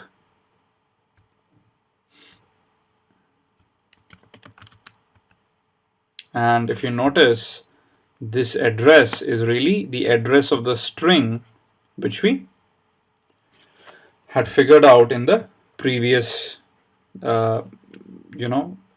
just before right now. Now the next instruction is going to pop the address of the string into RSI. So if you do a step I, there we go. RSI now contains the address of the string. And then after that, we are just XORing RAX, moving 1 into AL. So now RAX contains 1, and then move RAX to RDI, so that RDI contains 1 as well. As you can see, we flipped here. And after that, we are going to move RDI to RDX, that contains 1. And we are going to add 0x22 to RDX, so that it contains 35, which is the string length. And then we call the syscall, which prints the string on the screen. And then after that, we basically have our exit syscall, which exits the program. And there we go. So now it should be totally clear that the jump call pop instruction at runtime figures out the address of the hello world string and then uses it along with the appropriate syscalls to print hello world on the screen. Now this is one of the core techniques in Linux shellcoding which you always need to keep in mind. Jump call pop is going to be super common in a lot of shellcodes you may see created by other authors, and you would use this method quite often while creating shellcode. So that's all I had in mind for this video. If you're enjoying your time here at Pentester Academy, then we would really appreciate if you can recommend us to your friends and colleagues in the InfoSec community. Thank you. All, welcome to the Security Tube Linux Assembly Expert course and certification. Now in this video, we will look at the hello world shellcode using the stack method. So what is the stack method? Now in the previous video, we used the jump call pop technique to find the address of the hello world string in memory. Now in the case of the stack method, we are just going to treat hello world as data and push it on the stack. Now once that is done, getting the address of the string is super easy by referencing it with RSP. Now once we have that, we can go back and typically do our hello world dance, right?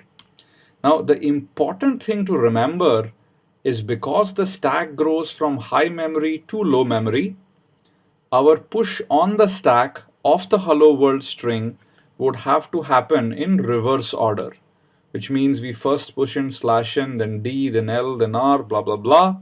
And in the end, we push hello. So let's jump right in.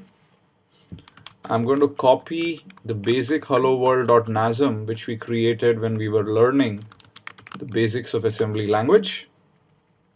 Let's just remove the comments. And we do not need the data section anymore.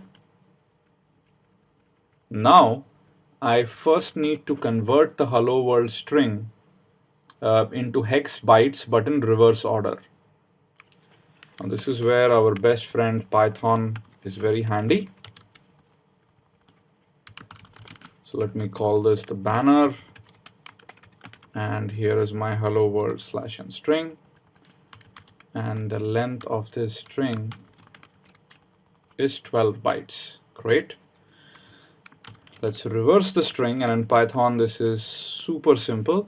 Here you go, here is the reverse string, and if you need to convert this into hex, that couldn't be more simpler. Here it is, right? We use the encode method along with the hex argument to encode this into hex.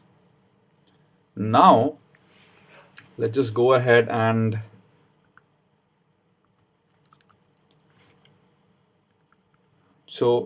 let's just go ahead and use this. So if you notice, RSI is the one which needs to contain the address of the string, while RDX is the length. The length we know is 12. And now let's go ahead and push this data on the stack. So we have 12 bytes. So here is one option. We can first do a direct push of 4 bytes. So here is 1, 2, 3, and 4 bytes. Now remember, you cannot do an immediate value push of 8 bytes. So we can do it in a slightly more roundabout way, which is first move this into RBX, which is not being used anywhere. Copy the 8 bytes out.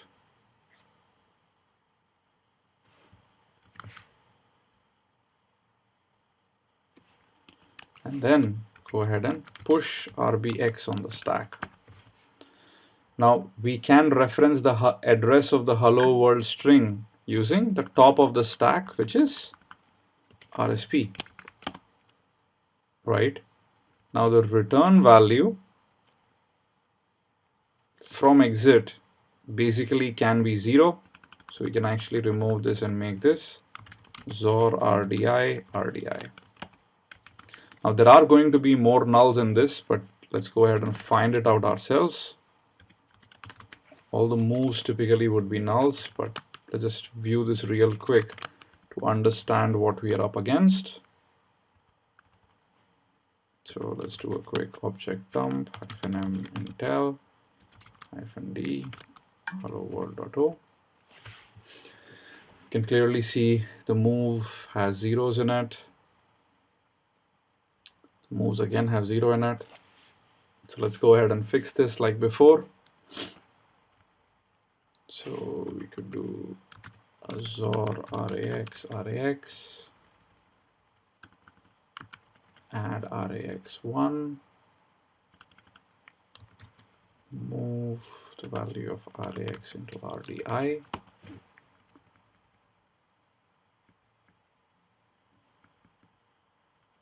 Again, XOR RAX RAX. Basically, add 60 to RAX. Now let's try this out.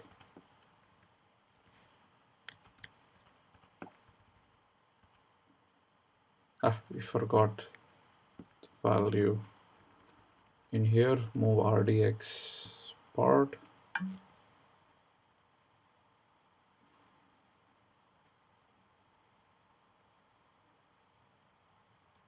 So multiple ways. Let's just go the XOR way. XOR RDX, RDX.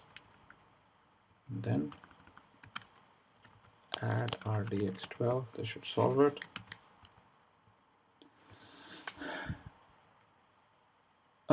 Sorry, I forgot to assemble. Yep, so looks like now we have eliminated all the nulls. Of course, you can keep shortening it. We'll talk about that much later, about how you can bring down your shellcode size. Right now, the focus is on creating non-null shellcode. So now we can go ahead and use LD.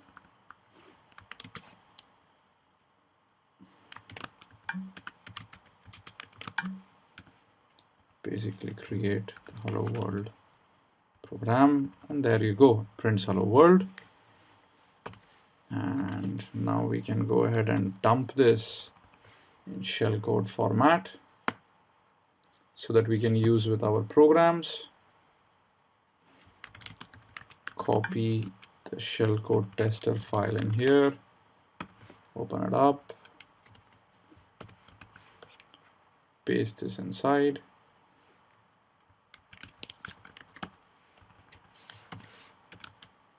Compile, and there we go, right? Run it. And this is how, using the stack technique, you can go ahead and create the hello world shellcode. Now the stack technique is very useful as well. The best part really is that here you don't have to jump through all the hoops to figure out the address. RSP itself just gives you the address of the string which you would like to use. So hopefully you've enjoyed this video at Pentester Academy. And if you like what we are doing, we would really appreciate if you can recommend us to your friends and colleagues in the InfoSec community. Thank you. All, welcome to the 64-bit edition of the Security Tube Linux Assembly Expert course and certification.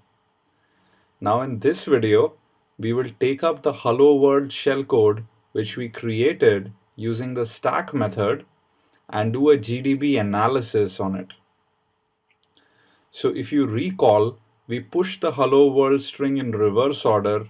We went ahead and referenced it using RSP, and then we created our shellcode. Now let's analyze and see what is happening using GDB so that everything is conceptually very, very clear. Now let me go ahead and jog your memory a little bit.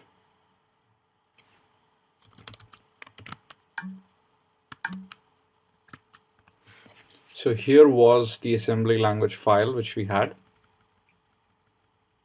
and let's load up the binary.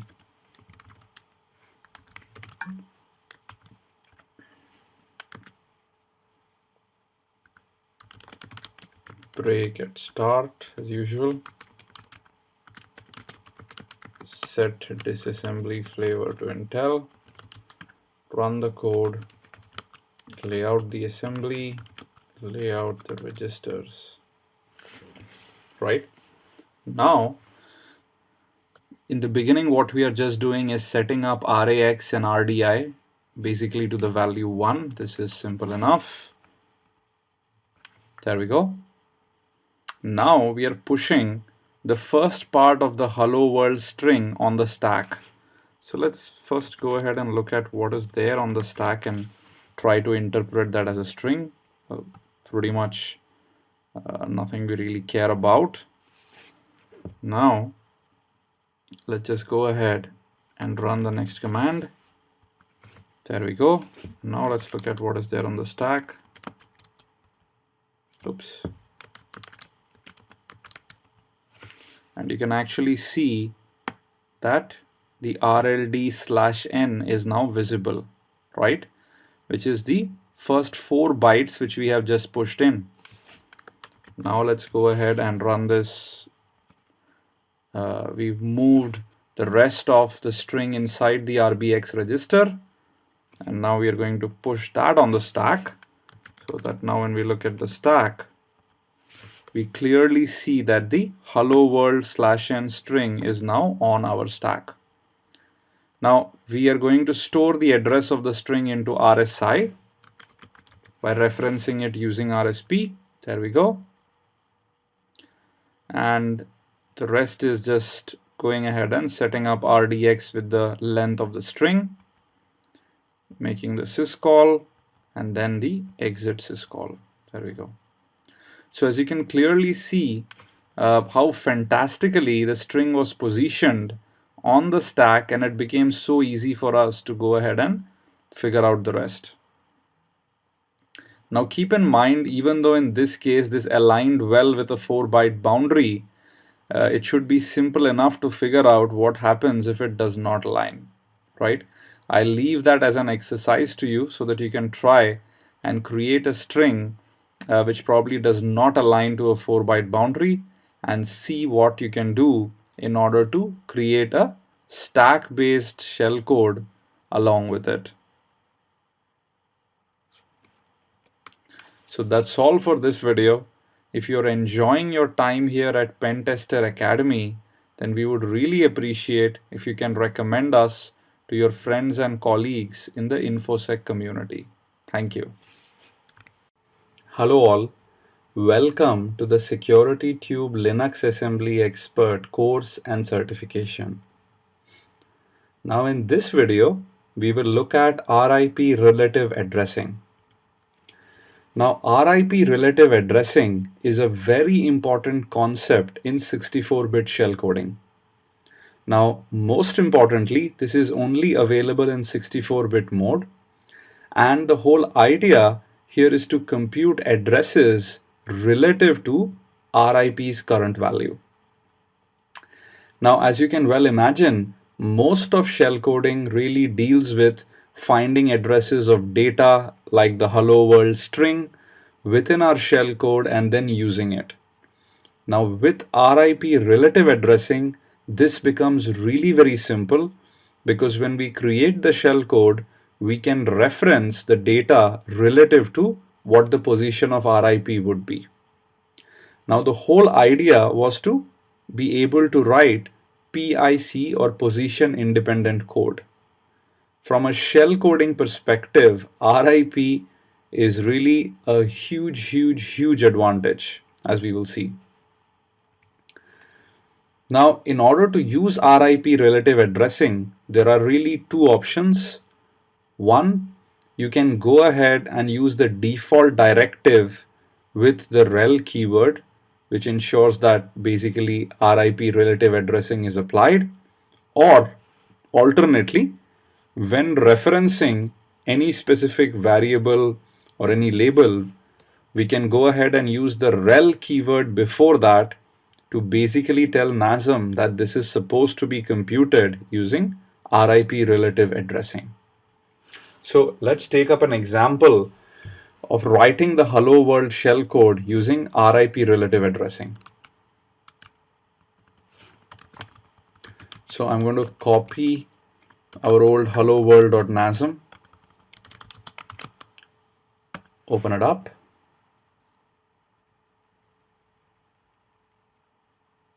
And let's say we can make this string a bit shorter just to make our life a little easy.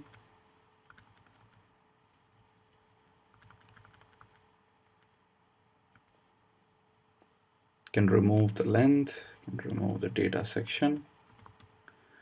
Now the length of this string is 5, 10, 12, 13. Looks like it's approximately 14 characters. You can just put this in manually for the time being. Great. Now, in the case of RIP relative addressing, we can basically go ahead and convert this into an LEA and just use the rel keyword. And now this becomes RIP relative addressing. Now let's fix the shellcode. So RAX, and add RAX1, remove this, and then basically move RDI RAX,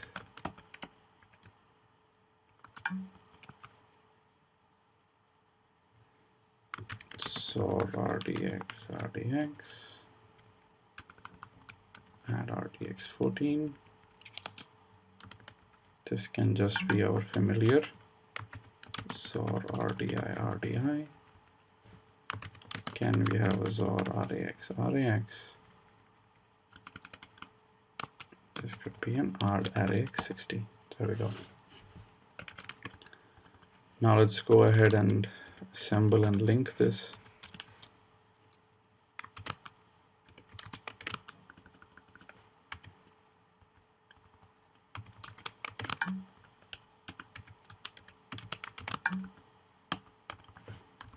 If you run it, There we go. We see hello world SLAE-64 getting printed. Now we'll just go ahead and copy shellcode.c in here. Use the cut command to get the shellcode. Of course, this does contain a couple of nulls, and tell you why in just a second, but we should still be able to execute the shellcode. That isn't a problem. Just to verify that it works.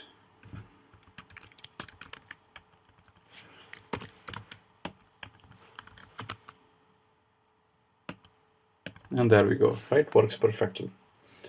However, if we use object dump,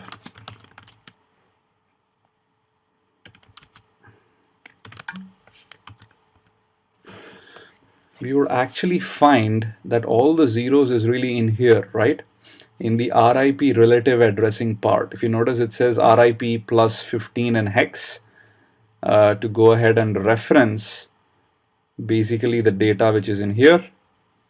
But the problem really is these zeros cannot be eliminated simply because of the fact that we are reading ahead and that the hello world string is defined after the actual RIP relative addressing happens, right? So in the next video, we will look at how to eliminate this condition and not have these zeros.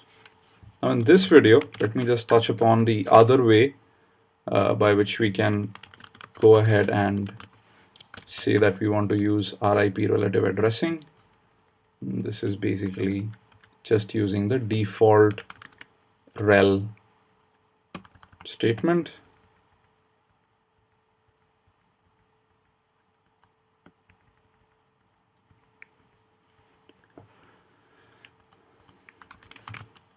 There we go. You can use object dump to verify that RIP relative addressing has been applied, right? Now keep in mind that if we do not apply this, which is either the default rel or the rel keyword in here, then absolute addressing is what would be applied.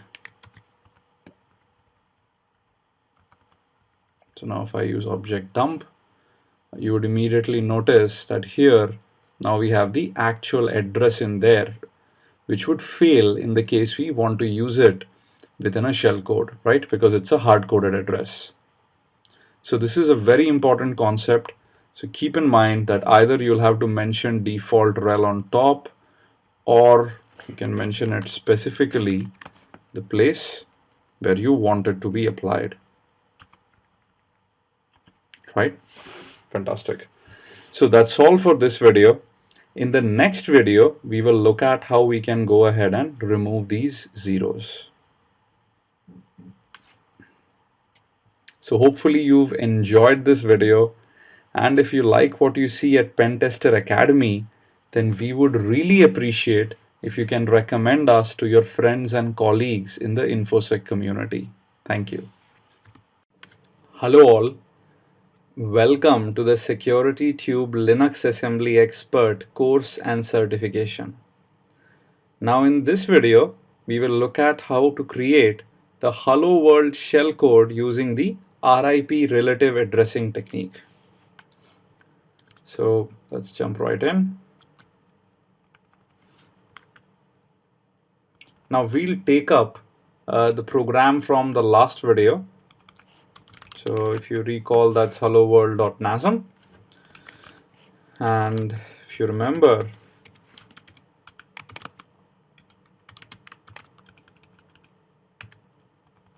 if we had a look at the object dump,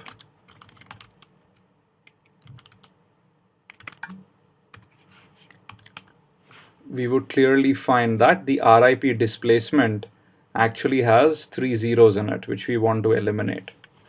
Now this is where we'll use a small trick, is that we will go ahead and relocate this above. So put this in here, Oops. Type in the string again.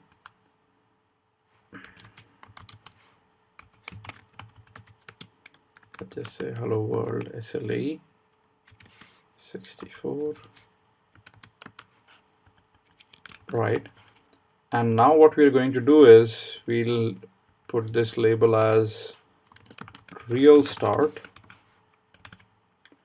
and we'll just go ahead and issue an unconditional jump to real start. Right. So what this does is, because this is actually placed before this instruction, right, the displacement is negative, and hence we would have filled all the zeros with really F's. And this is what we're going to see. So let's just go ahead and assemble this. Let's use object dump. So this part is really the hello world part, which we're not bothered about. So jump happens directly to location F, which is real start right in here. And now if you actually notice, the RIP displacement, as it needs to point above, has actually been filled with F's rather than 0, right? So this is really a trick with which we can ensure that we do not have any nulls in our shell code. So now let's link it.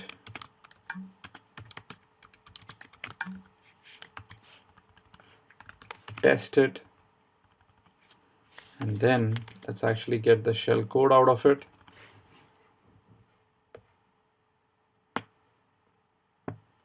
Let's copy this out into shellcode.c.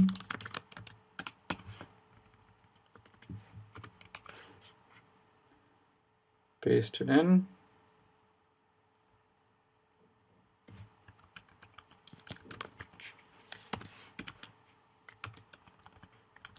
And run it. And there we go, right? We've displayed the hello SLA 64 using the RIP relative addressing technique. So this is the only trick you need to keep in mind, is that the specific string or the specific data point which you would like to address, you need to go ahead and place it before the place. You actually reference it using the relative addressing schema, right? This will ensure that you do not have nulls in it. So that's all I had in mind for this video. If you're enjoying your time here at Pentester Academy, then we would really appreciate if you can recommend us to your friends and colleagues in the InfoSec community. Thank you. Hello all. Welcome to the Security Tube Linux Assembly Expert course and certification. Now in this video, we will look at the execv shellcode creation using the stack method. Now really, when does execv come in handy? Now it is very useful when you want to execute a new program in your shellcode. Now typically this is bin sh or bin bash, so that you can actually get a shell on the box. Now in order to go ahead and do this, we use the execv syscall, which really takes in 3 arguments. The first is the file name, the second is argv, and the third is envp. Now let me explain what these mean. I can just do a quick man execve. And what you would notice is the file name is really the file name of the program which you would like to execute. So let's say we want to spawn bin sh, then file name would have to point to the string /bin/sh. Now argv is really an array of argument strings passed to the program. Now depending on if you have any arguments to pass or not, you could pretty much decide what to put in here. The important thing, of course, is that the first of these strings must contain the file name to be executed, which really means this is going to be file name followed by any arguments.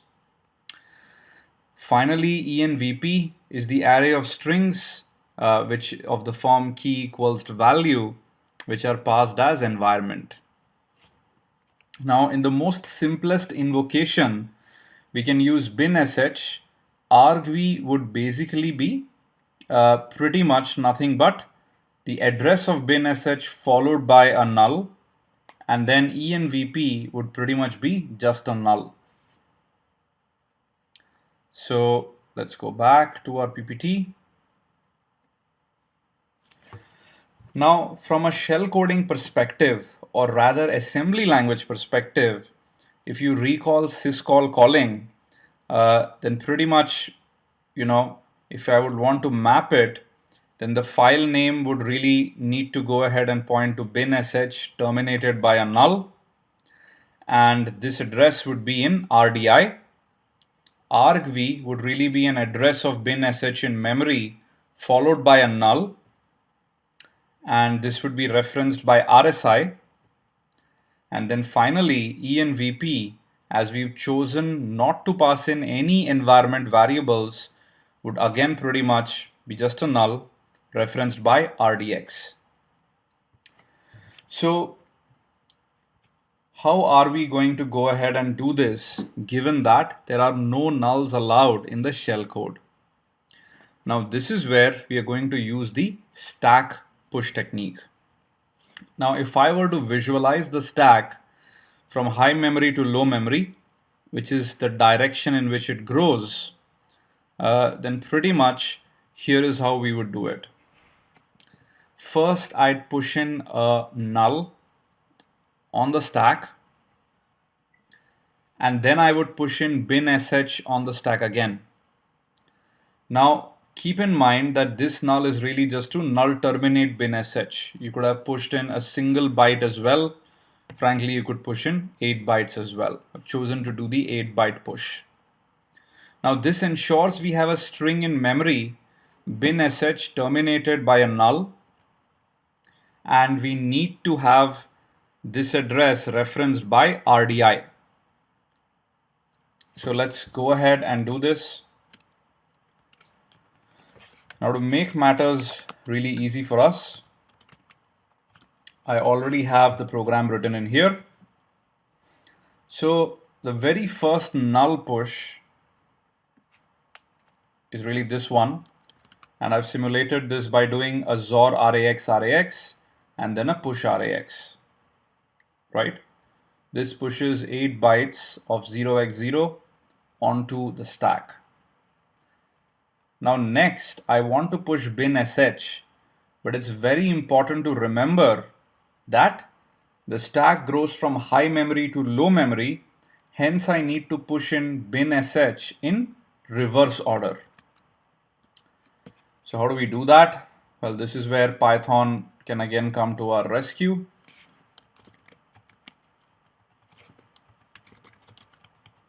So I can say shell equals /bin/sh. Now, this really is 1, 2, 3, 4, 5, 6, and 7 bytes. Just so that we can round our push to 8 bytes, I need to add one another byte in here. And this is where a very useful thing about the shell comes in handy.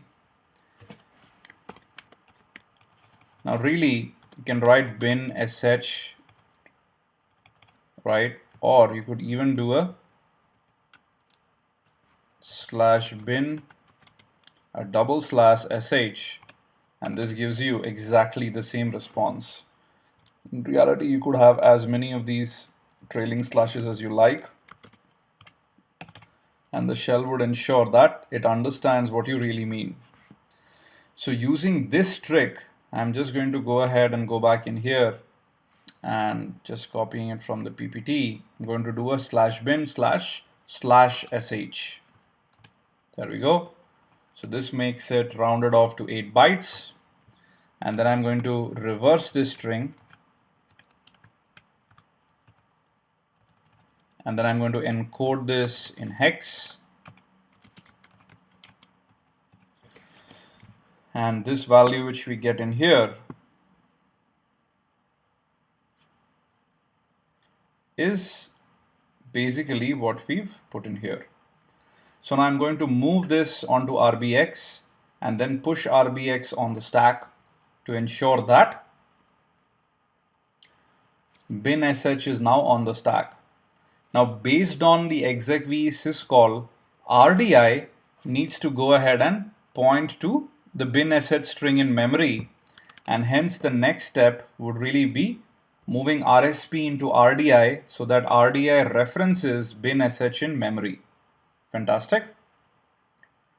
Now, after this, I'm going to push in another null. Now, keep in mind that RDX also needs to point to basically a null. So I'm going to push RAX once again, which was already all zeros. And then I'm going to move RSP into RDX to ensure that RDX now goes ahead and points to a null value. Finally, we go ahead and push the address of bin sh in memory, which is referenced by RDI. So just a push RDI would do the magic. And this is really what we've done next. And after that, we are just going to go ahead and reference this with RSI by doing a very simple move RSP into RSI. And there you go. Now, after this, basically, we are simply going to invoke the execv syscall. If you look at the table, as I've shown you before, RAX needs to be set to 59 for execve. And after that, we issue the syscall command. So let's go ahead, use NASM.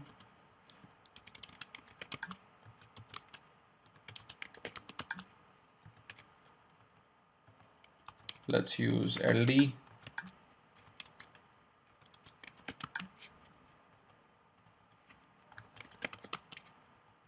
Clearly see we have bin sh which has been spawned.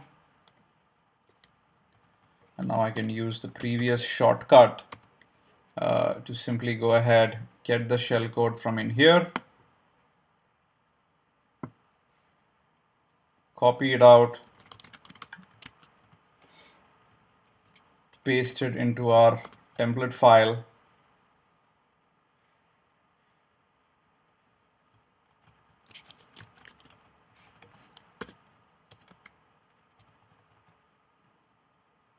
compile it, and there we go.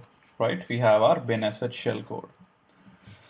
So there are multiple optimizations which may be possible in the given shellcode, which I leave to you as an exercise.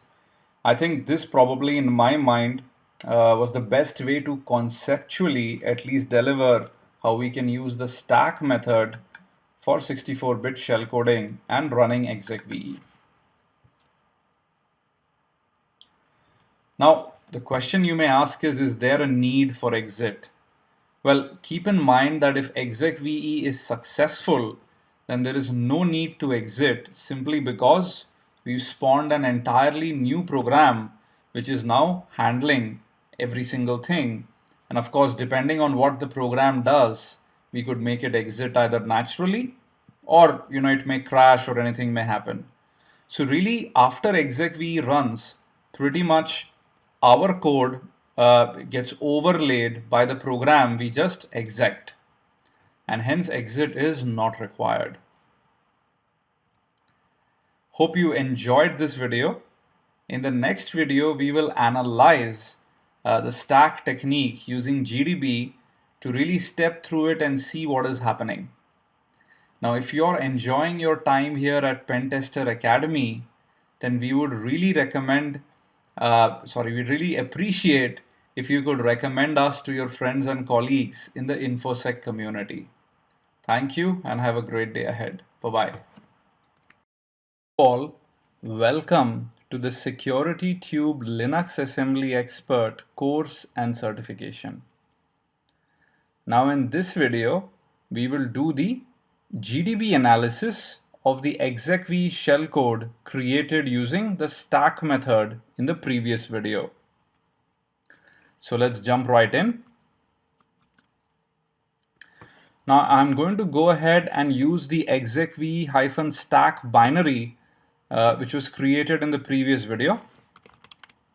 And just to jog your memory a bit, this goes ahead and spawns a bin.sh shell. Now let's go ahead, use GDB, the -tui option, give it execv-stack, set the disassembly flavor to Intel, break on start, and run it. Let's lay out the assembly. There we go. Now I'd like to trace the stack as we progress through the program. So I'm going to define a hook stop, and let's say the last 5 items on the stack is what interests me. There we go. And now we can step through the program. So the first step is XORing RAX. This is pretty much going to result in RAX becoming 0. Now after that, we are just going to push RAX on the stack, which is basically the very first step. Just to jog your memory, we can go back to the last video's presentation, and there you go. We push in the null first, 8 bytes, and this is really what is happening in here. Now after that, we are basically going ahead and loading RBX with the string bin.sh, but in reverse order. Now we are going to go ahead and push this on the stack. There we go. So as you can see, this is really bin.sh, and we can verify this by doing an x/s $rsp, and you would actually notice that /bin//sh has been put on top of the stack just as we desired, right? So really this is what is there after the null. Now the idea was that RDI would end up referencing this string, which is really what we are doing in the next step. RSP gets stored into RDI. So you can just do a step I, and there we go. Now after this, what we wanted was to push another null, and hence we are doing a push RAX. And if you closely look on the top of the stack, you would notice that now another null has been pushed. After that, you have bin.sh and then the third null, which is really this entire layout. Now we want RDX to reference this, which is what we do in the next step, which is move RDX RSP. And then we really want to push this address on the stack, which is now held in RDI. So pretty much that is nothing but a push RDI, and there we go, right? So really, if you pick up this address and go ahead and print it as a string, you would get back /bin//sh. The other way is really you do an xxg, 2xg, put this address in here, and this is nothing but your argv array, right? Now finally, we are going to go ahead and store this into RSI. And then after that, we have the syscall, which would invoke bin.sh. So hopefully now with GDB, it is really very clear how we set up the stack from high memory to low memory, have the different registers address different memory locations, so that we can eventually call execve with the right arguments, right? Fantastic.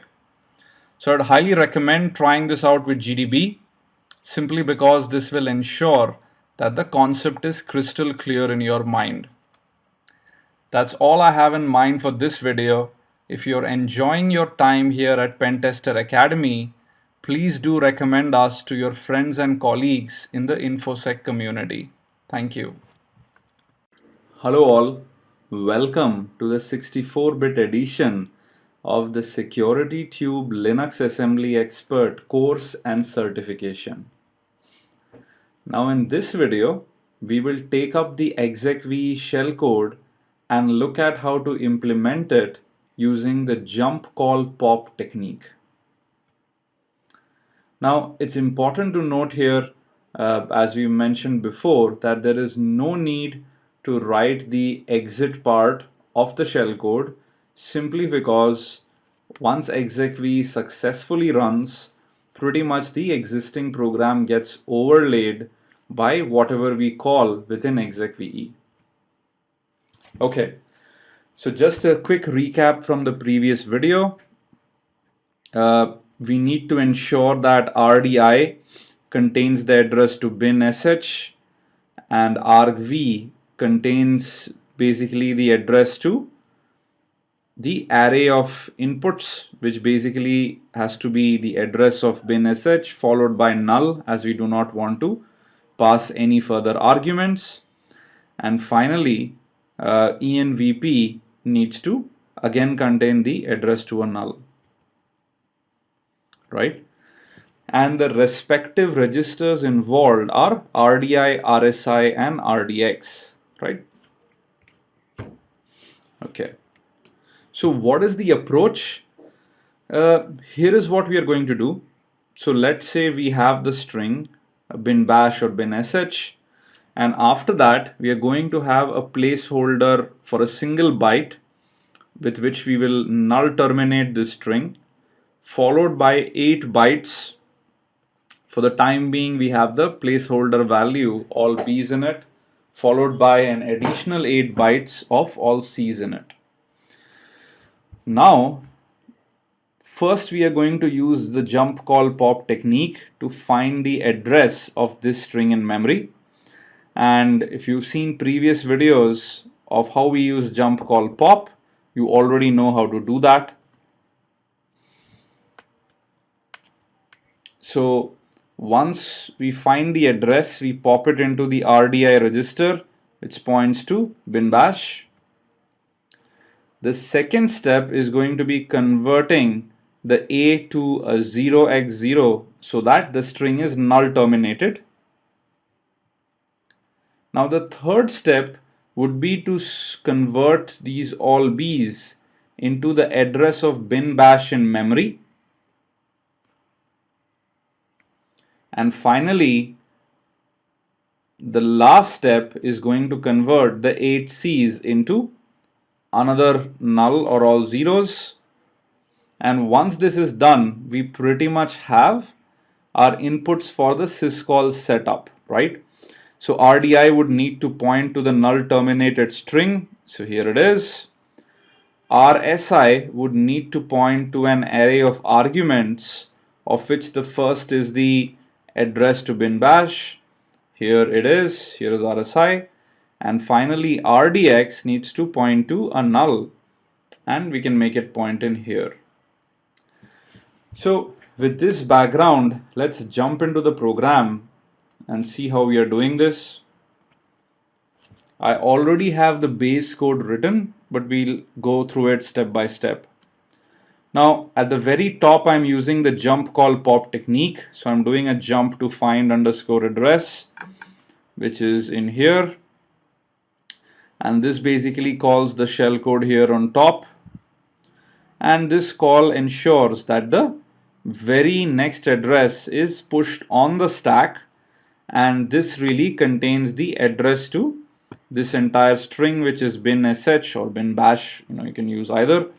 I'm using bin sh in the actual program so that we can perceptibly see the prompt change when our shellcode executes. Now followed by the single A, and then we have the 8 B's, and then finally the 8 C's, just as we discussed in the slides. So once call shellcode is called, we are in here. Now at this point, the top of the stack contains the address to this long string in here, and we are going to get that address from the stack and store it in the RDI register using a pop RDI. Now if you recall, RDI anyway has to point to this string, and hence RDI is now all set up. Now the next step was to convert, if you kind of go back in here, was to convert the A into a null or a 0x0. Now this can be done very easily by just calling a move RDI plus 7, comma byte AH.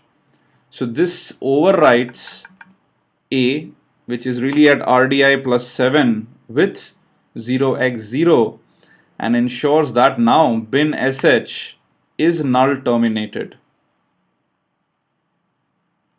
Now the next step is to write the 8 Bs over with the address of bin sh. Now if you recall, the address of bin sh is stored in RDI, and all we are going to do then very simply is move RDI into RDI plus 8, which is really these 8 Bs. So the 8 Bs get overwritten by the 8-byte address of the string currently stored in RDI. Finally, we need to overlay all our Cs with 8 null bytes. That should be simple because of the XOR RAX is currently 0, and a move RDI plus 16, RAX is going to ensure that all the 8 Cs are overwritten with zeros. Now finally that is done. All we need to do is ensure that RSI contains the address pointing to the argument array. So we are going to do a very simple LEA RSI, RDI plus 8 so that it points in here at the beginning of this space, and then RDX needs to point to the null, which is nothing but 8 bytes further. It should be exactly this location. So once this is done, we change the value of RAX to 59, which is the syscall number for execve, with a simple add RAX 59, and then we call our syscall, right? Fantastic. So let's go ahead.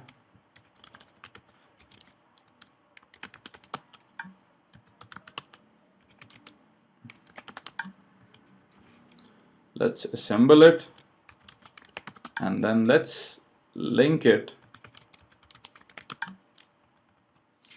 and let's go ahead and get the shellcode. You can use the executable or the O file. Let's copy the shellcode out.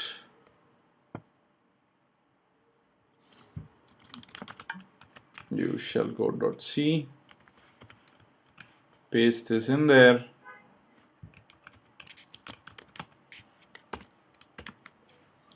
Compile it. And there we go, right? Our bin sh is now executed via the shellcode. So jump call pop hopefully has been interesting, and in the next video we will take GDB and analyze and see how the entire string gets overwritten and modified to run the execve shellcode. So hopefully you've enjoyed this video, and if you're overall liking what you see at Pentester Academy, then we would really appreciate if you can recommend us to your friends and colleagues in the InfoSec community. Thank you. Welcome to the 64-bit edition of the SecurityTube Linux Assembly Expert course and certification. Now in this video, we will look at the GDB analysis of the jump call pop shellcode for execve. Now, as I'd always like to say, no assembly language code is really complete without a full-blown GDB analysis and looking at how the data and everything changes in the program. So this is really important, because for all the low-level stuff, once you understand how things change byte by byte, I think pretty much you would understand how to manipulate the system. So here is what I'm going to do. I'm going to use the files from the previous video, And if you notice, we already have shellcode.c with the execv shellcode in it. We also compiled it, and now we are going to use GDB to analyze this file.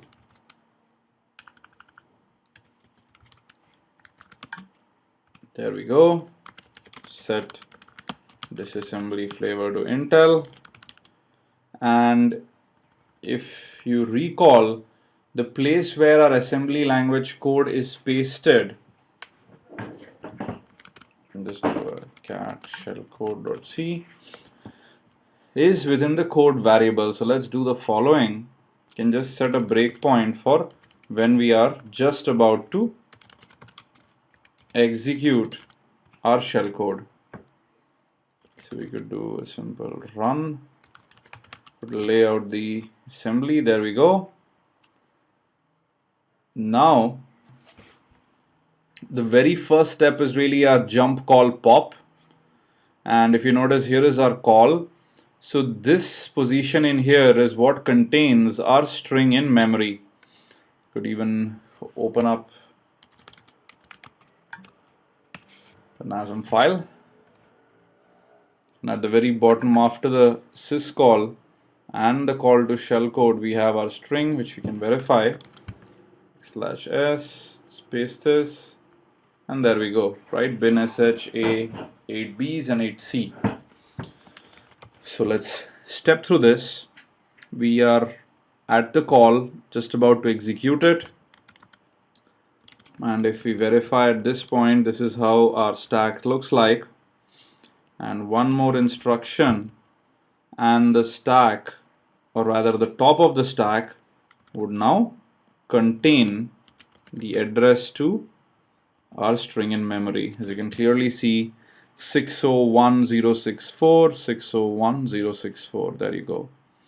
So the top of the stack now contains the address to our string in memory. After that, we do this regular XOR RAX, which is okay. Now pop RDI will take the address of the bin sh a 8b's and 8c string and put it into RDI, right? And we could easily do, or rather just print RDI, because you can actually do a print /x $RDI, and that points to our string in memory. Fantastic.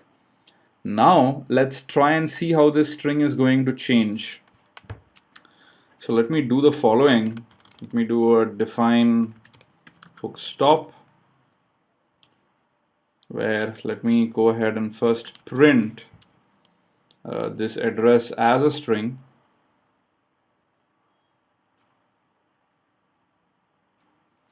And then I can print this location as individual bytes as well.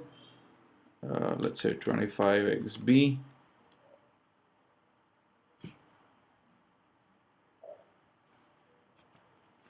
To end. Now at this point, we have the whole string as is, right? Now the next instruction, move byte pointer RDI plus 7AH, is actually going to move AH, which contains a 0, into A, right, which will ensure that bin sh would be null terminated. So let's verify that to a step I. And if you notice, now bin sh is what is displayed at that location, and simply because the position here 0, 1, 2, 3, 4, 5, 6 and 7 has been overwritten by null using AH. Now in the next step, we are going to copy the address of this string in memory into RDI plus 8 for the next 8 bytes, which means all of these 42s are going to be overwritten with the address. Here we go. And if you notice, now they've been overwritten with the address, right? And it's very clear if you read it in reverse order. It is 600164, which is really rather 601064, which is really this address in memory. Fantastic. Now the last step is to go ahead and override all the C's with nulls, which is what we are going to do by moving the value of RAX into them. So here goes step I, and there we go. All nulls have been moved in. Now we would need to set up the addresses based on how execv would function. So RDI would contain the address to binsh, which is already set up. RSI would really contain the address to the argument array, which is located at RDI plus 8.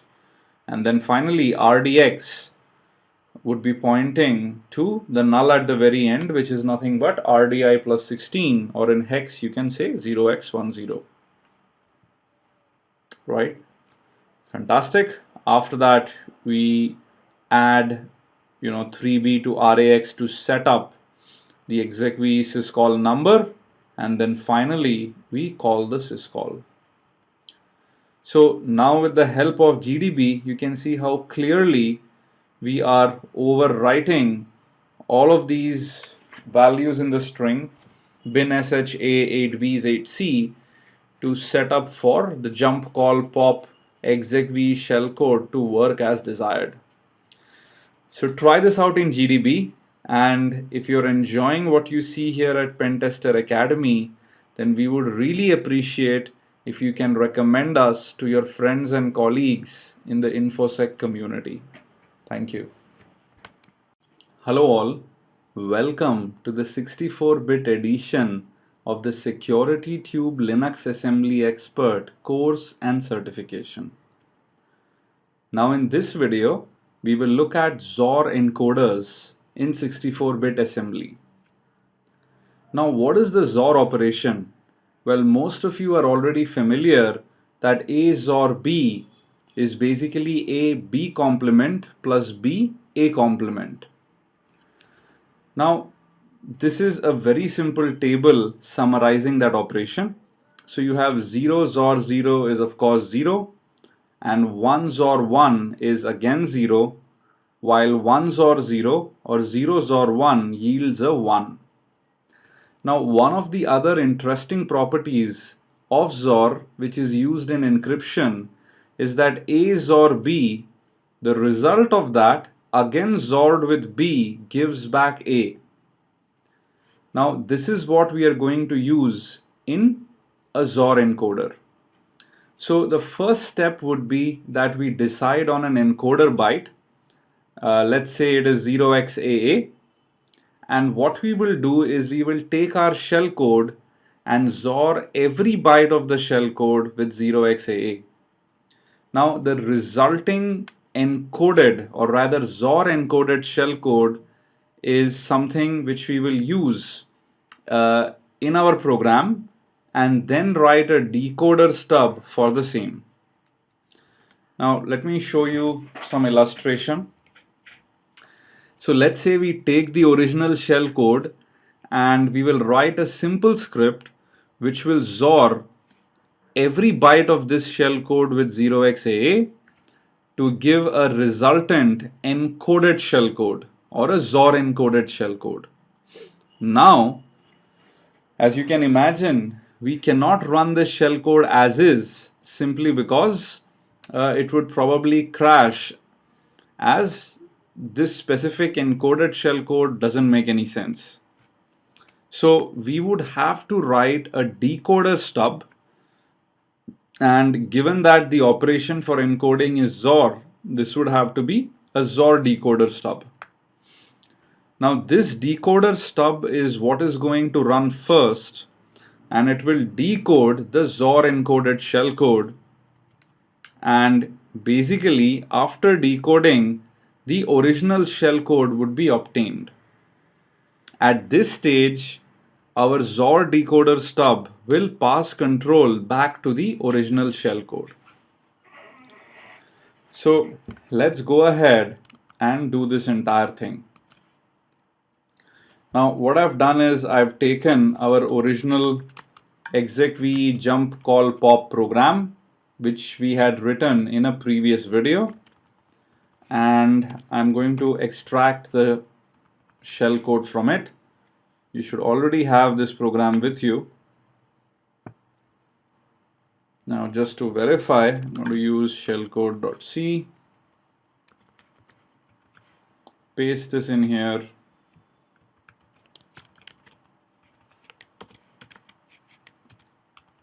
and verify that this shellcode works perfectly. Right?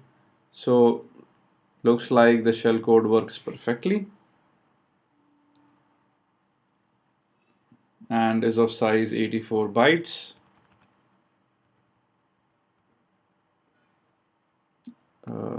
Small mistake, I think I'd used a different program to get the value, so let me go back and use the execve one. So here goes, here is the shellcode, and this was generated using the execve jump call pop technique, which we've already seen in a previous video.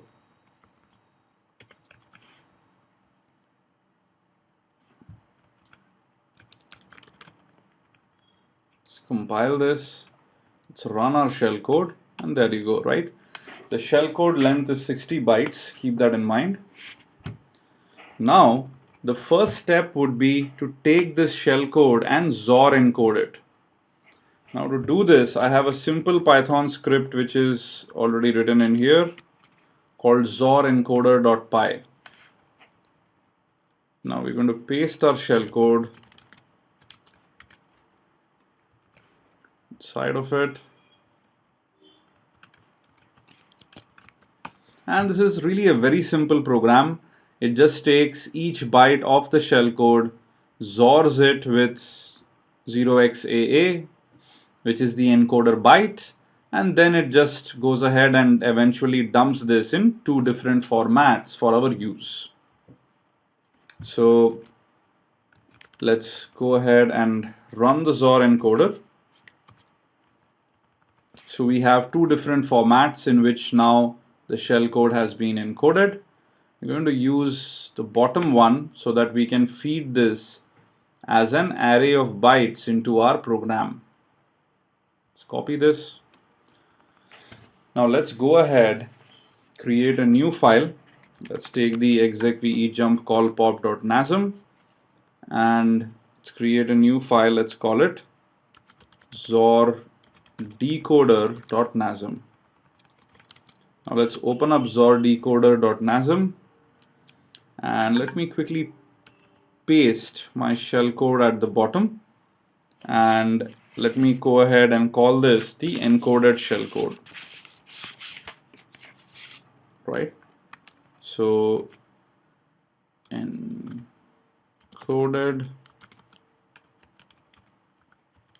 shellcode defined byte.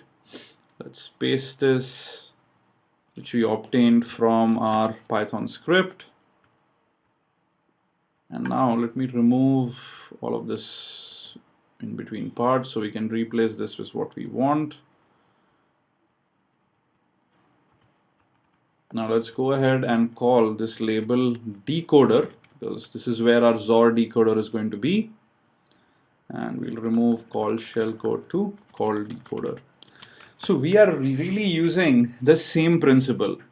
Now the decoder stub also needs to know the exact place in memory where the encoded shellcode is, right? So again, we are going to use the jump call pop technique to do this. So here is the decoder stub. And now let's write a very simple XOR decoder. First is to figure out the address of encoded shellcode, which if you watched previous videos is currently on the stack. So let's pop the top of the stack into the RDI register. And if you remember, the size of this encoded shellcode is exactly same as that of the original shellcode, which is 60 bytes. So here is what I want to do. Now I want to cycle through each of the encoded shellcode bytes, XOR it with 0xAA, and replace it back in the same location in memory. And once I'm done, I'm going to pass control to my decoded shellcode so it can run. So to do this, first I would have to run a loop so I can convert byte by byte my encoded shellcode back into the original one. So to do this, I'm going to use a simple loop using the RCX register.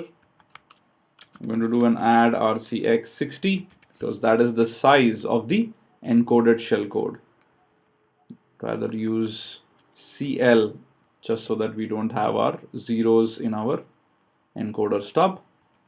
And after this, we actually have the decode loop where we would cycle through the entire encoded shellcode and basically do a XOR byte by byte. So 0xAA was the encoder byte, and given the property of XOR, it would also be the decoder byte. Let's increment RDI, and after that, let's loop back to decode. So in this entire stage, what is happening is that currently RDI points at the very beginning to here, to the beginning of the encoded shellcode. We take one single byte and we go ahead and XOR it with 0xAA and put back the result in this exact location. Then we increment RDI, go to the next byte, and this continues 60 times so that we can go ahead and finish off the entire encoded shellcode and decode it. Now once this is done, what we really want is to pass control to our encoded shellcode, which is really now decoded. So this can be done by doing an jump encoded shellcode.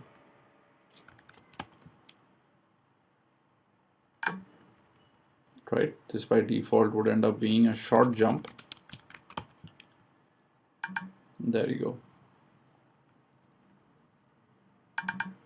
So let's go ahead, let's use NASM.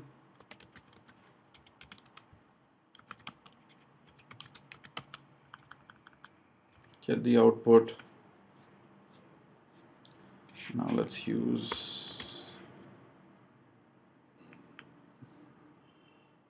our little shortcut to get the shellcode out.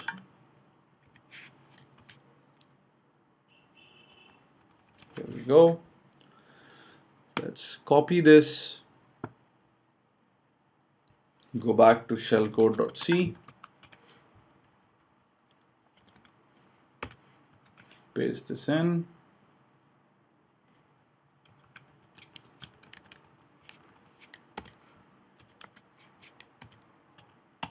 pilot. Now let's run it. And now if you notice, because of the decoder stub getting added, our shellcode length has increased by 24 bytes from 60 to 84. And the decoder stub ran, it decoded the shellcode and passed control, and we again have our pin sh. So hopefully this video has given you a good understanding of how a simple XOR encoder decoder works. Now in the next video, we will look at using GDP and actually seeing how dynamically our XOR decoder decodes the shellcode and eventually passes control. So that's all I had in mind for this video. Hope you're enjoying your time here at Pentester Academy, and if you do, please do recommend us to your friends and colleagues in the InfoSec community. Thank you. Welcome to the Security Tube Linux Assembly Expert course and certification. Now in this video, we will take up the XOR decoder which we had created and do a GDB analysis. So let's jump right in. Now we are using the exact same programs which we created in the last video, and the shellcode program should contain the decoder stub and the encoded shellcode which it decodes and runs. Now let's load this up inside GDB.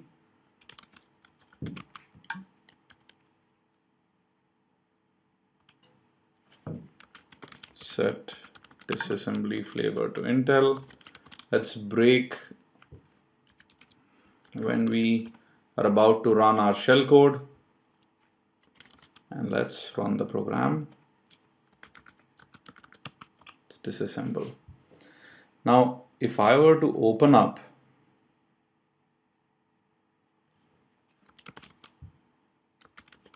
sordecoder.nasm, you would pretty much note that our encoded shellcode is here at the bottom, and above that is the entire decoder stub, right?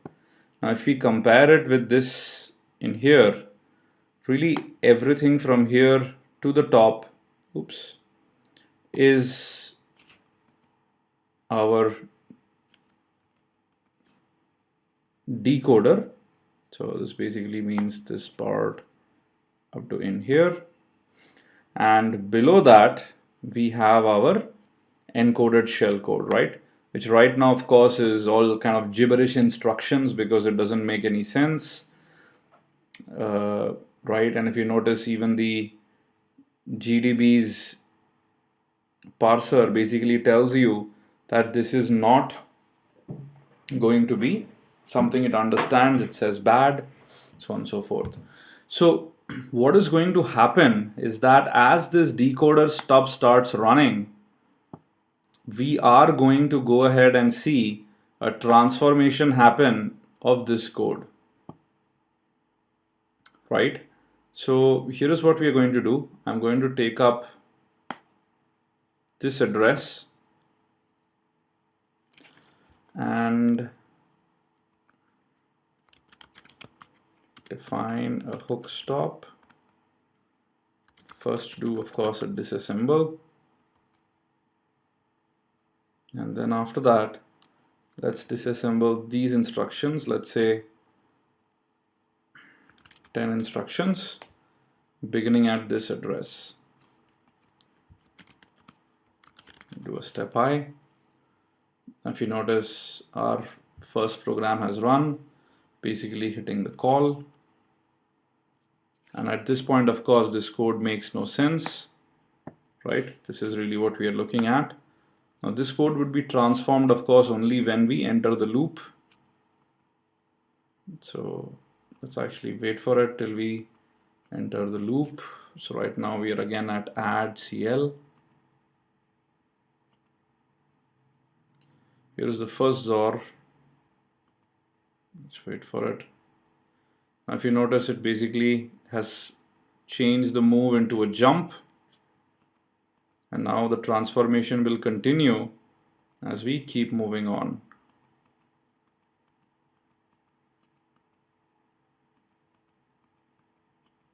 So I'm just hitting an enter blindly for a couple of instructions so that we can compare.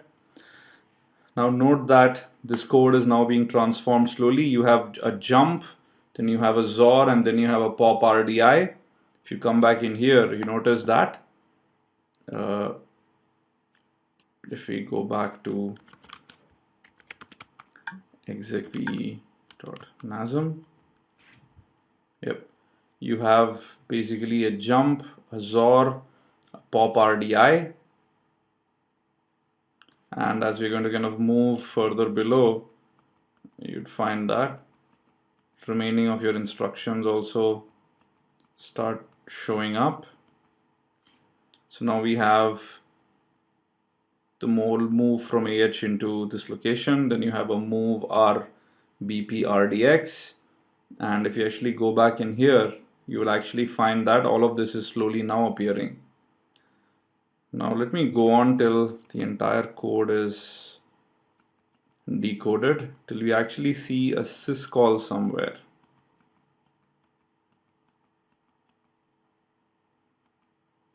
Right, and the way we can do it is we can just go ahead and set a breakpoint for this location.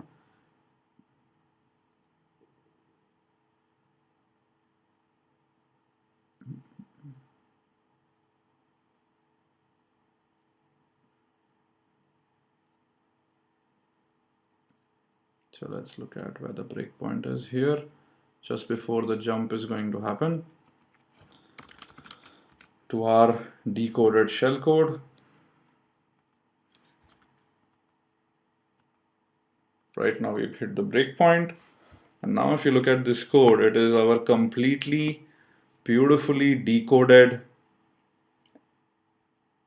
code which is in here, which was the execv jump call pop routine, as you can clearly see, right? All of the stuff has been decoded, and after that we are now going to pass control to this. So this is really how you could trace along with GDB and look at how the decoder stub decodes the encoded shellcode. Now, why is this exercise important? Because keep in mind, a lot of times code which you may analyze may even have custom encoders. And when this happens, you may want to quickly kind of look at how code changes, right? And at the very end, what is the decoded code which is going to be run may be very important. So hopefully you've enjoyed this video. And if you're enjoying your time here at Pentester Academy, then please do recommend us to your friends and colleagues in the InfoSec community. Thank you. Welcome to the Security Tube Linux Assembly Expert course and certification. Now in this video, we will look at how to write custom encoders. And I'll take up a very simple example which I call the not encoder. So what is the not encoder? Well, it will take every byte of your shellcode and then apply the not operation to it to transform it. Now the decoder stub would again have to apply the not operation to the encoded shellcode and eventually get back the original shellcode, after which it passes control to it. Now let's jump right in and take up an example. So in this case, what we are going to do is we will use the execve stack shellcode which we had generated before. If you don't have this, please refer to previous videos. Now we could get the shellcode out.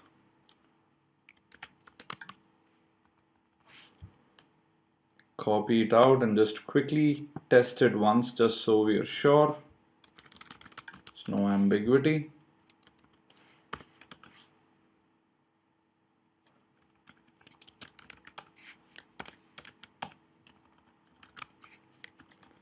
And the shellcode works perfectly, and the size is 32 bytes.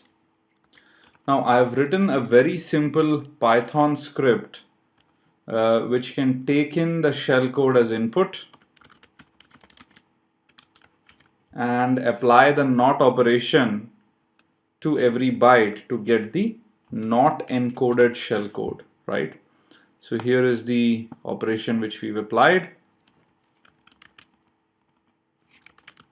So let me run the script and we get the not encoded shellcode here, which we can copy out.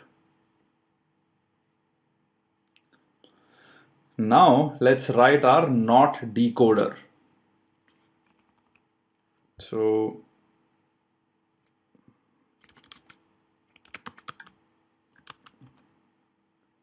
we could go ahead and copy this out into a template. So we can copy this out to not encoder.nasm and open up not encoder. Let's remove all of this data from in here, which we do not require.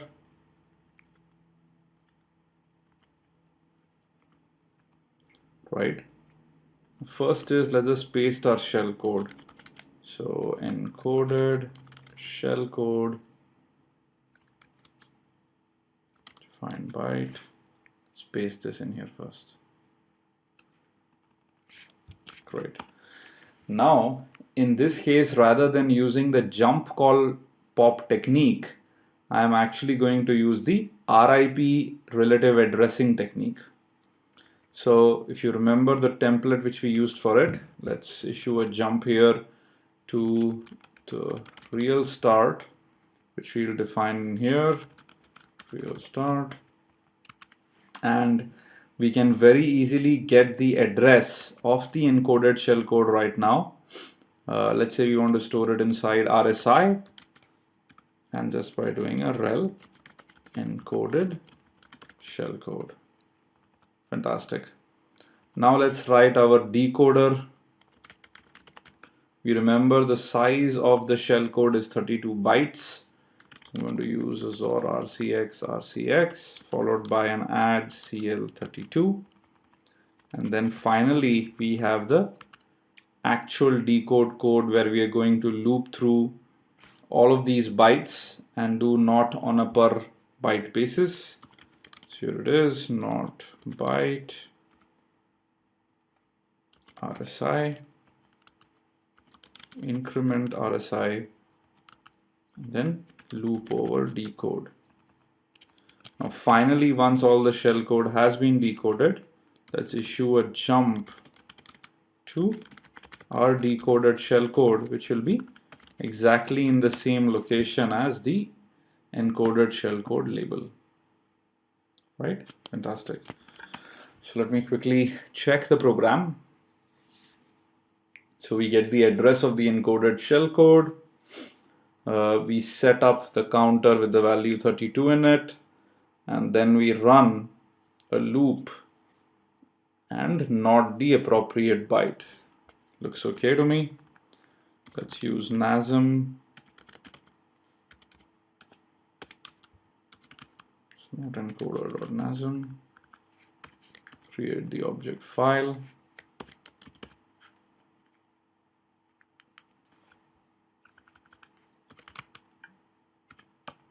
Get the shellcode. So there do not seem to be any null bytes.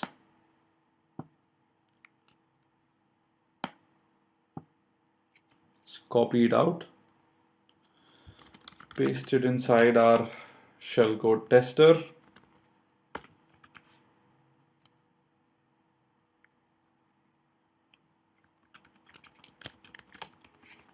Let's compile and run it. There we go. 32 bloated up into 56. It's almost 42, 52, 24 bytes extra. But our not decoder worked just fine, and we are able to get our shell, right? Fantastic. So this is an example of how you can create your own custom encoders and write decoder stubs from them. Now in the next video, we will analyze this shellcode in GDB and look at how the whole thing works at a micro level. So that's all I had in mind for this video. If you're enjoying your time here at Pentester Academy, then please do recommend us to your friends and colleagues in the InfoSec community. Thank you. Hello all. Welcome to the SecurityTube Linux Assembly Expert course and certification. Now in this video, we will take up the not encoder example which we taken in the last video and do a GDB analysis. So let's jump right in.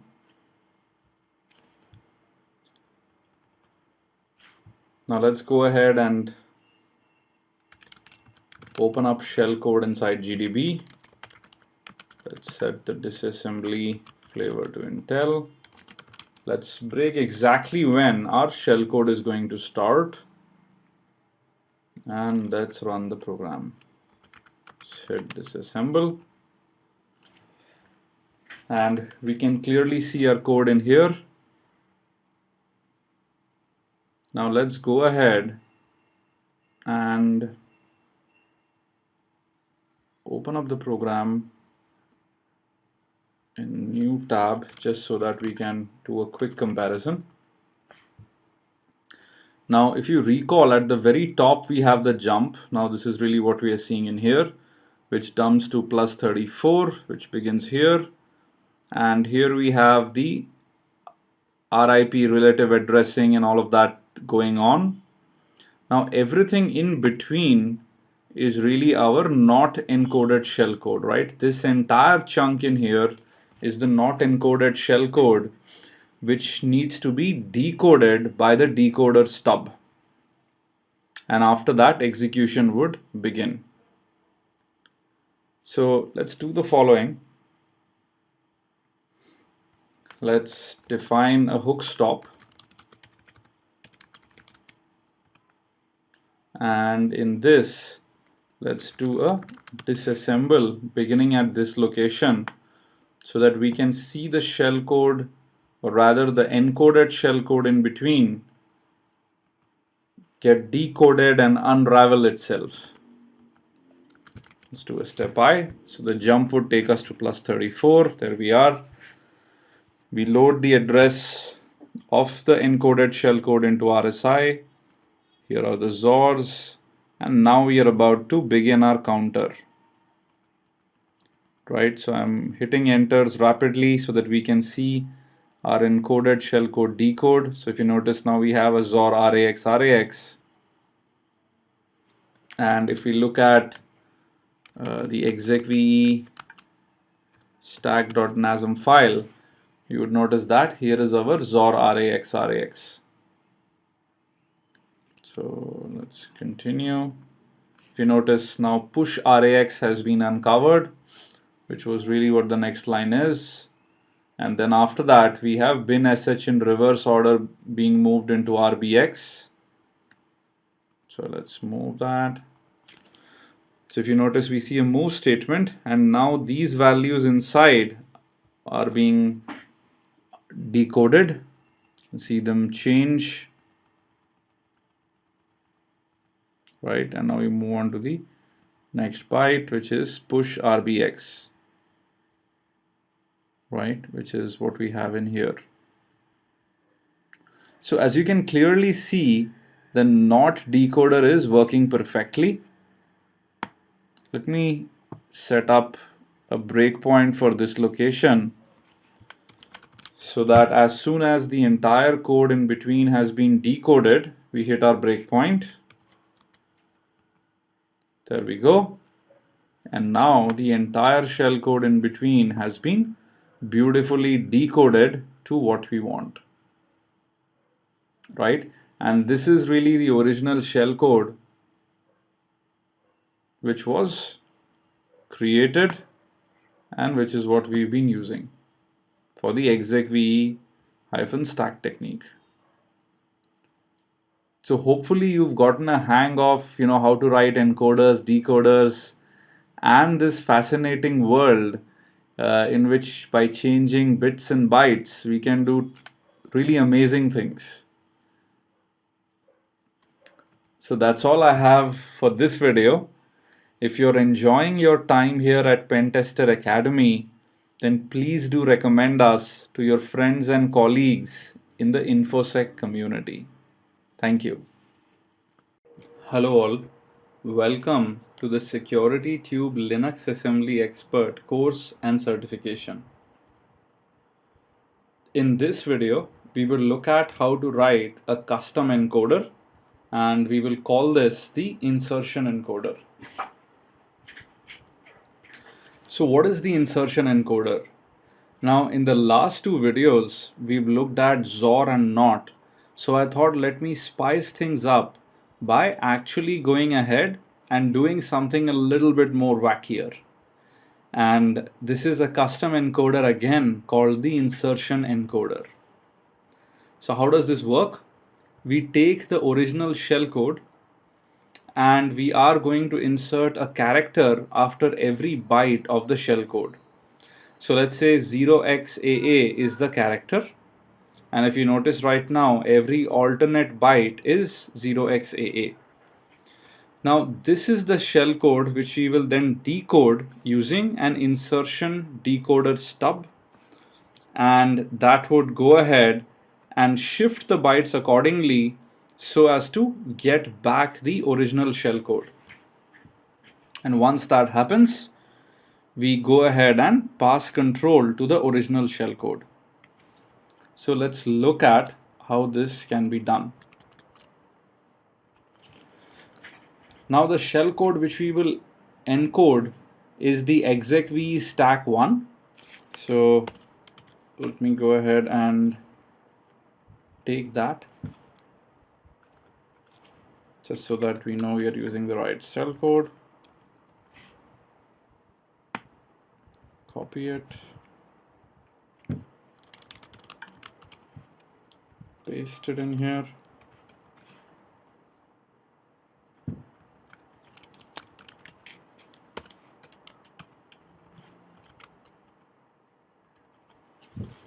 So the shell code is working perfectly.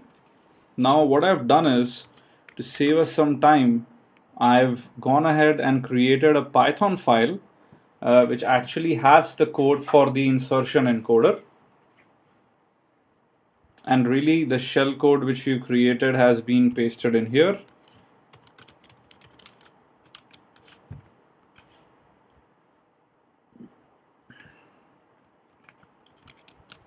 And what this is doing is that it is inserting a 0xAA after every byte of the existing shell code. So once we run this, we are actually going to get an output with our insertion encoded shell code. This is it. And we would actually copy it and paste it inside the decoder stub which we are going to write in assembly.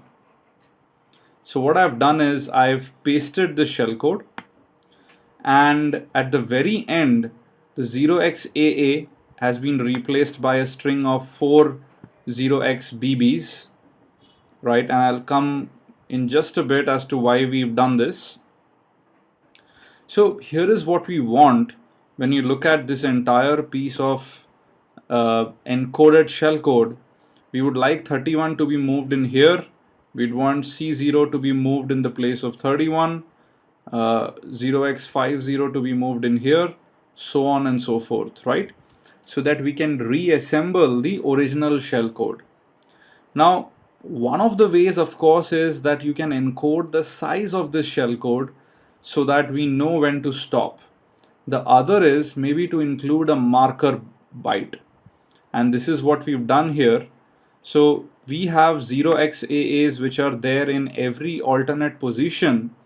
But once we are done with the encoded shellcode, the last byte, or rather just for padding, the last 4 bytes we put in as 0xBB. So we are going to use this as a marker and play around with the mathematics later, which I'll explain in a bit, as to identify when we've reached end of shellcode.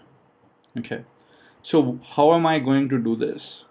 So the first thing would be to get the address of the encoded shellcode, and I'm using the RIP relative addressing technique to get the address into RSI, right? So RSI really points in here. Now RDI points to the next location after RSI. So RSI is pointing to the beginning of encoded shellcode, which is 0x48, while RDI is pointing to the first 0xAA.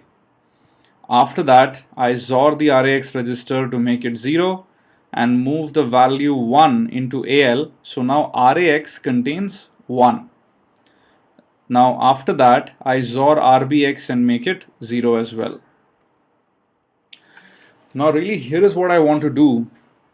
I want to move 31 in the place of AA, move C0 in the current place of 31 so that we can get back the code.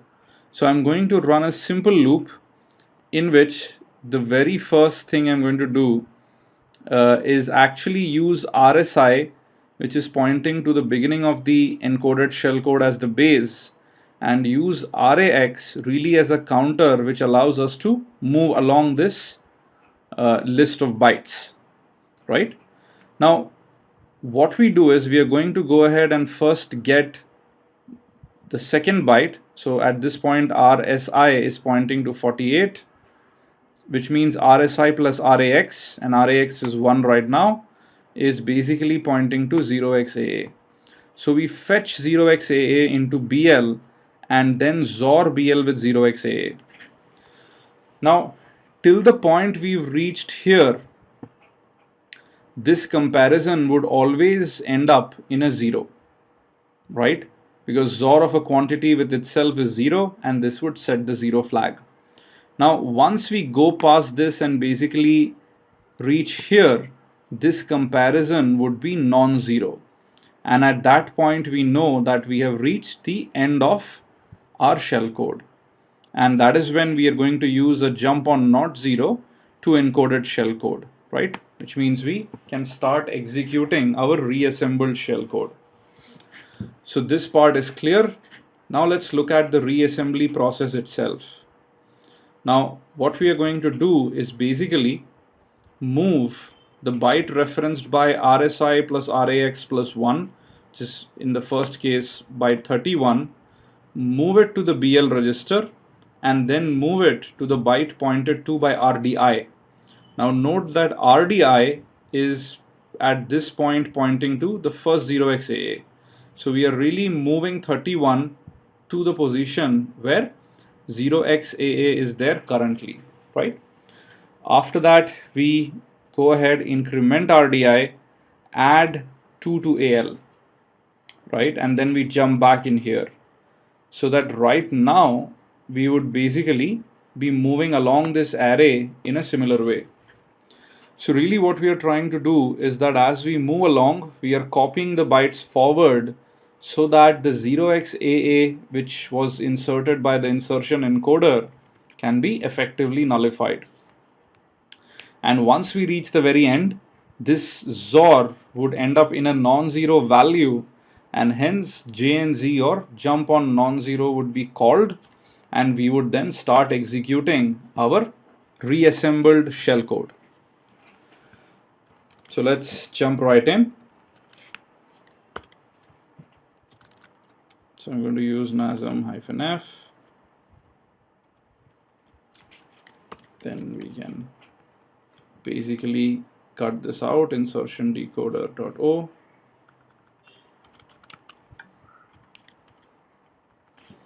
We can copy this value out.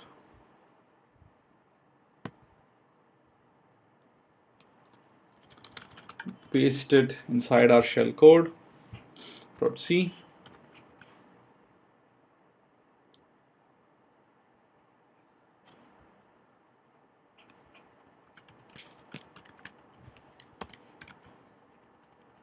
And then we can run it. And there you go, right? Now, if you remember, our original shellcode which we ran was really an unbelievably small 32 bytes, which is definitely now bloated up because of all the code which we put in and the filler bytes to 109 bytes, right? Fantastic. So this is how we go about writing an arbitrary custom encoder, which we've called the insertion encoder. In the next video, we will do a quick GDB analysis of the insertion encoder. That's all I had in mind for this video. If you're enjoying your time here at Pentester Academy, then please recommend us to your friends and colleagues in the InfoSec community. Thank you. Hello all, welcome to the Security Tube Linux Assembly Expert course and certification. Now in this video, let's do a quick GDB analysis of the insertion encoder we wrote in the last one. So we've already looked at what an insertion encoder is, and now let's jump right into GDB. So let's load up the program within GDB. Let's set disassembly flavor intel, and let's set a breakpoint so that as soon as our shellcode is about to execute, we break. So now let me do a run, and now we can do a disassemble. Now if you open up a new tab,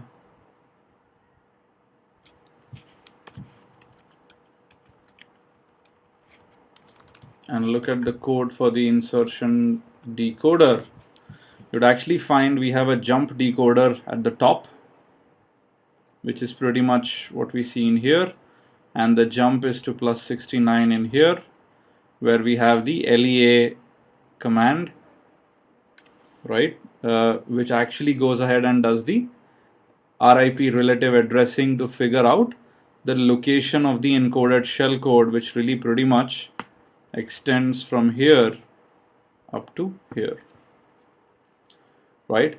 So this code is what is going to be transformed in this entire process. So let's go ahead and monitor this location. So roughly 32 bytes was the shellcode, the original one.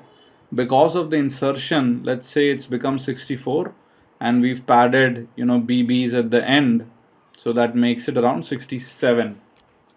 So let's define a hook stop where we go ahead and dump 67 bytes in hex beginning at this address. Now let's do a step I. As you can clearly see, our entire shellcode padded with the B's at the end is now visible. Now really what is going to happen is that this 31 would eventually shift here as we do the rest of the loop and transposition of the bytes. So let me hit a couple of enters so you can see that transformation happen. There you go. If you notice, at this step you still had AA, but at this step the 31 has been replicated in here. Now C0 would be shifted here in this location. In the loop, just a bit, and there goes C0. Now after that 50 would eventually fill in this part. There we go. Let me do a quick disassemble, and what we'll do is we'll set up a breakpoint in here so that once the entire reassembling is over, let's look at the bytes.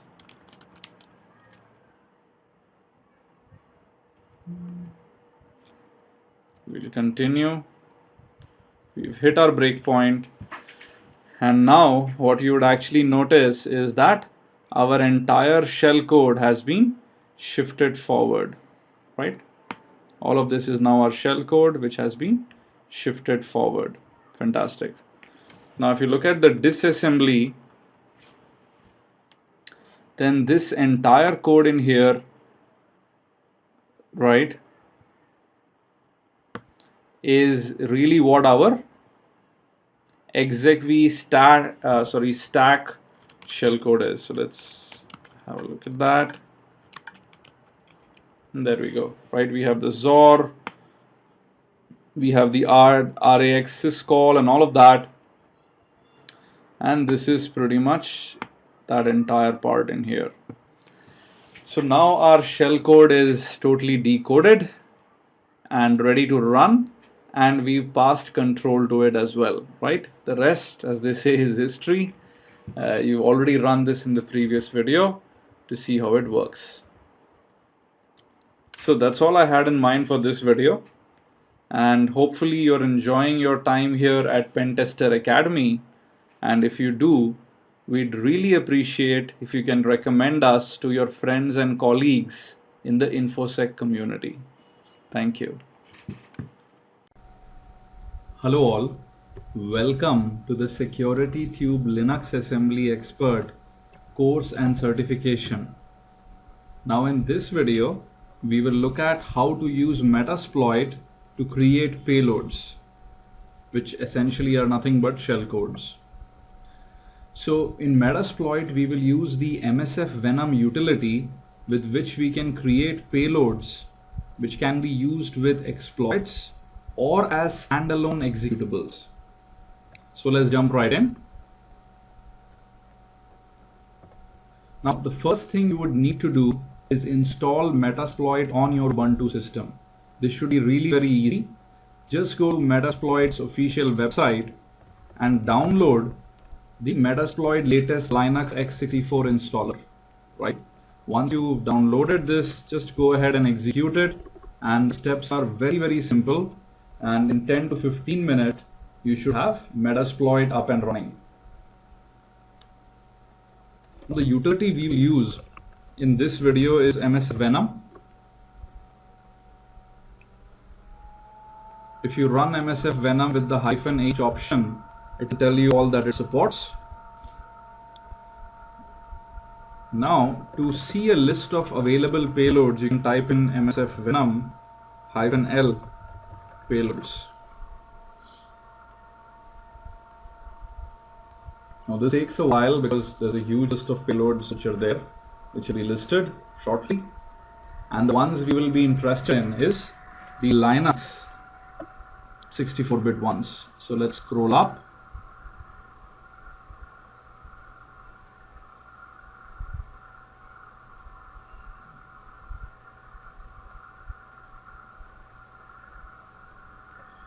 And you would actually find the 64-bit payload section in here. As you can see, the one I'm going to use in this video is the Linux x64 shellbind TCP, which for those who do not know, very simply just listens on a specific port and spawns a command shell when an attacker connects to it. Now let's understand the different options this payload requires, and that can be very simply done using the -o option with the payload name.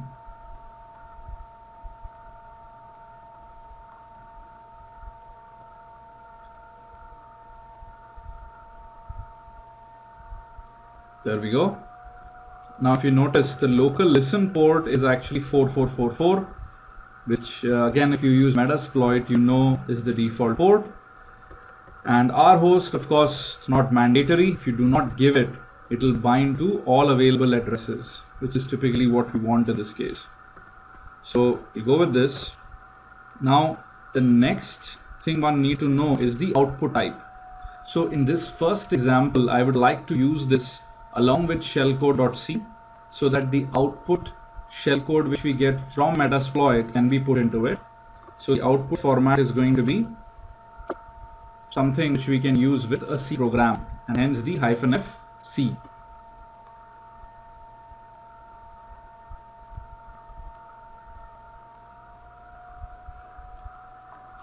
So we can copy this shellcode out.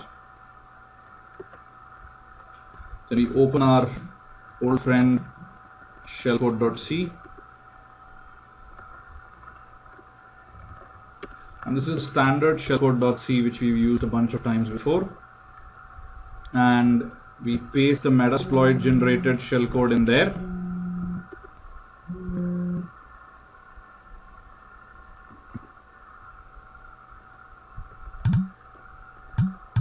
Use the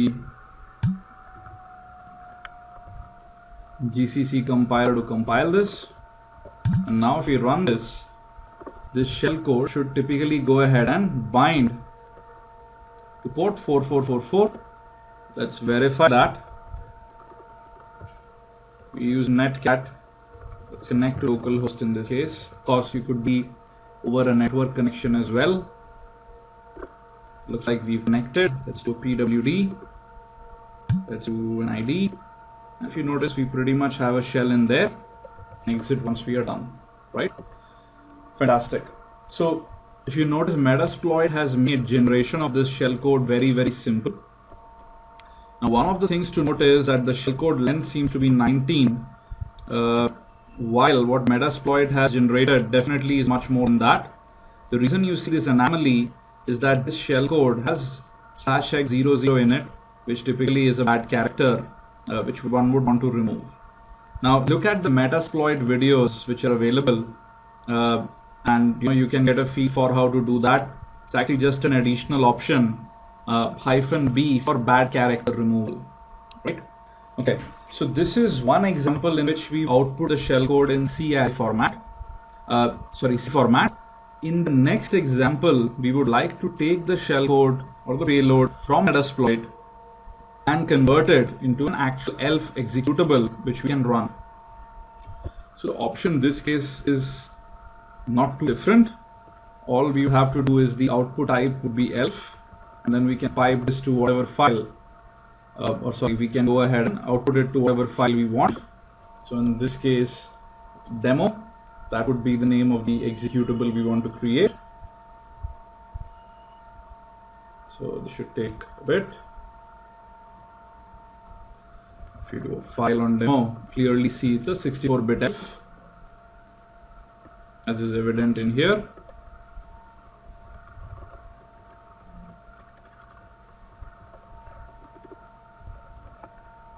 Run it again. You can go to the other terminal, reconnect back, and as you can clearly see, things work as expected. Fantastic, right?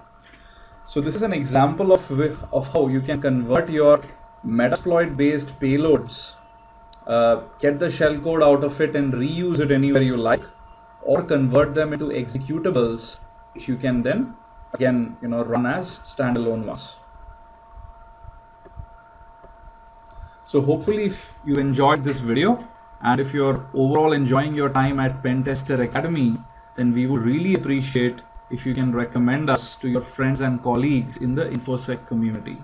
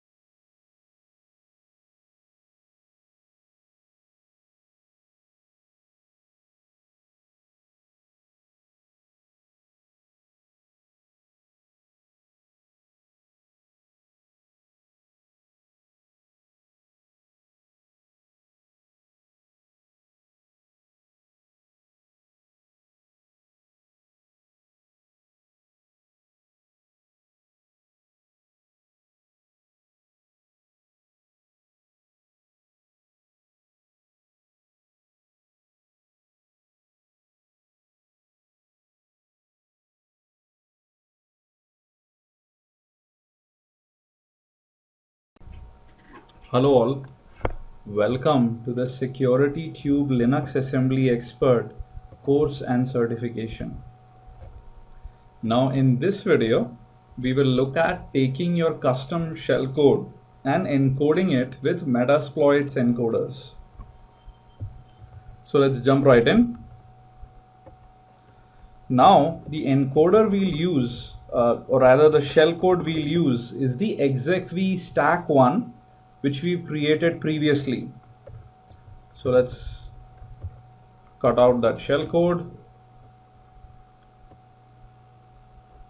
and just verify it real quick. I think it should basically fit it inside shellcode.c, paste it in,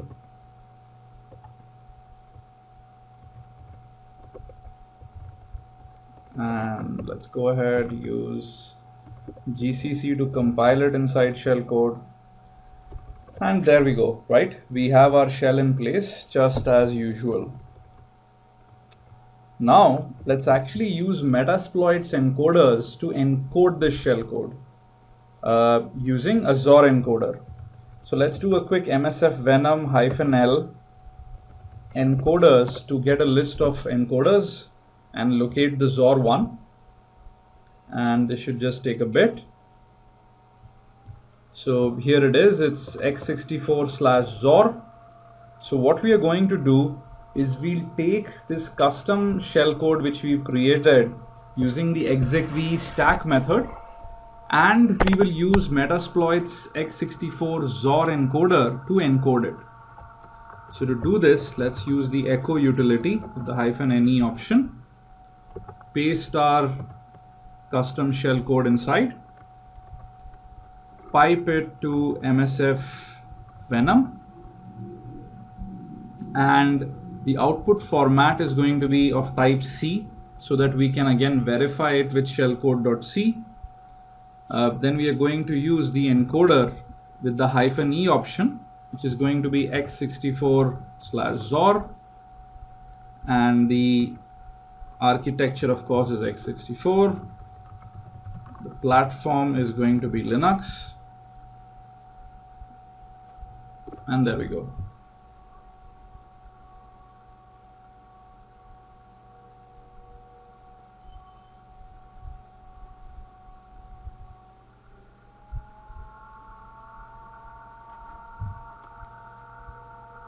So I'm going to copy this out, open up our friend shellcode.c, paste it in here, recompile shellcode.c, run it, and there you go. Right, if you notice, you've received your shell once again, and in this case we've used Metasploit's encoder. So this is how you can actually go ahead and chain what you've created with encoders created by other people, and this can come in really very handy. If you're enjoying this video and your time at Pentester Academy, then we would really appreciate if you can recommend us to your friends and colleagues in the InfoSec community. Thank you. Welcome to the Security Tube Linux Assembly Expert course and certification. Now in this video, we will look at how to write a XOR decoder using MMX instructions. Now, as we've previously talked about, there are tons of other instructions apart from the general ones we've looked at, which include FPU, MMX, SSE, and SSE2. Now, the reason why we should probably also try and use some of these more unconventional instruction sets is because popular shellcodes hardly use them, and hence AVs and other detection tools pretty much have very low detection rates when we try to use such combinations. Now at the very same time, as you will see in this video, the cost and time of replicating existing functionality like that of a XOR decoder is actually quite easy. Okay, so MMX instructions. Now MMX instructions are really single instruction multiple data instructions, and what this means is they work on a block of data. Now we can use registers MM0 to MM7, and what we are going to do is, rather than do a byte-wise XOR, we will load up 8 bytes into any one of these registers and then go ahead and do the XOR on those 8 bytes of data at one go. So let's jump right in. Now I already have my shellcode, which is really the execve stack based shellcode, and this is something which we can go ahead and dump first.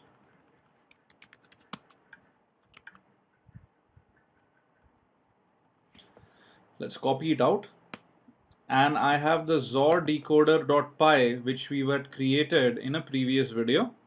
I'm just going to use it as is, or rather the XOR encoder. Take this shellcode, paste it in there, and now let's have our XOR decoder output the XOR encoded shellcode. So let me copy this out. Now if you recall, the XOR encoder actually uses 0xAA as the encoding byte. So keep this in mind. Now let me create our MMX XOR decoder.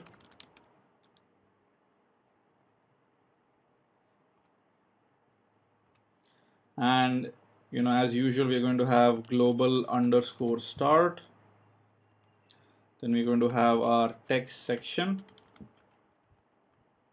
and then we have our start label. Now I'm going to use the jump call pop technique to find the address of the shellcode. You can use RIP relative addressing or any other technique. So let me kind of go down in here, and let me put this as call decoder.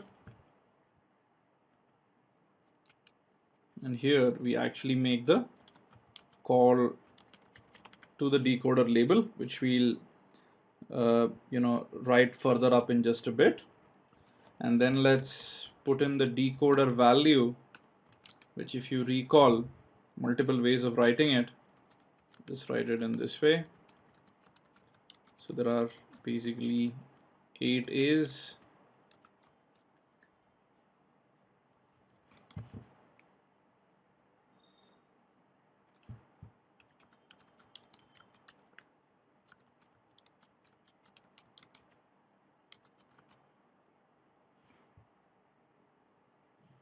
Right, so you have 1, 2, 3, 4, 5, 6, 3, 6, 9. So one more, here it goes.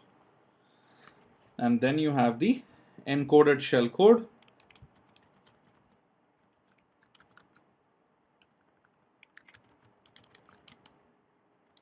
Where again we can paste all of these bytes.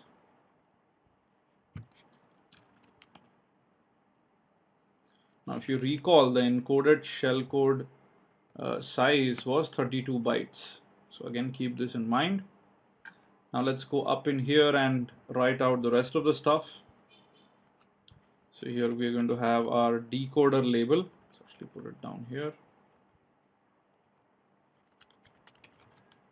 And above that, we're going to have our jump.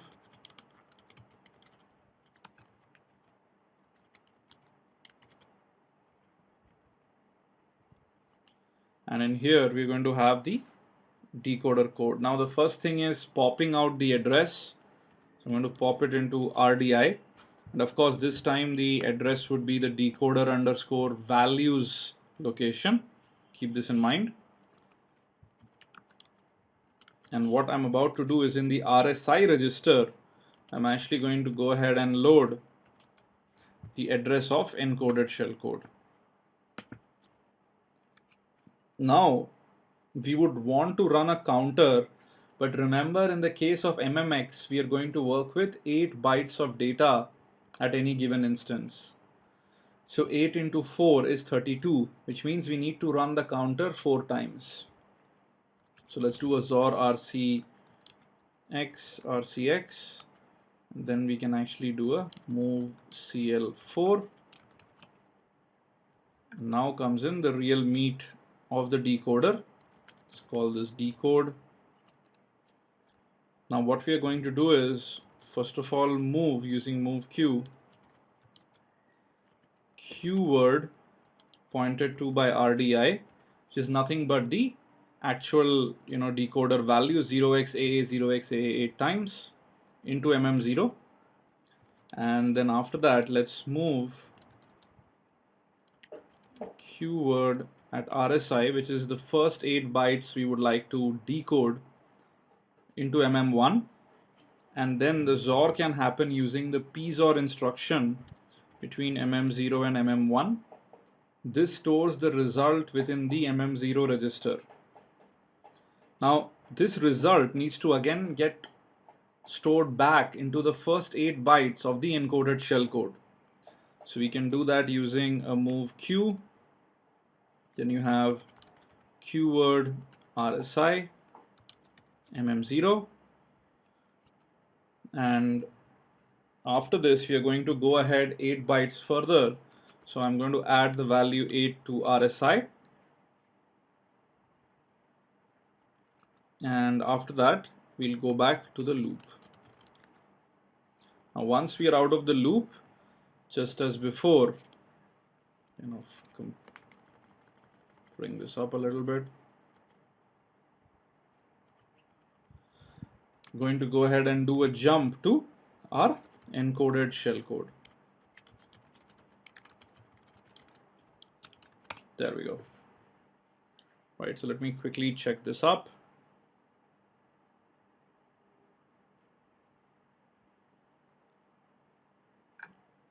Seems okay.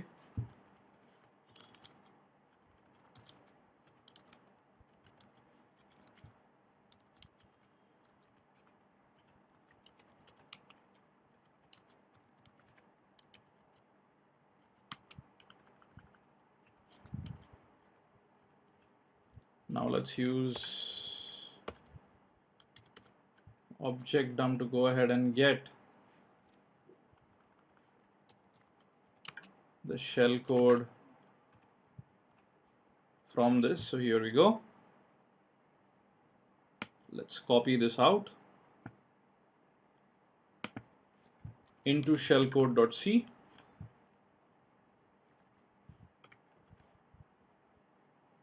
Paste it in here. Compile. And now let's test our shellcode. And there you go. We have our shell as expected. Fantastic. Now we can even verify this by loading shellcode in GDB, set disassembly flavor to Intel.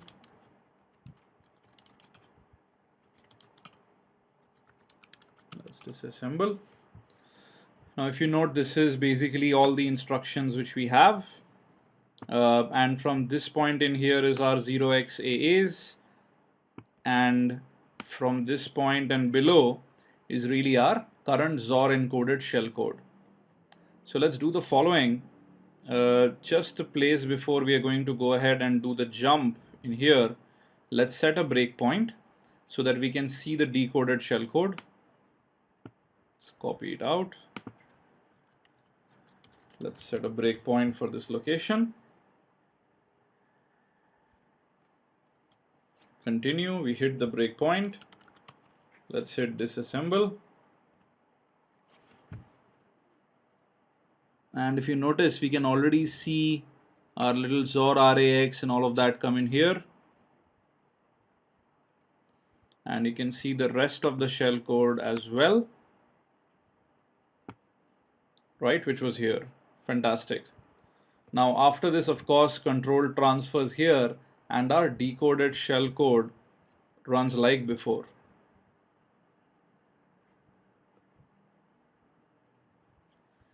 So as you can clearly see how simple it was to use MMX instructions and write a XOR based decoder.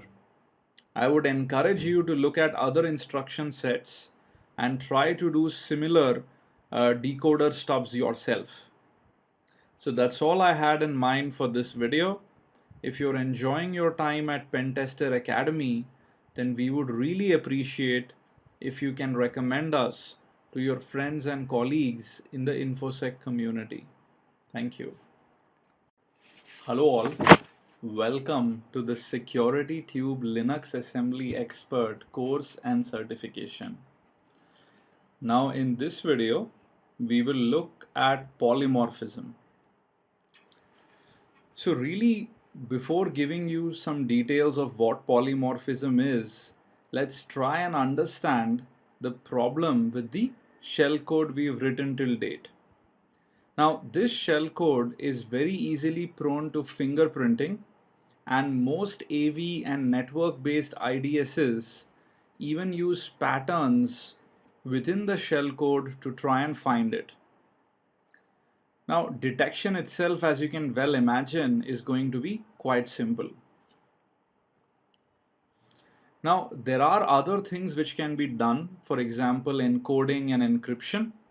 We've already looked at encoders and we'll take a look at cryptors later, but it is suffice at this point to do a thought experiment that even though the original shellcode is protected because of encoding or encryption from a simple pattern search and find, the decoder or decryption stub itself, no matter however small, is itself prone to fingerprinting. And this pretty much puts us back to square one. Now imagine how powerful our shellcode would be if we could go ahead and make it look different every single time we create it. Of course, the functionality would remain the same, and hence we would be using semantically equivalent instructions. And this process of doing so is what is called polymorphism. Now, polymorphism has its origins in the virus world, and I highly recommend that you read this article from Frac 61. Dark Avenger, was someone credited with inventing it. Now, the whole idea, if you kind of look at different polymorphic engines and read write-ups over it, is to replace existing instructions with semantically equivalent ones, that is, which do exactly the same functionality. Also, to go ahead and confuse pattern matching and other things, the idea is also to add garbage instructions which do not change the functionality in any way and are really what are called nope equivalents. Now, a bunch of polymorphic engines have been written. I've given you some links which you can look at and figure stuff out. In this video, we will go ahead and attempt at rewriting part of some shell code to create a polymorphic version of it. So let's jump right in. Now I'm going to be using the execv stack.nasm which we've created in previous videos. So let's open it up. Now let's try and replace some of these instructions with semantically equivalent ones. So let me pick up the first instruction, XOR rax. Now the entire purpose of this instruction is to make rax 0. So let's try and do it. So one possibility would be that I move the value of rax into rbx, and then I subtract rbx from rax. And as you can imagine, as both of them have the same value, this would result in a 0 within the rax register, and hence it is equivalent to XOR rax. Now after this, let's say we want to go ahead and replace the instruction push rax. So in this case, let's again use the move instruction to move the data within rax onto the stack. So rax, remember, is actually 8 bytes. So we can do a move keyword on the stack. So we're going to use rsp, and let's create space for those 8 bytes. So let's do a -8, and the value inside rax, which is 0, is what is going to be moved in there. And of course, now we need to go ahead and adjust the stack value, which we're going to make as -8 from the initial one, right? So with these two modifications, let's go ahead, assemble the code.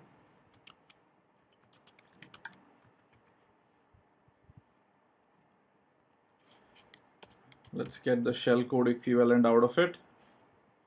Of course, we still have left other instructions unchanged. Let's paste it inside shellcode.c so that we can run a quick test.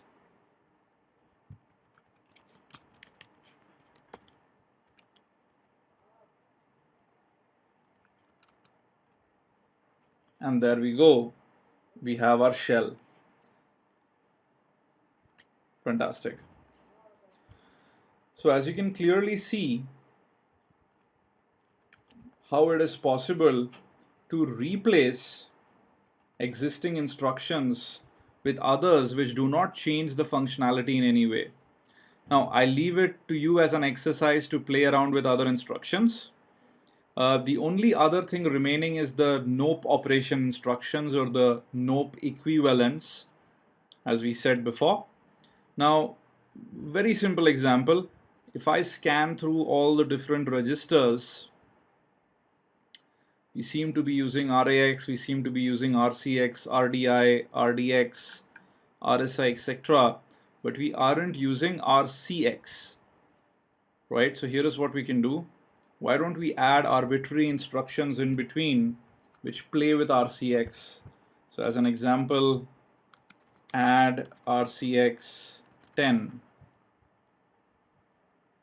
right? And we can go in between these two and actually do a XOR RCX. Now note that even though this is adding newer instructions, if you take the shell code as a whole, there is really no change in functionality because we aren't using RCX anywhere, right? Hopefully. Let me quickly check that. We aren't. So if we go back in here and if we go ahead and assemble it, get the shell code out, copy this out,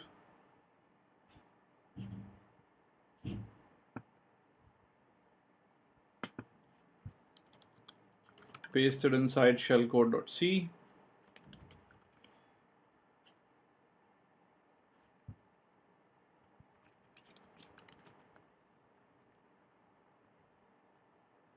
and now run it, we'd notice that we again get back our shell as expected.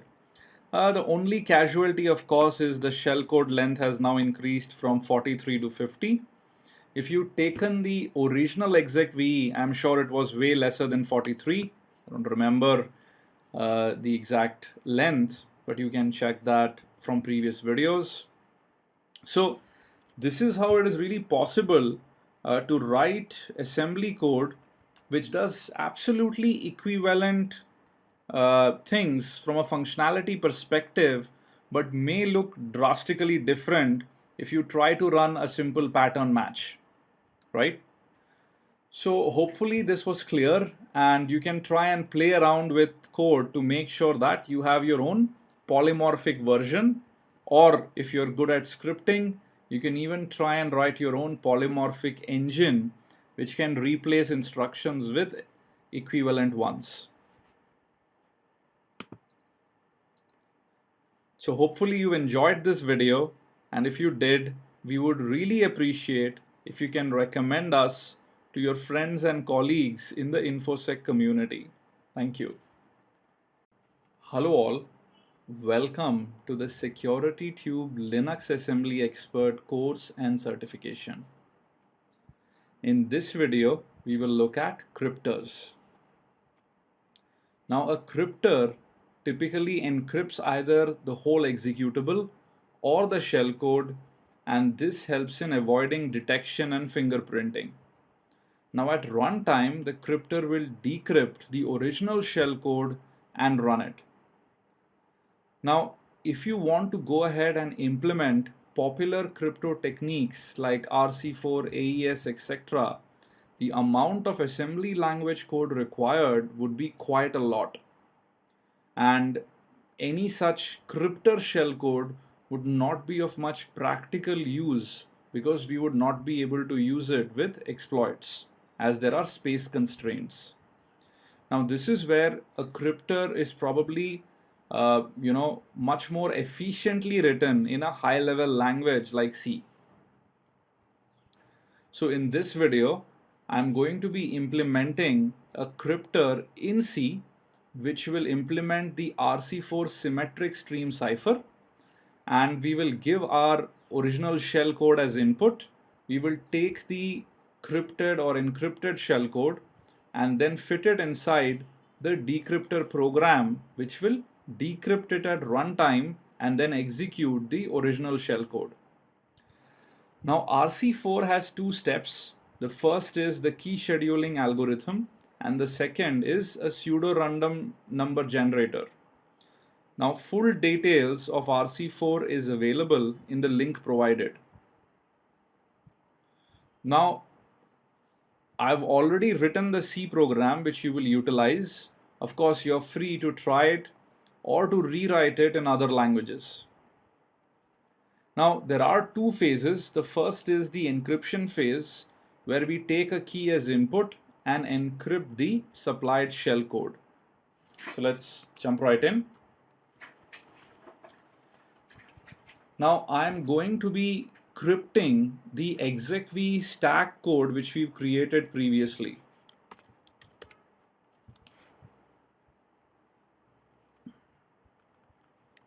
So let me take the execv stack shellcode, and I have already written the cryptor program which just does the encryption of the shellcode and spits it out inside rc4cryptor.c. Now very briefly, let me run you through this program. Now in the very first part, we take the encryption key as input, and after that we first initialize the RC4 routine. Then after that we run the key scheduling algorithm, and then finally we run the actual encryption. Now you're free to consult Wikipedia. I do not want to get into the nitty-gritty details of how RC4 works and is implemented. I leave that to you as an exercise. So I'm going to paste my shellcode in here.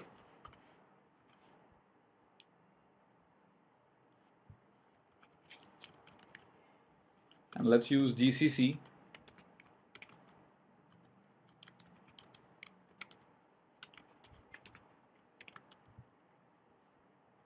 To compile the program. And now let's run this program. This will require an encryption key. Let me go ahead and give the key as Vivek. And this dumps the encrypted shellcode, which was encrypted using the key Vivek. Please note that as RC4 is a symmetric encryption algorithm, we will require the use of the same key for decrypting this encrypted shellcode. Now the decryption routine has been implemented in rc4 exec shellcode.c.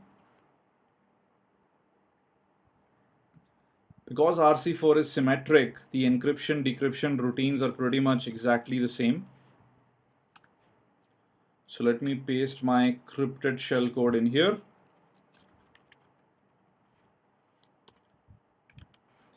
And this time we would have to go ahead and use the exec stack and no stack protector option, because within the RC4 exec shellcode program, we would be at runtime decrypting and then running the shellcode, right? And the shellcode itself may do a bunch of things.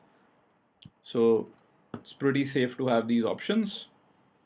Now, if we go ahead and run the RC4 execute shellcode program, we need to run it with the encryption key, the same as which was supplied while encrypting, and there you go, right? So at runtime, the RC4 execute shellcode.c program using the key Vivek decrypted the encrypted shellcode and then passed control to it and then ran it. Fantastic. So this is how one can implement a cryptor in C and go ahead and embed shellcode into it. Now there are people who've tried to write RC4 routines in assembly. Here are a couple of examples written in 32-bit assembly. So you can have a look, but I would still recommend that something like a cryptor is best written in a high-level language.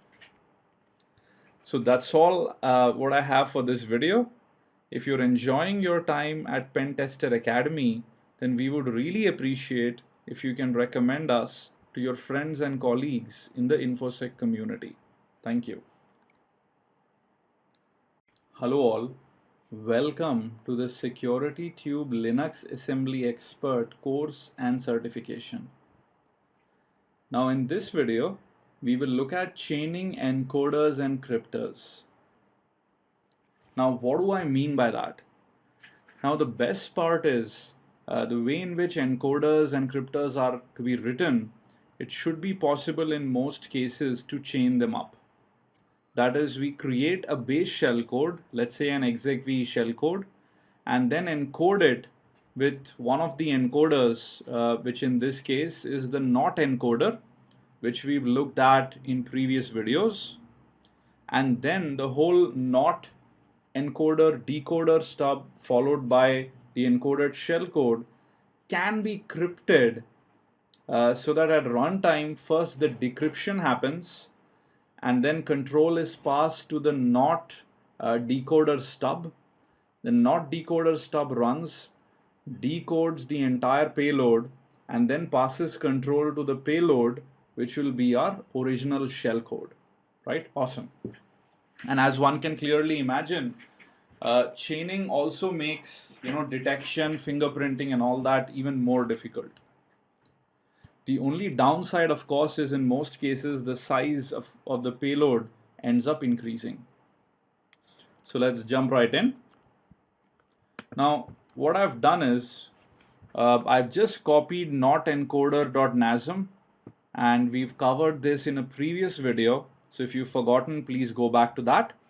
And from the same video output, I've copied notencoder.o, which actually contains the decoder stub and the encoded payload together. So let me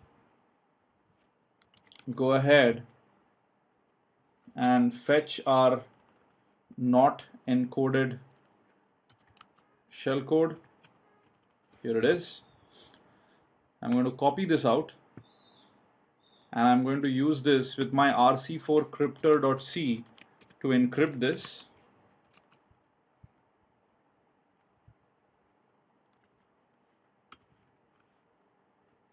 So let me paste.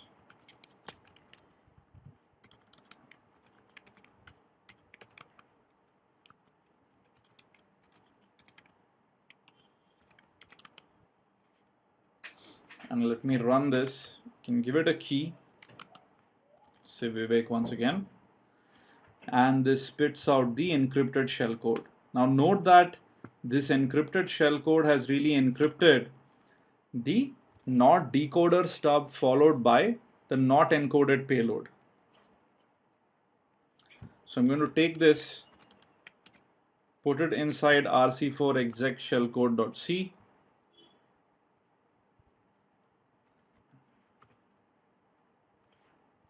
Paste it in. And now let's go ahead and compile it.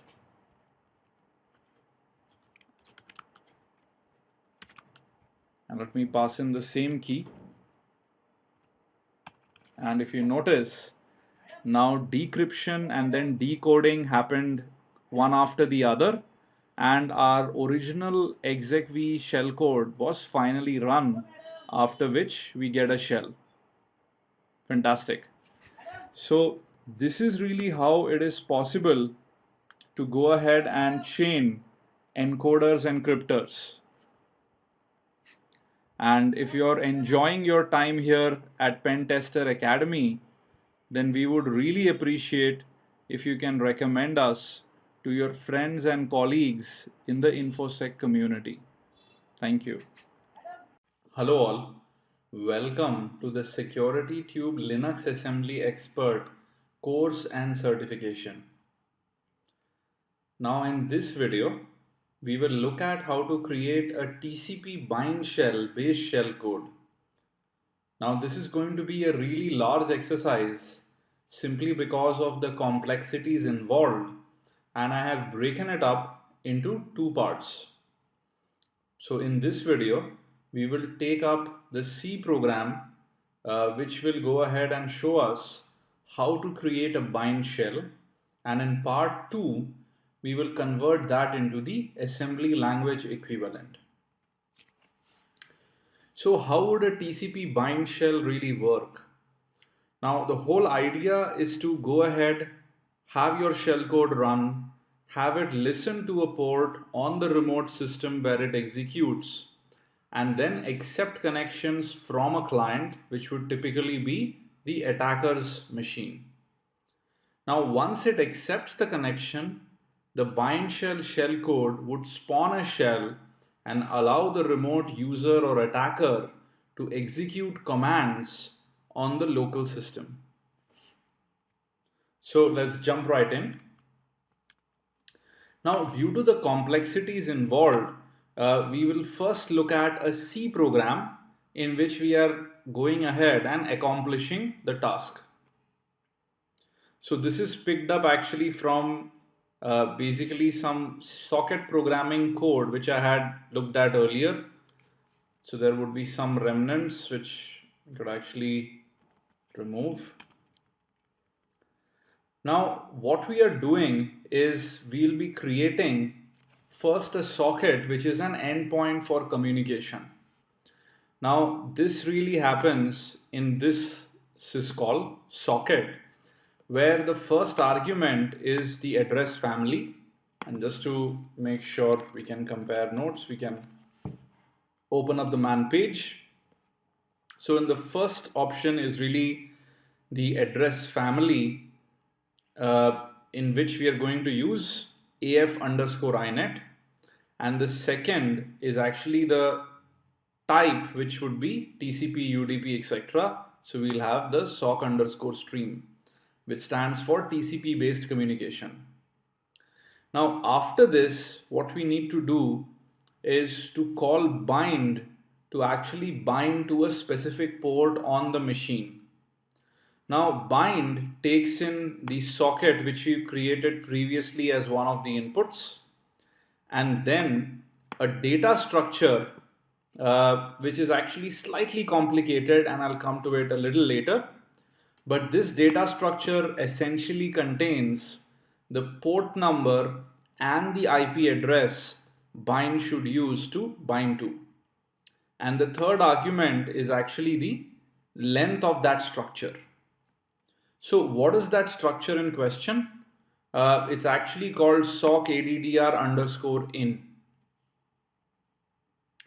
Now, SOC_ADDR_in essentially has 4 members. The first is SYN_family, which is really the address family or AF_INET. The second is a network byte order representation of the port number to bind to. Right now, network byte order is essentially big Indian. So keep that in mind from a representation perspective. And basically, the other argument is a SYN_ADDR structure that is nothing but an unsigned long, which basically corresponds to the representation of the 4-byte IP address. Now, when we use in ADDR_NE, what this means is bind to all available interfaces. So keep that in mind. And finally, you have a member called SYN_0, which is really 8 bytes padded to the value 0. So these are the 4 members which we need to fill up and create and pass it on to bind. So essentially, we tell bind the IP address as well as the port number to bind to. Now after that, you need to tell it to actually begin receiving clients. Right, so we've removed this constant from up there. We can, let's say, make this 2. Now this is accomplished by calling the syscall listen. Listen takes the socket we created in the first step as input. Again, it's the same socket you passed on to bind as well, followed by basically the total number of connections.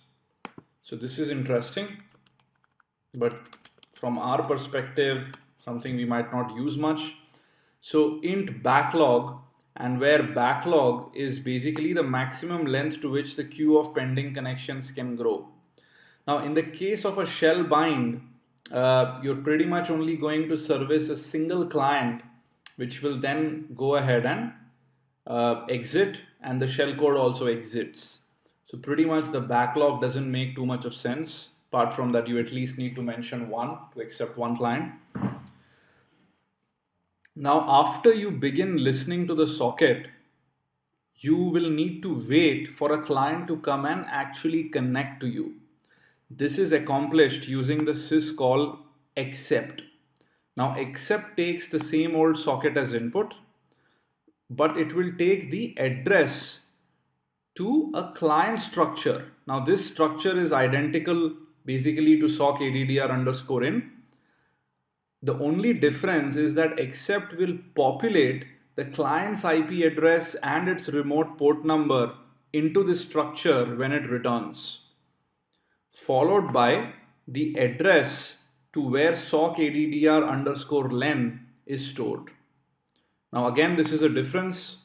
In the case of bind, we basically only had to pass the value, while here we are passing a reference to where the value is stored. After this, we are going to close the original socket. Now what happens is when accept returns, which is a client connects to the server, accept returns giving back a new socket which the program can now use to communicate with the client. So this is really the socket our shellcode would use to go ahead and communicate with the connected client. So after accept returns successfully, we go ahead and close the original server side socket. Now once this is done, we need to spawn a shell so that the remote client can interact with this shell. Now when we say that, what we mean is anything you type remotely should go to the std in of the shell, and anything the shell gives out in the form of std out or std error should go back to the remote client. Now this can only happen if std in, std out and std error all basically correspond to the same socket or the client socket used for communication. Now this is accomplished by using dup2, which duplicates the socket descriptor.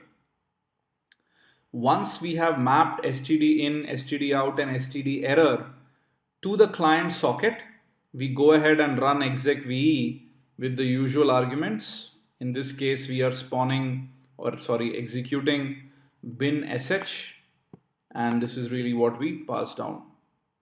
Now, if you are not too familiar with C programming, do not worry. All you need to understand is the order of the syscalls, because we are going to go ahead and do this entire thing in assembly in the next video. So let me go ahead, compile this program.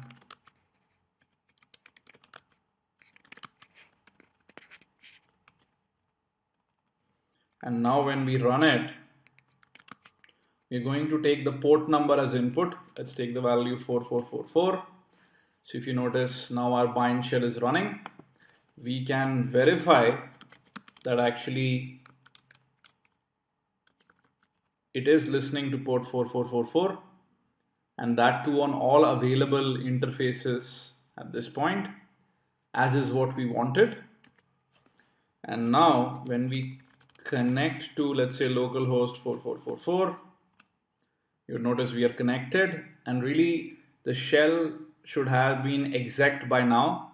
So we can do a w, ps, pwd, and this works perfectly just like a regular shell.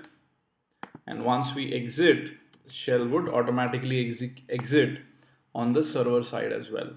Fantastic, right? So this is really how you would code up a bind shell using C.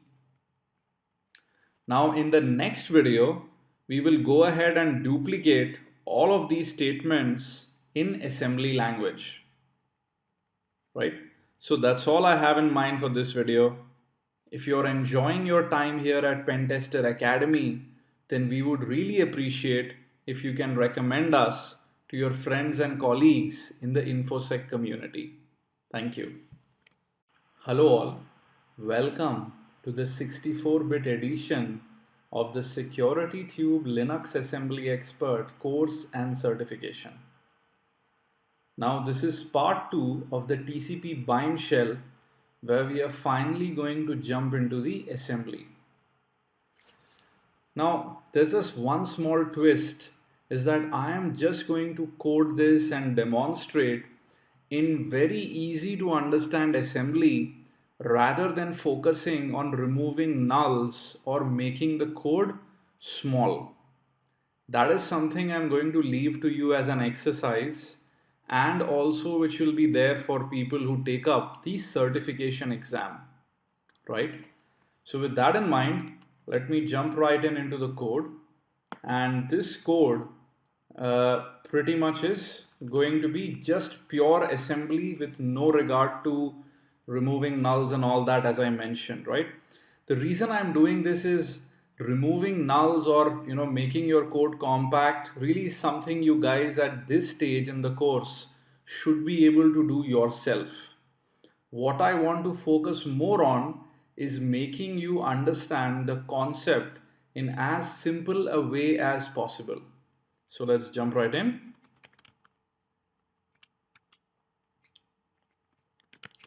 So bind shell.nasm, and let me actually open up bind shell.c as well.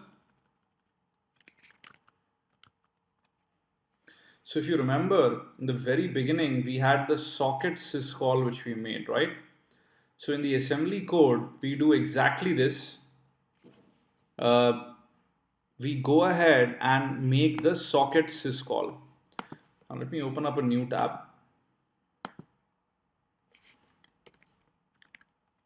Now there are tons of ways by which you can find the values of these constants. For example, af underscore inet and sock underscore stream and all of that, right? You can figure out from the include files and all, simply because in just pure assembly, there is no place where all of this is defined. If you like to declare them early on, you can use assign, which NASM supports, to go ahead and declare them right on top and then use them in a more readable way. Now I'm just going to use the values directly, but I'll show you a very simple way by which you can figure out these values. So we'll go back and open up our friendly Python and import the socket module. And then to figure out af underscore inet's value, I'm just going to do a sock.af underscore inet. If you notice, it says the value 2. Sock underscore stream says the value 1. And another constant naddr underscore any is the value 0. So just keep that in mind. And this is really what we've used in the source code in here, right? I've already defined it up there. So the syscall number for socket is 41. So RAX is going to be set to 41. The next argument is AF underscore inet value 2 set up here. Then you have sock underscore stream value 1 set up here. And then 0 final argument set up here. And then we call syscall. Now keep in mind that the return value of the syscall, which is stored in RAX, is really the socket descriptor. And this is something we need to reuse when we do subsequent calls of bind, listen, accept, etc. So which means we need to store this in some place where we are going to use it. Now, one common thing which you would actually find in all of these calls is that the socket which is returned is actually the first argument for all of the subsequent calls, right? For accept as well, and all of that. So we are just going to place this inside RDI and not touch RDI at all, right? Just to ensure that we are very sure that RDI contains the same socket descriptor which gets passed along. Now in the C program, we had a lot of luxury to do error checking, right? That if the socket syscall failed, then we're going to exit the program and all of that. Now in assembly, you could do all of that using different variations of JXX, any jumps depending on the return value. If you want to do error checking, I leave that to you. In my code, I'm going to assume for the time being that all the syscalls succeed, right? Simply because you also want the assembly code to be compact. And anyway, if you're writing shell code and if this fails, you anyway are going to exit, right? So it doesn't matter much of doing too much of error checking per se. Okay, so I've moved the socket descriptor which is returned into RDI. The second step, if you recall from the C code, is to set up the entire data structure containing the port number, the IP address, and the constant AF underscore INET, and then 8 bytes put into 0. Now keep in mind that we would like to use the stack for this, and on the stack we would need to push this in reverse order, which means we would need to first push server.syn underscore 0, then the IP address, then the port number, and then finally AF underscore INET. So this is what I'm going to do. I XOR RAX, which means RAX is 0. Keep in mind RAX is 8 bytes. So when I push RAX on the stack, in essence, I'm pushing the value server.syn underscore 0, which is also 8 bytes and ideally is set to all zeros. Fantastic. Now after that, I need to put in the IP address, and in ADDR underscore any, if you recall, is 0, right, from our little Python hack in here. So in ADDR underscore any means a 4-byte int which is 0. Now RAX is already 0, which means EAX is going to be 0. So we are going to go ahead and put EAX, copy the value on the stack at RSP -4. The next value is the port, and keep in mind that this needs to be in network byte order. So if you go back in here, you can actually do a socket.htones 4444, and this would give you the value in network byte order. You can convert that into hex, and that is 5C11, right? So here we go in the move.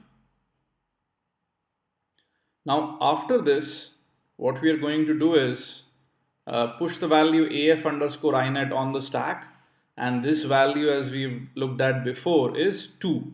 So again we use move word RSP -8.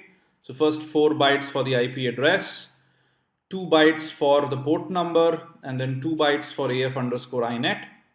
Now in total this is 8 bytes, so we subtract 8 from RSP to adjust RSP accordingly.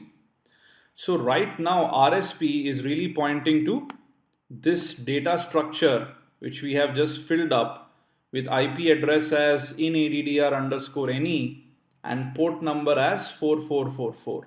Fantastic. So now let's go ahead and do our bind syscall. Now the first argument sock is already set up, right? This is already there in RDI. The second argument basically is nothing but pointer to the server structure, which is what is stored in RSP. So we move it to RSI. And the third argument is the sock ADDR underscore length, which if you count is 16. And that is what we move into RDX and then call the bind syscall. Fantastic. Now after bind, we had called listen. And again, listen takes in 2 arguments. The syscall number is 50. RDI is already set up with sock, and RSI is set to 2, which is max underscore clients. Call the syscall, and now we should be listening on the socket. Now at this point we are waiting to accept a new client, and this is where we are going to have the accept syscall, which takes in 3 arguments. The first is sock, which is again already set up in RDI. The second is address to a client data structure which accept will populate, and then finally address to sock ADDR underscore length, which is some place in memory we have 16, the address to that location. Now the syscall number is 43, so we set up RAX with that. After that we allocate 16 bytes on the stack and copy it to RSI. So that's the second argument.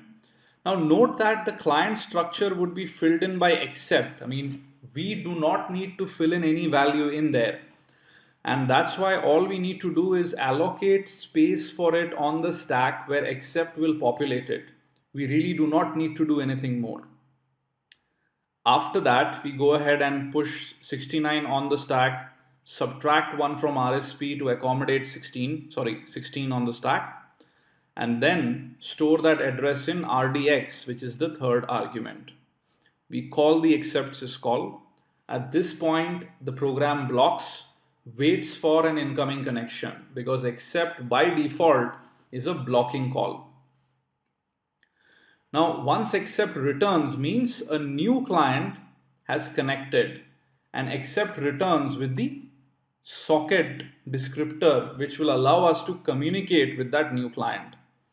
Now the return value is in the RAX register, which I quickly move to R9, which I will use later. Now after this, I want to close the parent socket. Close has a syscall number 3, move it to RAX. RDI already contains the parent socket, so I just call syscall, close the socket. Now the next part, if you recall, was duplicating std in, std out, and std error. So this is being done using really dup 2, right? So let me just make a quick correction in here. This is dup 2, this is not dup. And this is simple because now the new socket is what we are going to refer to. So which was stored in R9, we move it to RDI. RAX is 33, which is syscall number for dup 2. And then the second argument is stdin, which is 0. We call the syscall. Similarly, now for std out and for std error, right? Now finally, when all of this is done, we would like to call execve, and here is the entire code for execve.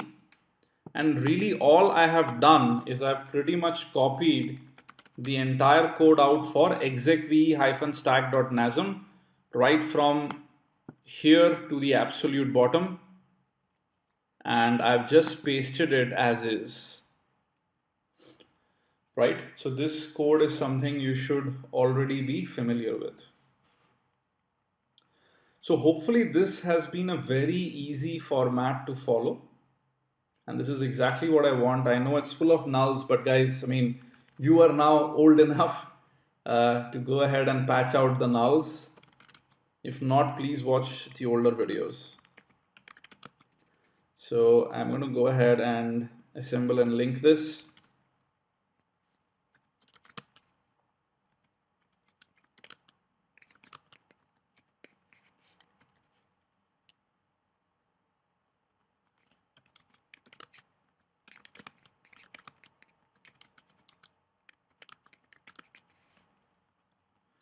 Now we could actually run this directly.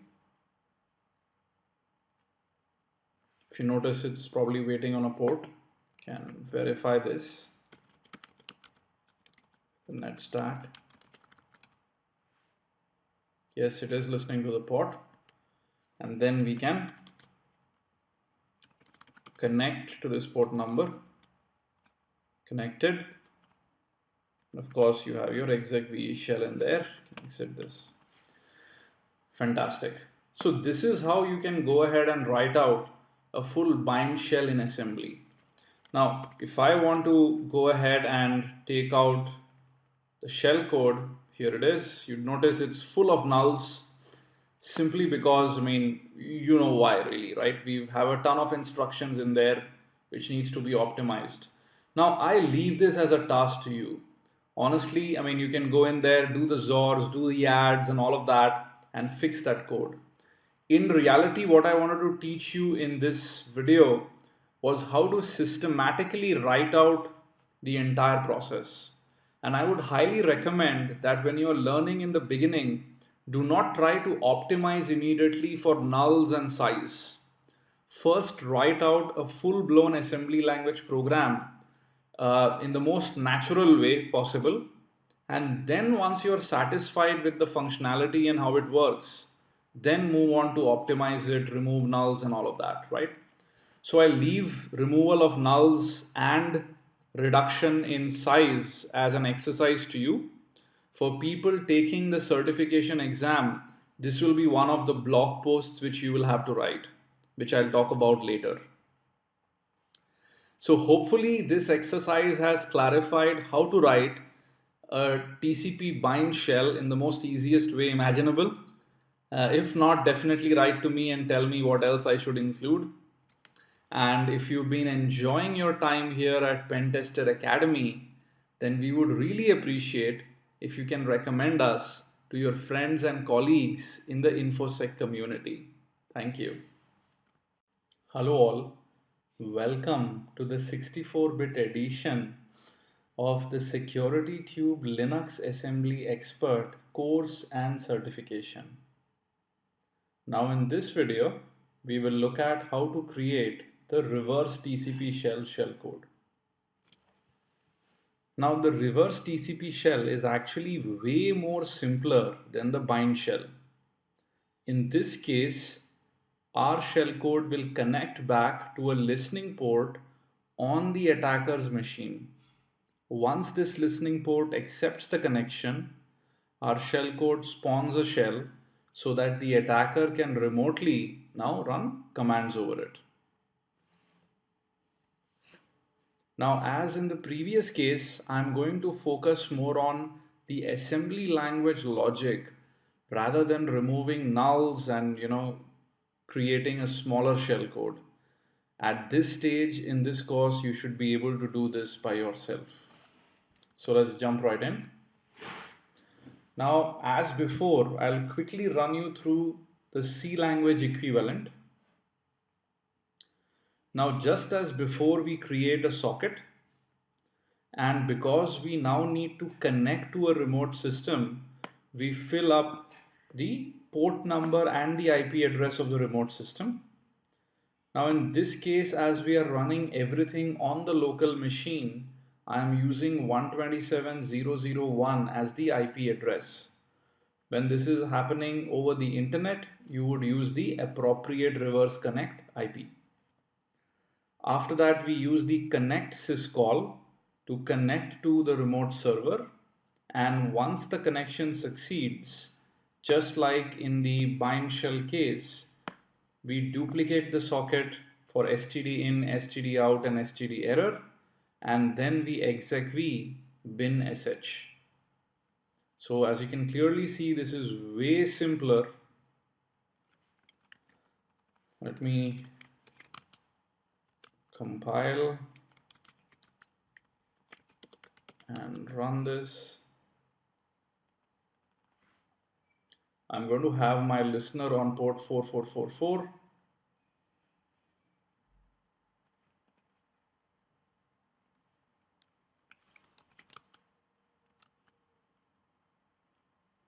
And I'm going to give the port number as input. There we go. If you notice, we have a connection, and as expected, we've been served a shell, right? So this is the C language equivalent. Let's look at the assembly version of this. I've already written it out just so that we can go through the logic rather than you watching me type, which I'm sure you watched a bit too much in this course. So first is our socket syscall, and just like in the bind shell case, it's super straightforward. Now what we do is the socket descriptor which we receive from the socket syscall, we store in the RDI register. Now after that, we again prepare the sock_addr_in structure accordingly. And in this case, the only difference being is the change in IP address. In the bind shell, we had 0.0.0.0.0. In this case, this would be the IP address of the remote machine we are trying to connect back to. And for our example, that is 127.0.0.1. So I put that in, and then after that we call connect. Again, super straightforward. Right, the syscall number is 42. RSP points to the data structure containing the server IP and port number, and the length of the structure is 16 bytes. and we call the syscall. After that, the duplication of the sockets and the execv code is identical to what we've discussed in the bind shell. So here we go.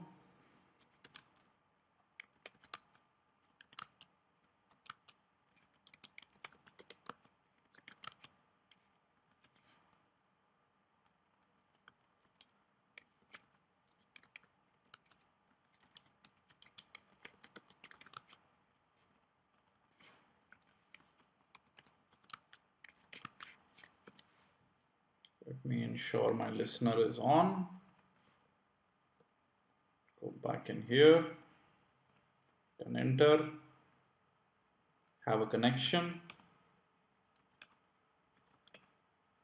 And as expected, we get our shell. Fantastic.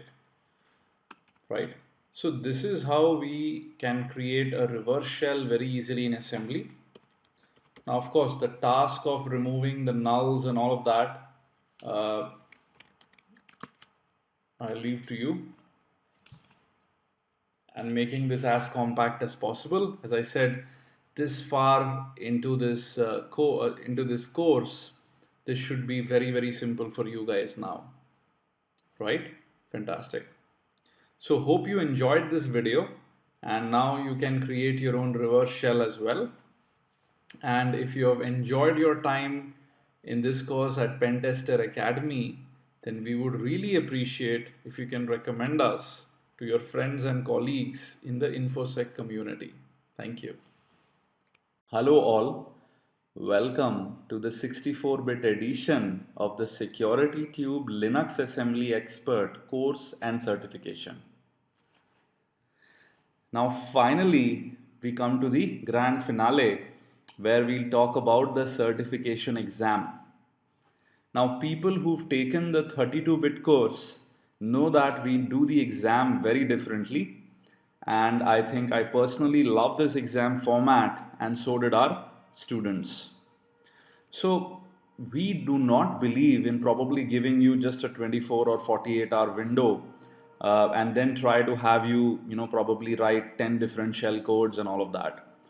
Rather, I really think shell coding is a job which requires a lot of patience, thought, and creativity, and which is best spread over a decent amount of time. So, the exam format, right? We will provide you with 7 assignments in this video of varying difficulty, and you would need to post this on your personal blog. If you have one, great. If you don't, you can create a new one just for this exam on WordPress, Blogger, or any of these free sites, so you really don't end up paying anything. And the code would additionally need to be stored on a GitHub account.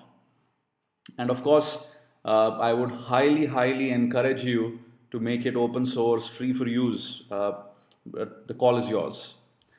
So the first assignment, now you need to create a shellbind TCP shellcode. And the key difference is that the shellcode would bind to a port, but when a client connects to it, the client would need to send a passcode, which is like an authentication. So only if the passcode is correct would the exec shell run. If not, it would just disconnect the client, right? And I guess this is way more useful because a lot of times, a bind shell would just be lying around and anyone could connect to it. Now, part B of the assignment 1 is to take the bind TCP shellcode I discussed, the one with all the nulls, and to go ahead and remove all those nulls in a creative way. Assignment 2. You will need to create a reverse TCP shellcode, and again this needs to prompt for the passcode. When I say prompt, the client can send the passcode and the shellcode can authenticate it, and only exec a shell if the passcode is correct. Additional part B of assignment 2 is to remove all the nulls from the reverse TCP shellcode. Assignment 3. Now I've pretty much shown you a lot of variations of shell coding, and so I'm going to give you one assignment which you need to figure out all by yourself. which is Egg Hunter. So study about the Egg Hunter shellcode and create a working demo of it with different payloads. Assignment 4, create your own custom encoding schema. So I had shown you the insertion encoder as an example. I want you to be creative and create your own encoder. And for the POC, you can use the execv stack shellcode and encode it, and then write the decoder routine to decode and run it. Assignment 5, take any 3 shellcodes from MSF payload, the 64-bit one for Linux, and then use GDB to disassemble it and dissect its functionality and document the analysis. This is just so that you get a flavor for how other writers write shellcode. Assignment 6, take up any 3 shellcodes 64-bit Linux ones from Shellstorm and create polymorphic versions which should not exceed more than 150% of the size of the original shellcode. And of course, there are always bonus points if you make the polymorphic version really obscure, but maybe even shorter in length than the original one. Finally, assignment 7, I'd shown you how to write a custom crypter. Now you would need to create your own crypter with existing encryption schemas, or maybe something you want like to design on your own. Feel free to use any programming language, but you would need to demo the crypter end to end. Now, after you do these 7 assignments, or rather, I'd highly encourage you to post them, sequentially one after the other on your blog. Remember that your blog post must mention the following, which is this blog post has been created for completing the requirements of the Security Tube Linux Assembly Expert Certification, followed by the link and your student ID, right? So you can take the link from the slides. Now this is required so we know the blog post was created for the specific purpose of the exam and not for anything else. The evaluation criteria would include originality of the shellcode, the quality of the explanation, which is how detailed and insightful it is. Now each of these assignments carry 10 marks, and we would give you the certificate if you score more than 50 out of 70. Now there are bonus points, which is if you post additional new interesting shellcodes, you get bonus points for that. If your shellcode is submitted and accepted by Shellstorm or ExploitDB, again you get bonus points, and 5 bonus points for community interaction. So we are Security Tube on Twitter. It's easy to find us on Twitter and Facebook. So post a link on Twitter, tweet to us, tag us in the Facebook post, and we'll share it to everyone in the community. We have a huge following on both places, so that'll also give you a taste for how people react to your shellcode and if they give you more recommendations and all of that. So it should be fun. Now, after you've created these 7 blog posts in the format mentioned, send an email to feedback@binarysecuritysolutions.com. The subject would be SLA 64 exam blog posts, and the email should contain link to all those 7 blog posts, your GitHub account link where you've stored the code. If you've managed to get your shellcode into Shellstorm or other places, then those links. And finally, link to your Twitter, Facebook account where you may have posted this. It typically takes us around 5 working days to get back with the results. So hopefully this should be a fun ride. And I really hope you enjoyed this course. And if you did, please do recommend us to your friends and colleagues in the InfoSec community. You can also provide us with a testimonial which will help us, spread the word, tell more people about the quality work we are trying to do here, and that would really be much appreciated.